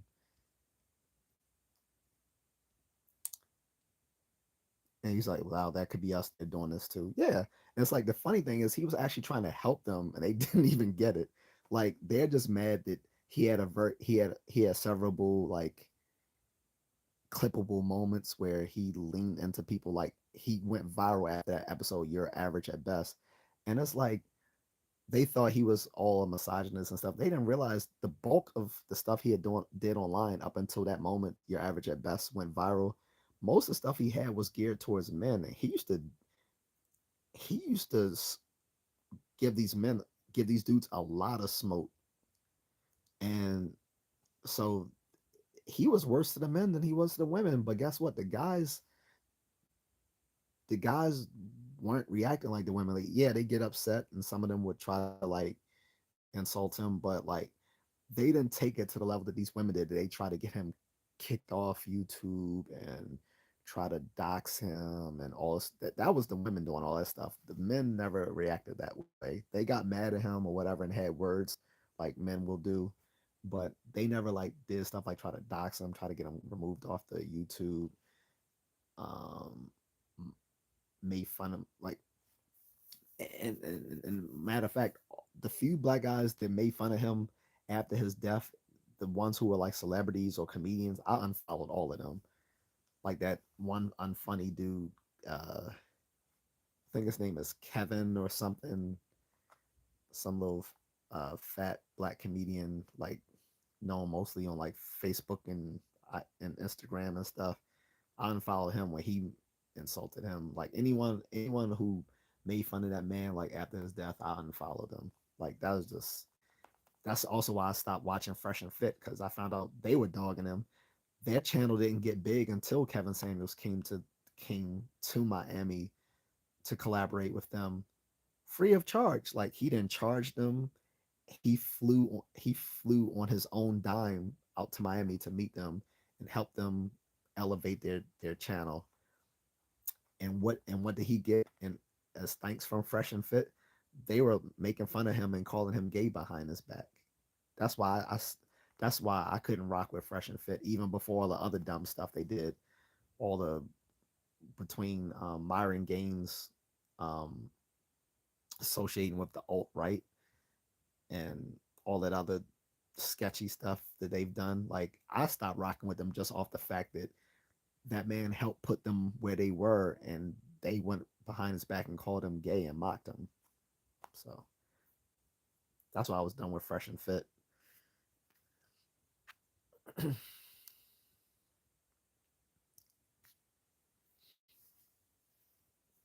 um, Moon says I'm Native American, French, and Irish. I like Asians, Native Indians, and Asians mostly. Man, I wish I could have found some native women. Because man, it was one in college. She was mad beautiful, but she had a boyfriend but she did kind of like me. We're still friends on Facebook, but because I told her I didn't care. I was like, I'm kind of feeling you, and she was like, oh yeah, really? I was like, yeah. She had a boyfriend, so it didn't go anywhere. But man, matter of fact, because I was about to joke and say she was basically like a real life Pocahontas, but the irony is that her native ancestry is Powhatan, which was Pocahontas tribal affiliation. So she traced her ancestry to the Powhatans of Virginia. Um, she was beautiful, but she wasn't just Powhatan. She was also a mixture of other stuff, like like a lot of natives are today. Like it's hard to get like find FBI full blooded Indians. Um, she was cute. When I went to the Smithsonian Museum of the American Indian, the tour guide, she was half Hopi and half Navajo. She was beautiful.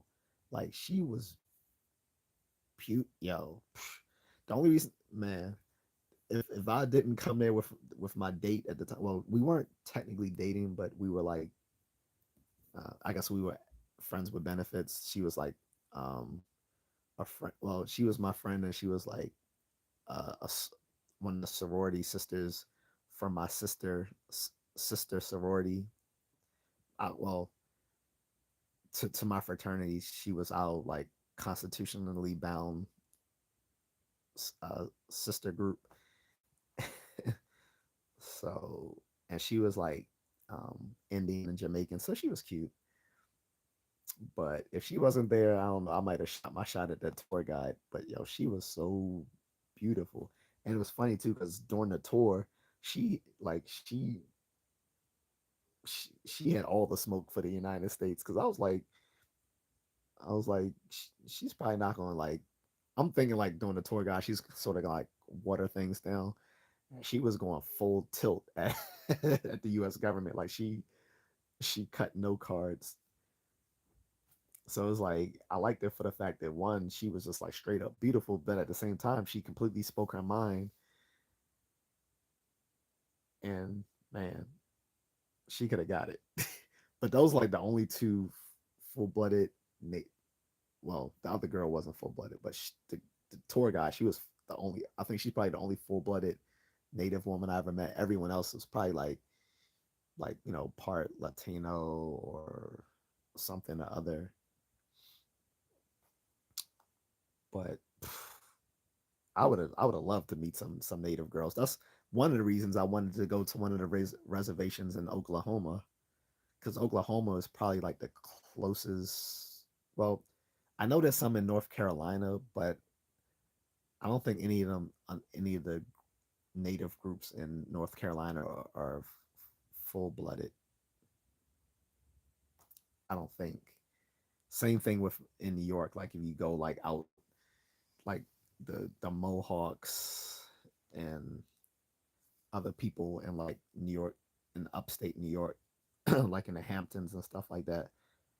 Um, they've gotten federal recognition, federal tribe recognition, but I'm not sure if most of the folks in those groups are like you know full blooded natives. Like I said, I think I'll have to go out to like Oklahoma, or if I wanted to, I could go way out to the southwest. But I think Oklahoma would be closer than going all the way out southwest or going all the way out to like South Dakota.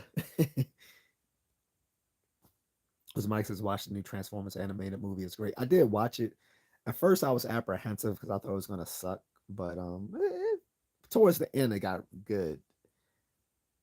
Towards the end, it got good, but um, and it also I needed to watch it because people kept making jokes about Bumblebee, and I didn't get it until I watched the movie, and I realized that's where they got the voice from. He said, "Call me Badassatron." I was like, "Call me Badassatron." I'm like, people kept posting that, and I'm like, where did they get? I didn't know that came from the movie because he kept trying to flirt with with um what's whatever the chick that was Optimus Prime girlfriend in the original cartoon. He was like, "Call me Badassatron." I'm like, "What the hell is Badassatron?"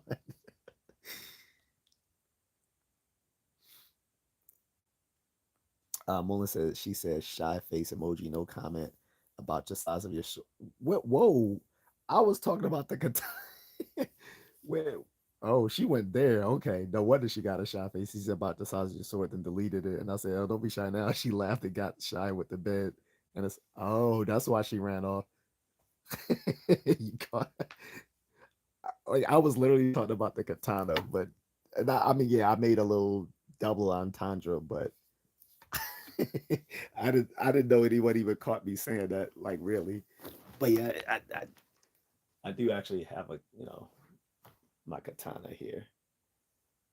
So I just don't feel like unwrapping it.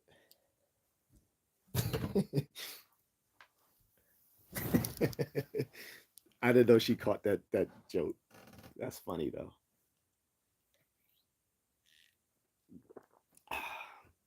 She's not ready for badassatron though.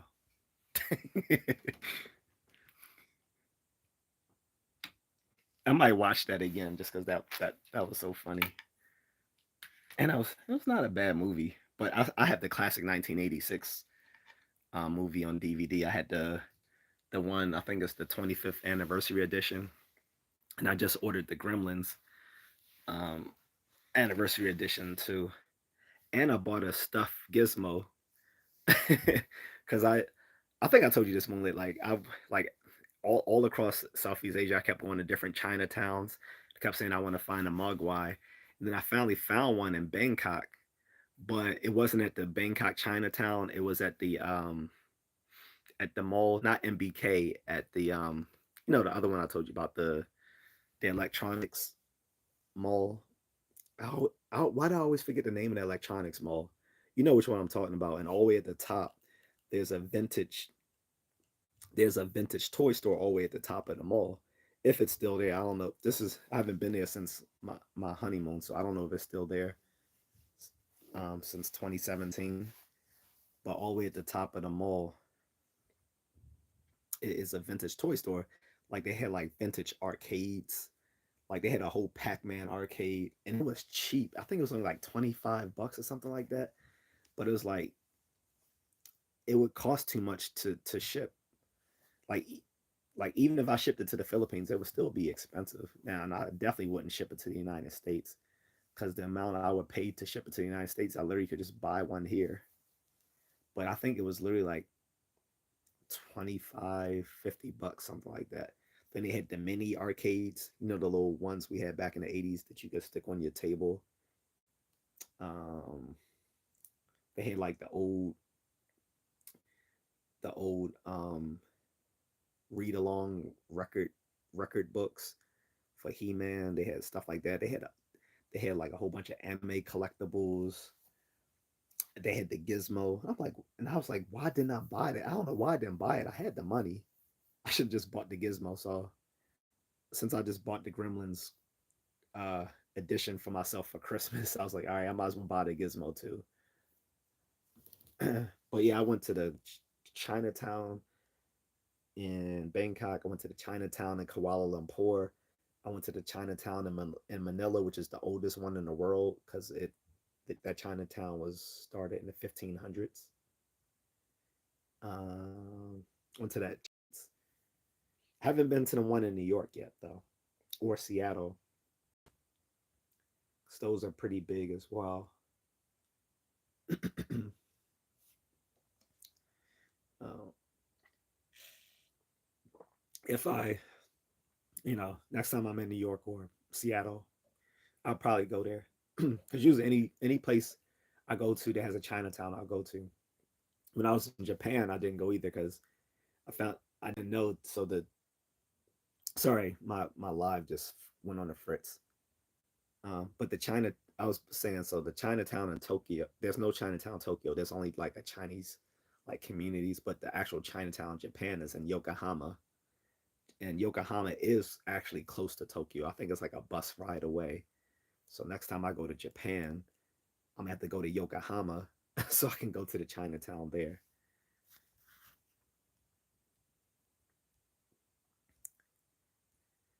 I'm not even caught up.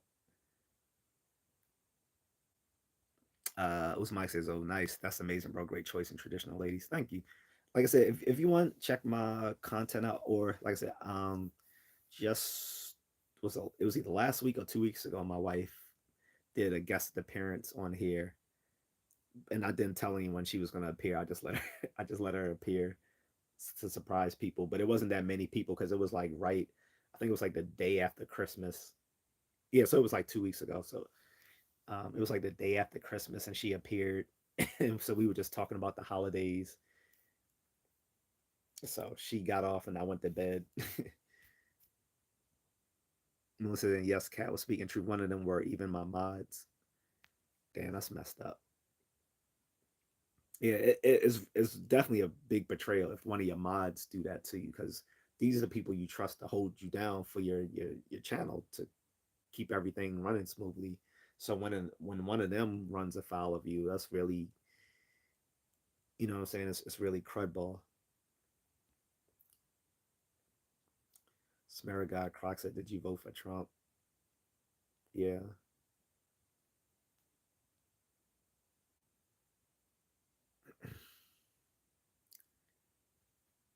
One says, "Uza, Europe has beautiful, wholesome women too." Oh yeah, it's snowing in Europe, man. It's it's snowing in Europe. Like I said, we have a moderator here from Europe as well, Miss Needle. Guys, you can check her out. She's a YouTube content creator too, and she's a talented musician and music producer. She actually produced my intro for my channel. The only reason people haven't seen it is because I haven't done any pre-recorded videos in a long time. But the next time I have a pre-recorded video, people will see my intro. But yeah, she was so humble about it. She was like, she didn't even think it was that good. I'm like, no, this is good, especially because this is my very first intro. Like it may change over time, but as a first stab at it, it's pretty freaking good, especially with the limited content I had for her to use to do the intro. Just imagine if I actually had really good content uploaded for her to use. It would have been she would have knocked it out the park. But all I'll say is it's definitely snowing in Europe.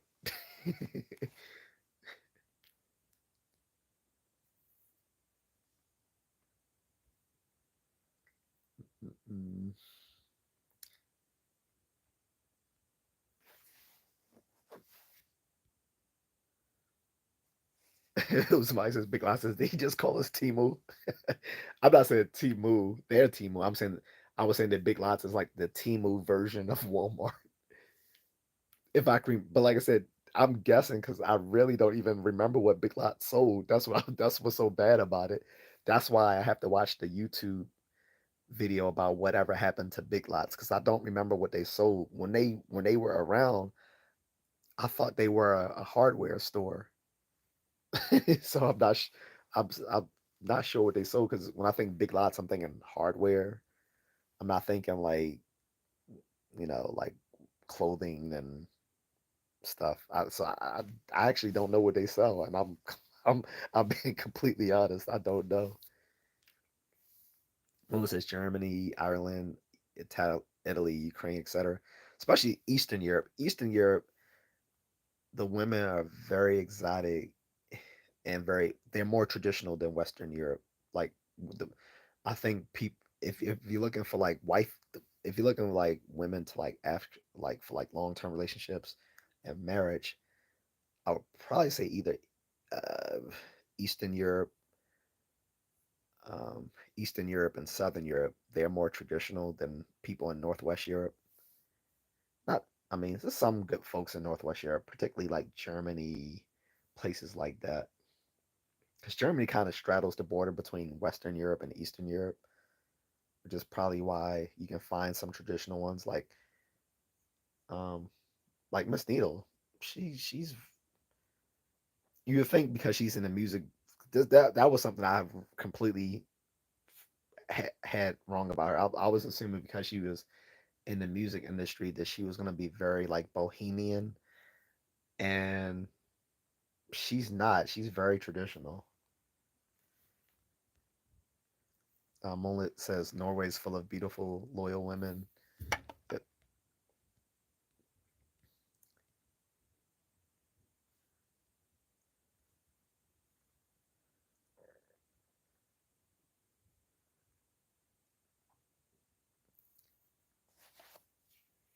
Uzumaki says, "Yeah, I've heard that.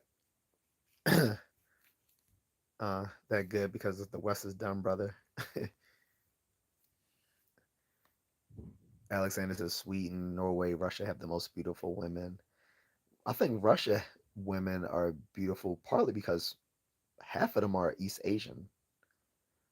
Um, for people who don't know the history of Russia, like you know, most of Russia is on the Asian side, not on the European side, because Russia is in between both Europe and Asia, and a lot of their territory is actually in Asia, and even the ones in Europe, their ethnic ancestry is partly Asian, which is why they have a more exotic look. Like, if you ever seen what's her name, what's the actress married to Ashton Kutcher? She's Russian.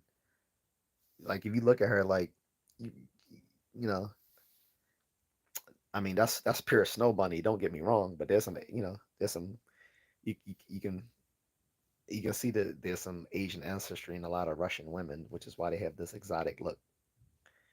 Eastern European generally, um, their Slavic ancestry has reaches back to um, I'm probably get this wrong, but I think Teutonic people. And the Teutonic people were of Central Asia. So, Melissa says, Alexander ever been to Bhutan? Who's Mike says that feminine, beautiful, inspirational FBI. True that. Smaragass is not a fan of Germanic women. You just haven't met the right Germanic women. I've been in Germany. There are some beautiful women there. If people don't think Germanic women are beautiful, you haven't been to Germany. I, no, like the typical army person, I've been in. Like, a lot of army people end up finding their way to Germany at some point or another. Um, and they love brothers there too, FYI. But there's some lookers there, man. There's some nice ones. Uh, Garth says renting games was fun until you lost the disc. Well, I never lost the disc at Blockbuster, but you're right. Uzumai says GameStop is next going down. Uh, they've had their ups and downs. Like, they had their big hiccup 5 years ago. Um, they just did some. It was something online they just put out that they're offering right now. I can't remember, but um, I might sell some old video games to them from GameStop. But they're still alive and kicking. I forgot, it's some new offer they're making for folks. I forgot what it is. But the funny thing is, every time I think GameStop is dead, I find out they're still around. Because like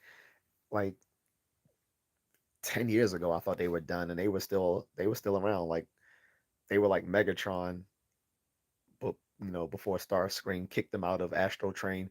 I still function. That's GameStop. Sorry, I'm a nerd. Uh, Saul says, I don't get why these guys are like, oh, I don't like this woman because of their nationality. It's literally the same as a woman saying, oh, I don't like him because he's a Sagittarius.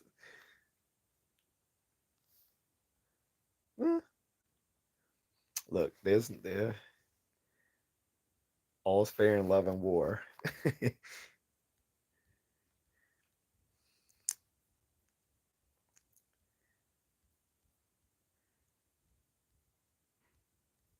Too bad Baddie went to bed. Like, we could have picked with her. It's probably past her bedtime. But as is mine. What time is it? Oh shoot, it's 2:35. I need to go. All right. I'm gonna wrap this up soon. Uh Melissa says GameStop is a dumpster fire anyway. I shop once and sold games, and I said never again. It's a dying business anyway. Their business model is dying. You see them try to evolve, like, like 10 years ago they kind of transitioned from selling games to like selling like collectibles, which I think kept them afloat for a bit, because that's literally why I was still going to GameStop, because I'm not a gamer. I was going there because they were selling like some really cool collectible stuff. Like it felt like they kind of transitioned themselves to like sort of like the sort of ambiance you would get coming into a like a comic book store, or like a vintage toy store sort of thing. Like they had that sort of like that's that sort of like thing going for them. Um, I don't know if it was sustainable, but the problem with their business model dying is most people don't buy aren't buying their games anymore. They just download them. Which is funny because the irony is I'm not a gamer, but if I was, I would prefer I would prefer my games, a hard copy of my games, as opposed to downloading them. I don't like having to do all this sort of like downloading and uploading games, and it, I prefer the old fashioned way where you just bought a cartridge, stuck it in in the console, and played the game. I don't feel like downloading different skins and downloading the newest um, version of the game. I don't feel like doing it. Just, hey, give me the game as a cartridge. Good. Oh, they got some new stuff. Okay, release it as a sequel, and then let me buy that cartridge. Oh, you got a new version. Okay, give me Super. All right, so no longer Super Mario 2. Give me Super Mario 3. Okay. Or now, okay, now you got Super Mario World. Cool. Oh, you got Kirby. Okay, cool. Like, I don't want to like just keep updating the same game over and over through downloads. I I get it, it saves money, but I don't I anything I like, I'll prefer a hard copy of it, which is why all my favorite movies I have bought on DVD. All my favorite toys from my childhood, I've bought them, especially the ones I didn't have when I was young. I bought them as an adult now that I have adult money. My favorite books, I buy them. That's why my bedroom is littered with books all over the place. Both sides of my bedroom walls are books, comic books, textbooks, history books, science books, philosophy books. But yeah, anything is worth having to me. I'd rather have a hard copy of it. Maybe that's a generational thing.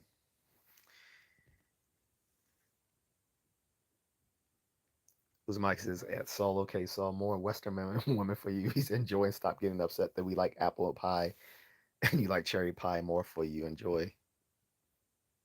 Exactly. Russell Hoffmaster says my favorite black conservative. I'm not a black conservative.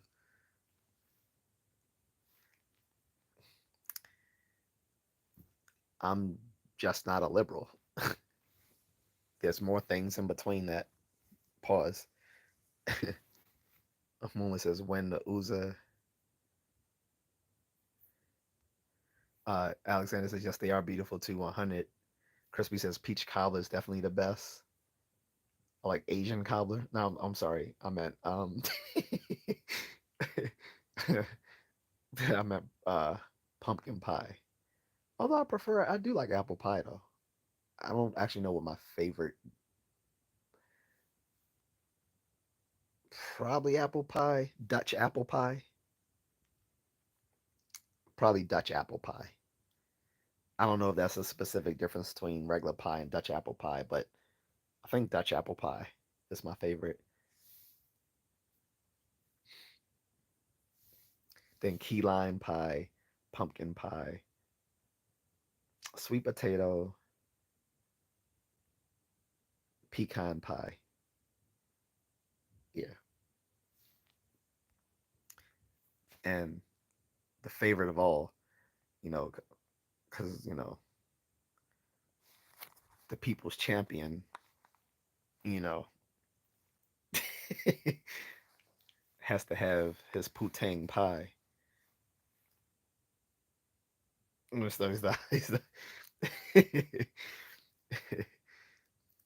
was might say yes. The G19. I was thinking about ChatGPT recommended it. Oh, the United Healthcare CEO. That's what you're referring to back in. Okay, thanks. That was a long time ago. Sorry.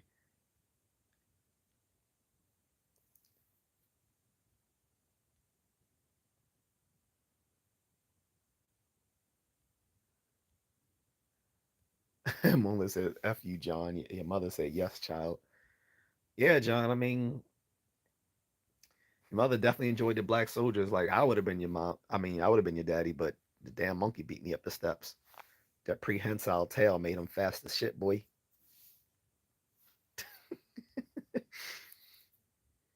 Brian Whittison's a Just A Contrarian built like a librarian. Bench your mother, bench your mother uh, around like a centurion. He was, I'm gonna say, Brian, your mother built like a cum dumpster. She should have swallowed you instead of Gump, loser.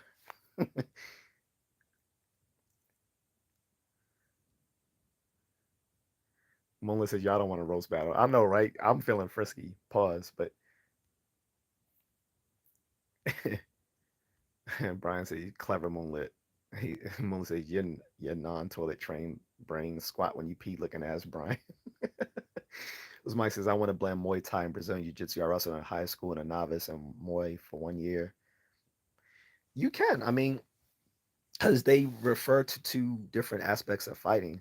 So Muay Thai is, striking and stand-up grappling, where there is some stand-up grappling in Brazilian Jiu-Jitsu, but it's mostly, submission, just mostly um, dealing with submission grappling and stuff like that. So even because I mean, there's some of that in judo too, but like just like there's some stand-up grappling in Brazilian Jiu-Jitsu as it originally came from judo. Judo has submission fighting, but concentrates mostly on stand-up grappling. And so I think for self-defense, stand-up grappling is more useful because usually, although Brazilian Jiu-Jitsu people always say, well, a lot of fights end up on the ground. That's true, but all of them start standing up. And it's like the reality of most fights is by the time it goes to the ground, that's the end of the fight. Someone got, stomped out.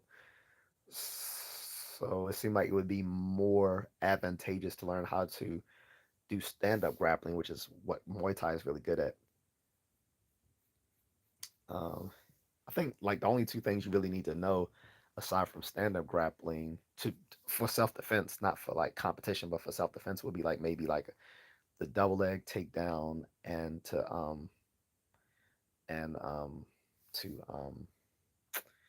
what do you call it? Um, when someone goes for a takedown, you do a what you call it. But aside from that, yeah. And then people underrate wrestling. Um, catch wrestling, I would say catch wrestling is equally as beneficial as Brazilian Jiu Jitsu.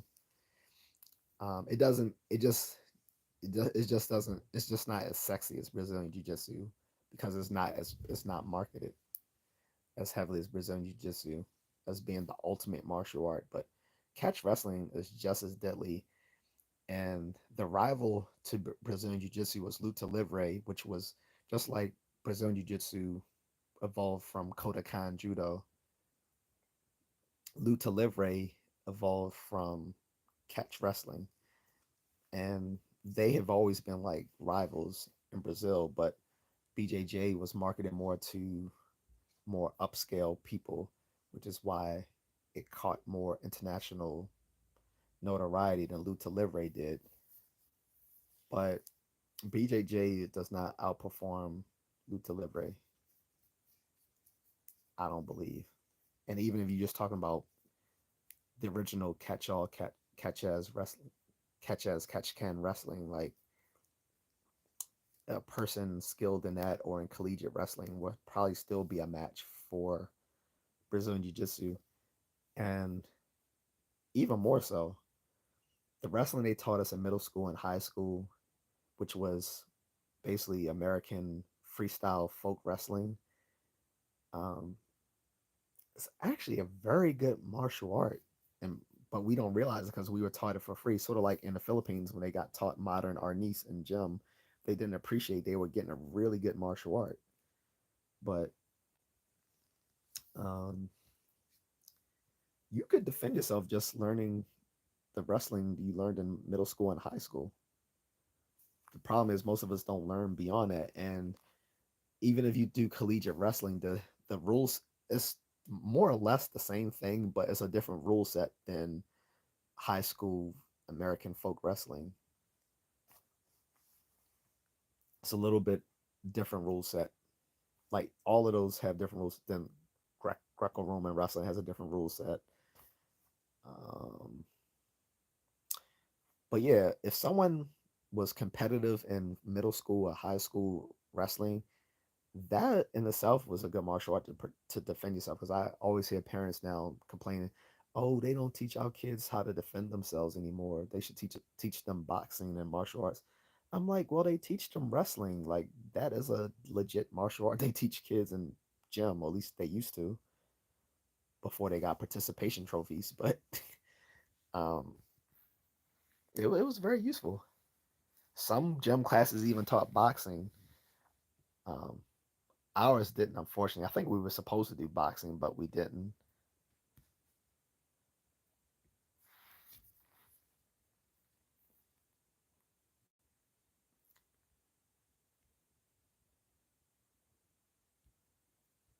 And Brian's being a bore, so he's got to go.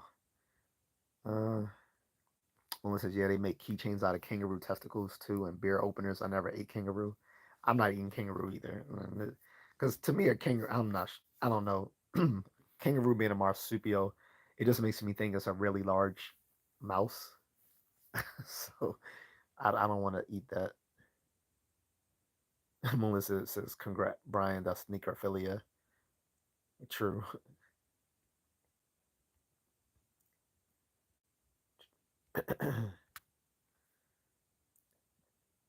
Uzumaki says, "I appreciate what you said about Kevin tonight." Oh yeah, most definitely, man. Like I've been a fan ever since my cousin put me onto him. Like what was it, 4 years ago?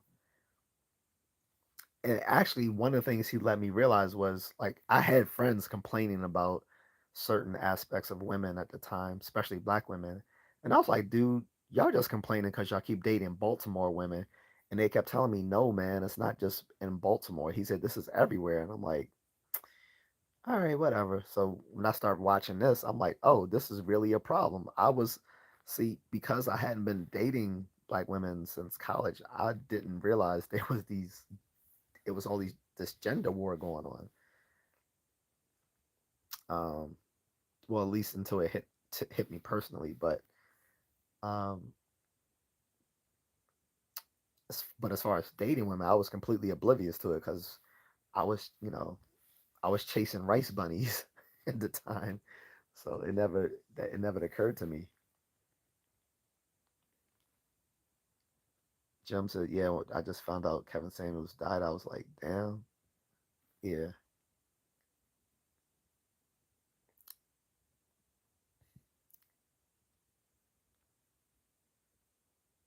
Uzmike said, "Straight to the source."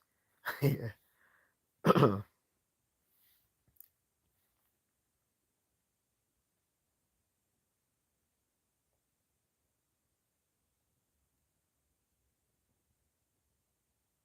Oh, Uzmike says Rabat is the capital, but maybe it's talking about Marrakesh. Yeah, I'm sorry. Yeah, she went to Marrakesh, not Rabat. I thought Marrakesh was the capital for some reason.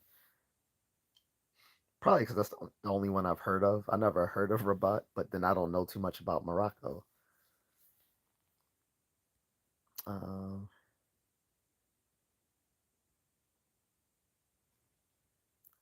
Mike says, yeah, just 13 years on men were brutal, but we needed it from Kevin. Oh yeah, the first 3 years he on men he was brutal, but we needed it from Kevin.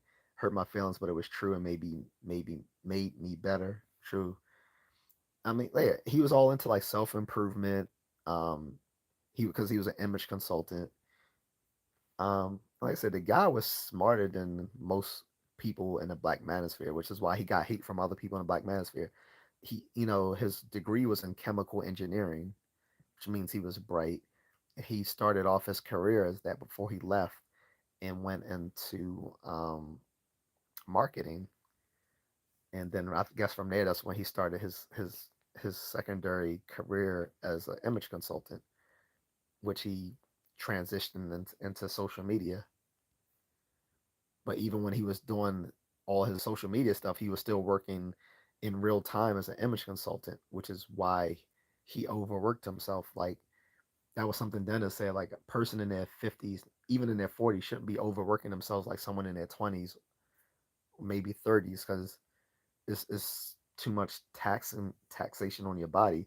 And it seemed like he was trying to override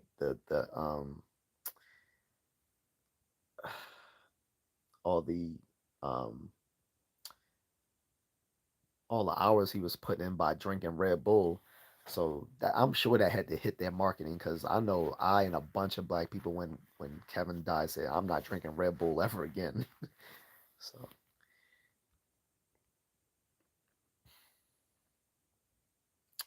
oh, Kevin on stage. Yep, yep. He started talking trash about him, and I was like, mm-mm. I unfollowed him. It was another it was another black personality that said something crazy about him, and I was like, y'all seriously taking shots at this man? He never, even when he had problems with people, he never personally called them out. Like he was unexceptionally professional for someone in social media, because most people on social media are petty and vindictive. He could throw. Don't get me wrong, he would throw shots, but he, you know, he was aware of what people were saying about him, but he never took it there with them. These people were petty, and like I said, to sit there and clown that man in his death was exceptionally low. So I unfollowed him. I was like, that dude Kevin on stage is like, you're not even funny for real. Like you make these little corny jokes. You sitting there always on the treadmill and you're still fat. Like, nah, son.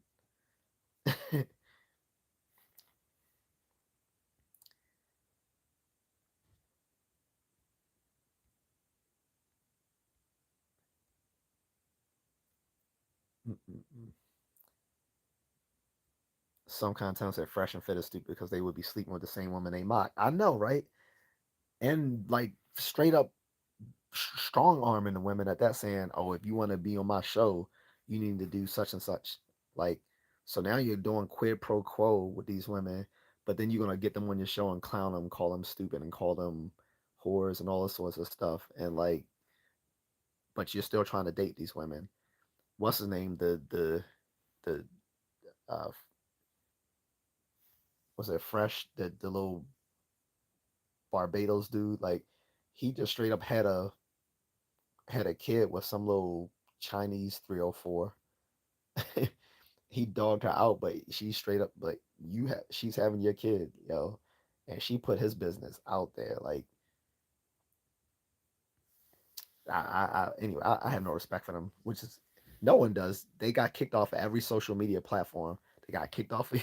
They got demonetized, kicked off of YouTube, kicked off of TikTok, kicked off of Instagram, kicked off the Facebook. He's been demonetized. Myron's been demonetized twice on Twitter by Elon. Elon was like, "Nah, shut up, bro." Demonetized him. If you get demonetized by Elon, you deserve it. So he's on Rumble. Rumble is now the social media platform. for all the outcasts that got kicked off every other social media outlet. It's Rumble. If people remember Rudolph the Red-Nosed Reindeer, the island of misfit toys, that's what Rumble is. Rumble is the island of misfit toys for all the content creators that got kicked off every other platform. That's where Fresh and Fit are, Just Pearly Things, and all those other folks. I have more respect for Just Pearly Things than them, but her problem was she became the queen of the Black Manosphere, which is completely incoherent because she was both a woman and white, but she ruled the Black Manosphere, which was just crazy because she was literally just regurgitating stuff that better people have said, like Kevin Samuels. And then she tried to make a broadcast um, that basically was like Fresh and Fit, but she did it in London. So now she's doing this solo, and well, whatever. She makes more. She gets most of her content on Twitter now and on Rumble, and there's some other place she does her content, and then she uploads it to YouTube since she can't get monetized on YouTube, and she's requested like a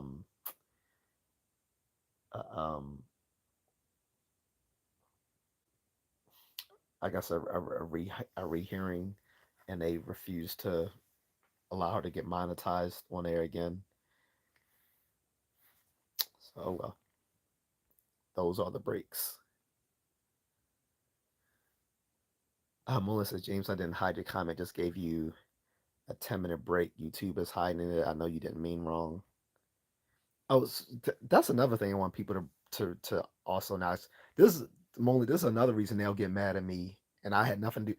They don't realize sometimes stuff they're writing will automatically trigger the YouTube algorithm so that it will never get published, and they'll think I'm hiding the comment. And I'm like, bro, I never even saw your comment. Like that happens all the time, and they don't realize like there's certain keywords that will automatically trigger the YouTube's algorithm. The content creators have nothing to do with that, guys. So if you write a comment and you hit send and it doesn't appear, that was not the content creator because we don't see things that fast. That is literally YouTube blocking it because something you wrote triggered the algorithm. Like there are keywords that their algorithm is sensitive to. It has nothing to do with the content creator. Now, the only thing a content creator can do is like on their channel for their comment section, they can put specific words they don't want to be mentioned. Like, so for instance, if I don't want people to say the N word or something like that, I can put keywords that I don't want to appear in the comment section, and that will ensure that certain comments never get published. But aside from that, YouTube does that stuff, does a lot of its own self regulation, and I don't think people are aware of the fact that YouTube does a lot of its own self regulation. There are a lot of things that will be automatically be rejected for being published as a comment by the algorithm. That has nothing to do with content creators. As Mike says, I believe God sent him here to reset the world, and he did it. Pendulum is swinging back. Yeah, between Kevin, like putting a mirror up to all the disrespect that black men have been receiving for the last 50 years in the black community, between I don't want to get too political, but with Trump's reelection, we're starting to see a rejection of woke ideology and seeing it for how disingenuous it really is. You're seeing that now. We even saw, recently Mark Zuckerberg come and say that he openly admits that he had been over censoring a lot of information on Facebook and Instagram, and he said he was going to stop doing it. Then he also said he's going to stop the fact checking too, because he admits that a lot of the so-called fact checkers were aligned with progressive pro- progressive and liberal activist groups. So he said he would no longer use fact checkers. Instead, he would use community notes the way Twitter does. So we're definitely seeing a backlash from a lot of the stuff that was going on in the past dozen years or so. Nature has a way of healing itself. Uzmai says, "Congratulations, your wife." Thank you, bro. Like I said, you guys will see her from time to time on my channel. I purposely don't display her too much because I don't want her to be the gimmick for why people come here. Because I've seen I'm not going to mention anyone in particular. I've learned as I've grown as a content creator not to call people out specifically unless I'm doing so in a good way. So um, there's there are some passport bro content creators that use their girlfriends as the reason people come to their channel. And I'm not going to say anyone specifically, but these passport bros are in Thailand. Um, One of them, his girlfriend, has been known now to be a porn star. So again, I won't say any names, but if you know who it is, you know. The other one is a bar girl, and you can tell because she has all the cheap ink inked all over her body, and yeah, they're not great. They're they are not a good representation of the passport bros. If you're telling people come overseas is better and the best you can get are sex workers, so Uzmai says Native Americans are beautiful. Yeah, like I said, yeah, I mean the culture definitely is, but I haven't, like I said, I haven't seen many of the women. Like I said, except for the Navajo Hopi tour guide I met at the DC Smithsonian Museum. She was gorgeous. Like mm, she was gorgeous. And one of the things is probably the reason why I think they're so gorgeous is that women from the native tribes of Southwest America look like Southeast Indians. Like I mean, sorry, look like Southeast Asians. Like if you see a lot of native folks, particularly like on the West Coast, they will probably be indistinguishable from Southeast Asians. And there's actually is a genetic reason for that, since the people who came across the Bering Strait are some of their oldest locations they found in East Asia was in southern China and a part in a region that might be considered Southeast Asia today. So makes sense. Uzmai says in the Moroccan, Lebanon, Colombian, Asian. Uzmai says the moon is biased.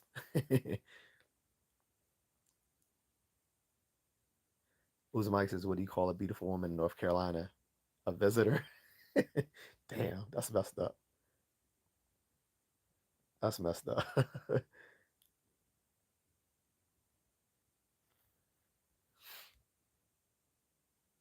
Melissa's layer, not at all, y'all. He says personal taste. My first girlfriend was Nigerian. I'm into all races. Yeah, mine was just a black chick who thought she was half Native American, but that couldn't have been right because she said her family's from the South, but she said her Native American ancestry came from the Blackfoot tribe. And I've already dispelled that notion that there's no black people related to the Blackfoot tribe because the Blackfoot tribe are all the way in Montana. But the only reason black people think they're related to the Blackfoot tribe is literally just because of the name Blackfoot, not knowing that the Blackfoot tribe are actually located all the way in Montana. And you could probably count the amount of of black people in Montana on your hands.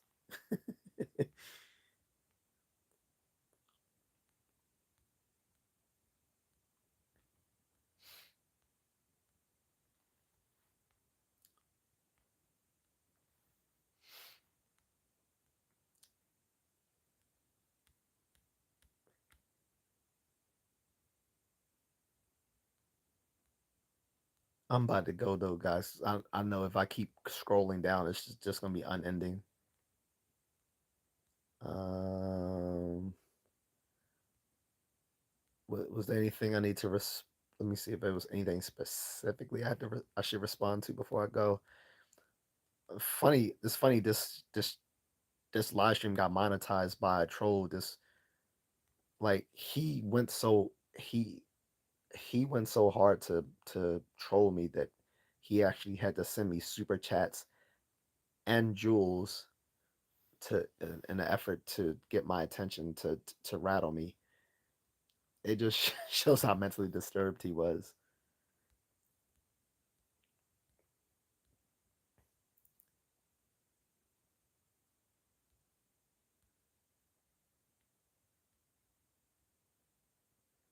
Whoever Someone said my glasses are thick. These are literally not thick.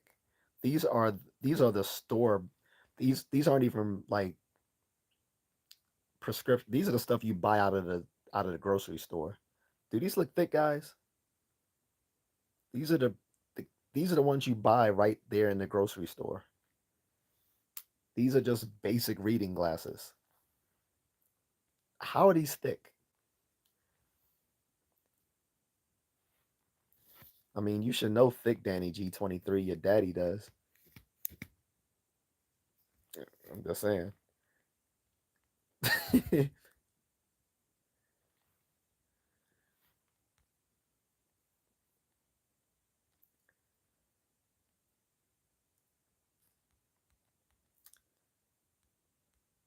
All right, guys, I'm gonna go because it's just impossible. I'm gonna catch up to all the comments and then make it to. And I'm hella thirsty too. I gotta drink some water. That's why I keep losing my voice. Uzmai says Dutch apple. What's happening here? No, not Dutch apple. Like in the passing gas under the bed thing.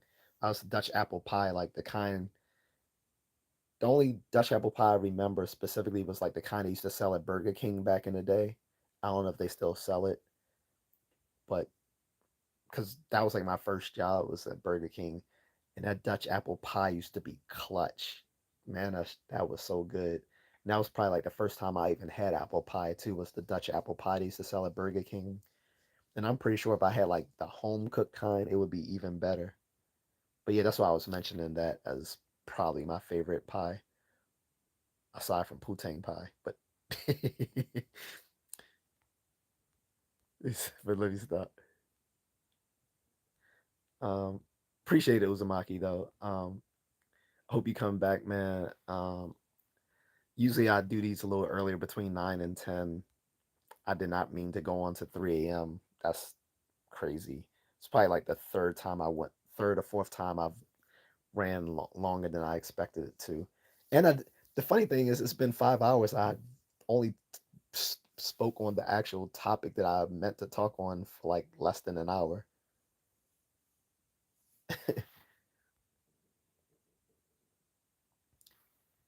Oh, it was nice to know that's what I meant. I didn't know Dutch apple meant something else besides pie.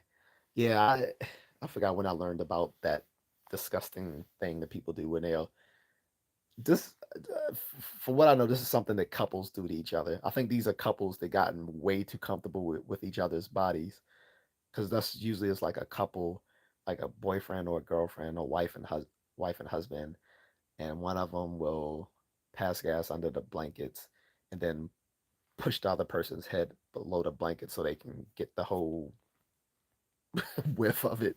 I would not do that to my wife at any age, and I would hope she would not do that to me. That's just disgusting. But hey, whatever floats people's boat. If it helps them stay together, I guess. But yeah, that's crazy.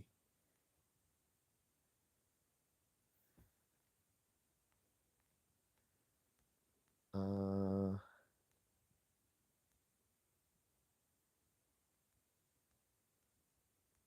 but I'm sorry I can't get to all the comments, guys. It's just impossible.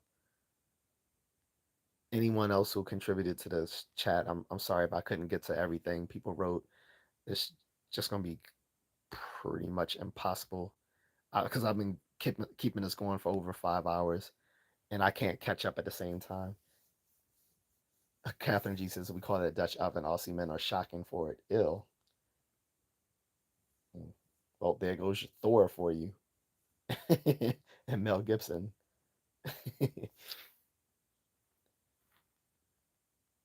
Thanks, Uzumaki. Appreciate it, bro.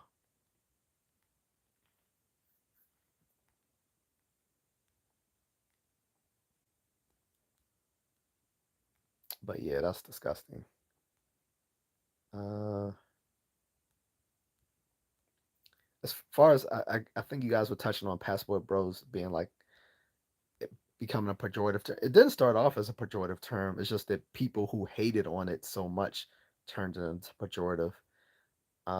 I don't see it as pejorative just because we shouldn't let people outside of that movement define give it its connotations because they're in no position to say so. They're still locked on the plantation.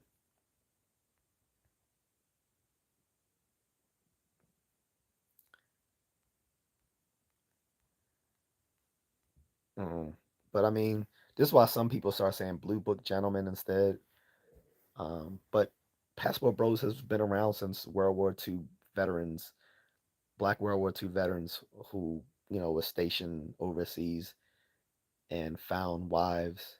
I mean, there was literally a Jet Ebony magazine from the 50s showing a black man with a Japanese woman he met while stationed overseas. And it was funny because this is in the 50s and they were already saying in the magazine, do Japanese wives make better mates for black men? And I was like, wow, they were touching on this in the 50s. So,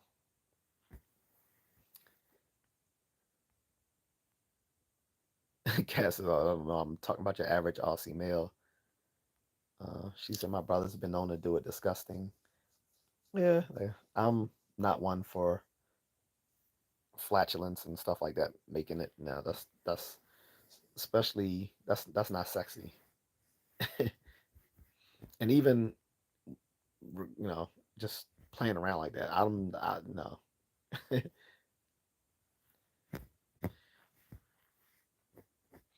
The only funk I like is the smell of a Muay Thai gym. The smell of the Muay Thai oil and and the blood and sweat going on. That's about it. 'Cause that lets me know that there's some real work being done. But that's about it. Tiger Bomb. Yeah. No, Tiger Bomb is the yeah, I have some of that at my home in the Philippines, but um no, I mean like there's the Muay Thai oil is different from the Tiger Bomb. It's like when they rub it on um I think they rub that on before a fight. But my wife, she hates the Tiger Bomb. She hates the smell of it. But I have some over there, and it's a good muscle ointment.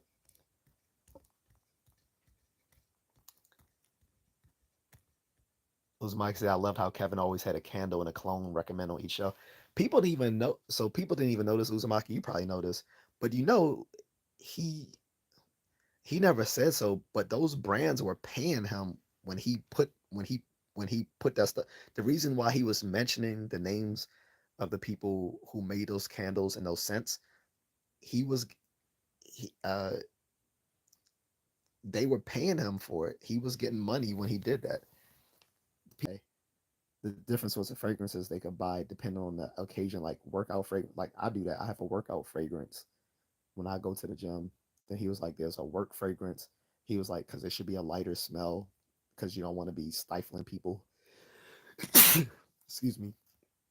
Uh, you don't want to have a stifling smell in the office. Then it's like the fragrance you will wear like when you're outside. Um, but yeah, I always wear like a, a particular oil when I go to the gym. Seems to work. But um, yeah, he people didn't know he was promoting those different fragrances because he was getting paid for them. Yeah, the man, like I said, he was smarter than the average bear.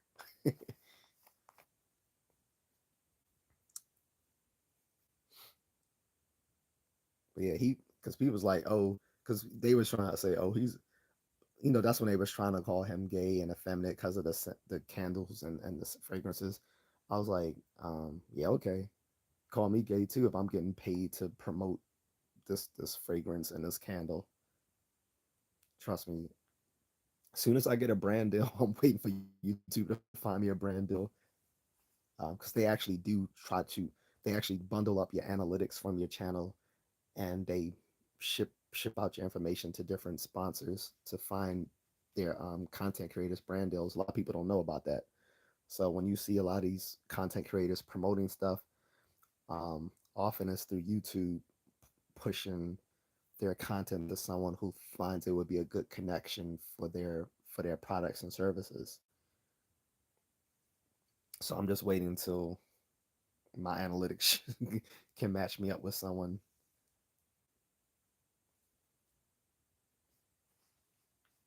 But yeah, um, all the stuff that when Kevin was showing those scents, the fragrance of the evening, they were he was getting promoted to do that. So, I mean, they were promoting him to do that. So these are the one he recommends his original musk from Kells. He said, but you're right, he worked like a workhorse to his detriment. Like I said, you're up all night doing your live streams, and then you're up in the morning doing uh, um, his image consulting work, and he plus he had he was dating, he was still a dude, and and he was a cancer survivor, so it, it was sad because like I said, he would have been doing some really good stuff right now because he was going to be collaborating doing some overseas stuff. So we never got to see the fruits of that. And he'd already started venturing out into Hollywood because remember he had did that episode on what was that show called on FX ATL or whatever it was called. He did an episode of that. He did that music video with Future. So he was branching out into Hollywood, and a lot of people in the black manosphere started hating him for it because they was like, "Oh, he got big off of our ideas." And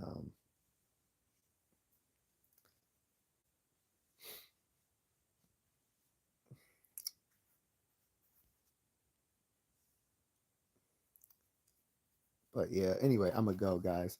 Sorry if I didn't get to all the comments. It, it it's just it would be a Herculean task at this point to try to get through all of that and then get back to here and get some sleep. So I'll appreciate the love, appreciate the conversation with Uzumaki, my mods, Moonlit, and Cat. Um, my troll gave me some money, so so now because of that, I'm gonna go buy me a collectible off of eBay. um, Good night, Cat. Um, if Batty comes on to any of you guys live streams, um, tell her I'll do that um subject with her. She says she wants to do a live stream on group punishment and whether I don't know how she wants to phrase it, like is group punishment good or not. So that would be something interesting to go. As soon as she said it, my nerdy brain started thinking about Star Trek. Yeah, spoke to Nicki Minaj. I didn't like that episode because Nicki Minaj was low key trying to she she was she was low key trying to diss him on that platform, And he only put up with it, I think, because he was on her show. She wasn't on his show. But she was low key trying to, you know, trying to trying to sneak this him. I didn't like how he was too nice to her. He told her she was like a nine. And I was like, that bitch is not a nine. All that work she's done on her face, like, and on her body, she's mentally ill. Like, she is not a nine. But I understood why he had to be polite.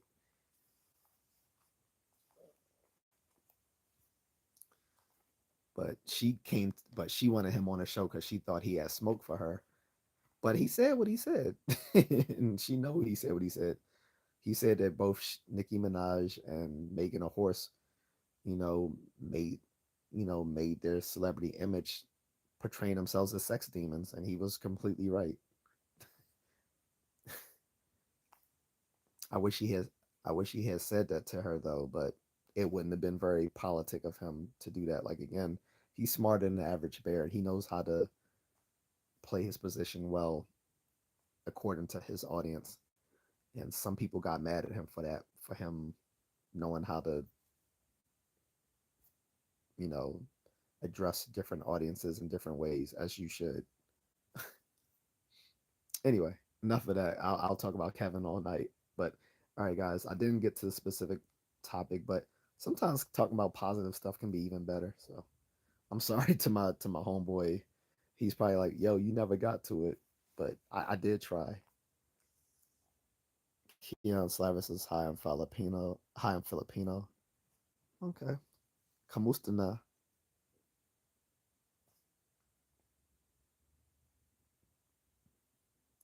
He said, "What's up?" Cool. Uzumaki said, "Yeah, true. He was too nice to her. I forgot her name."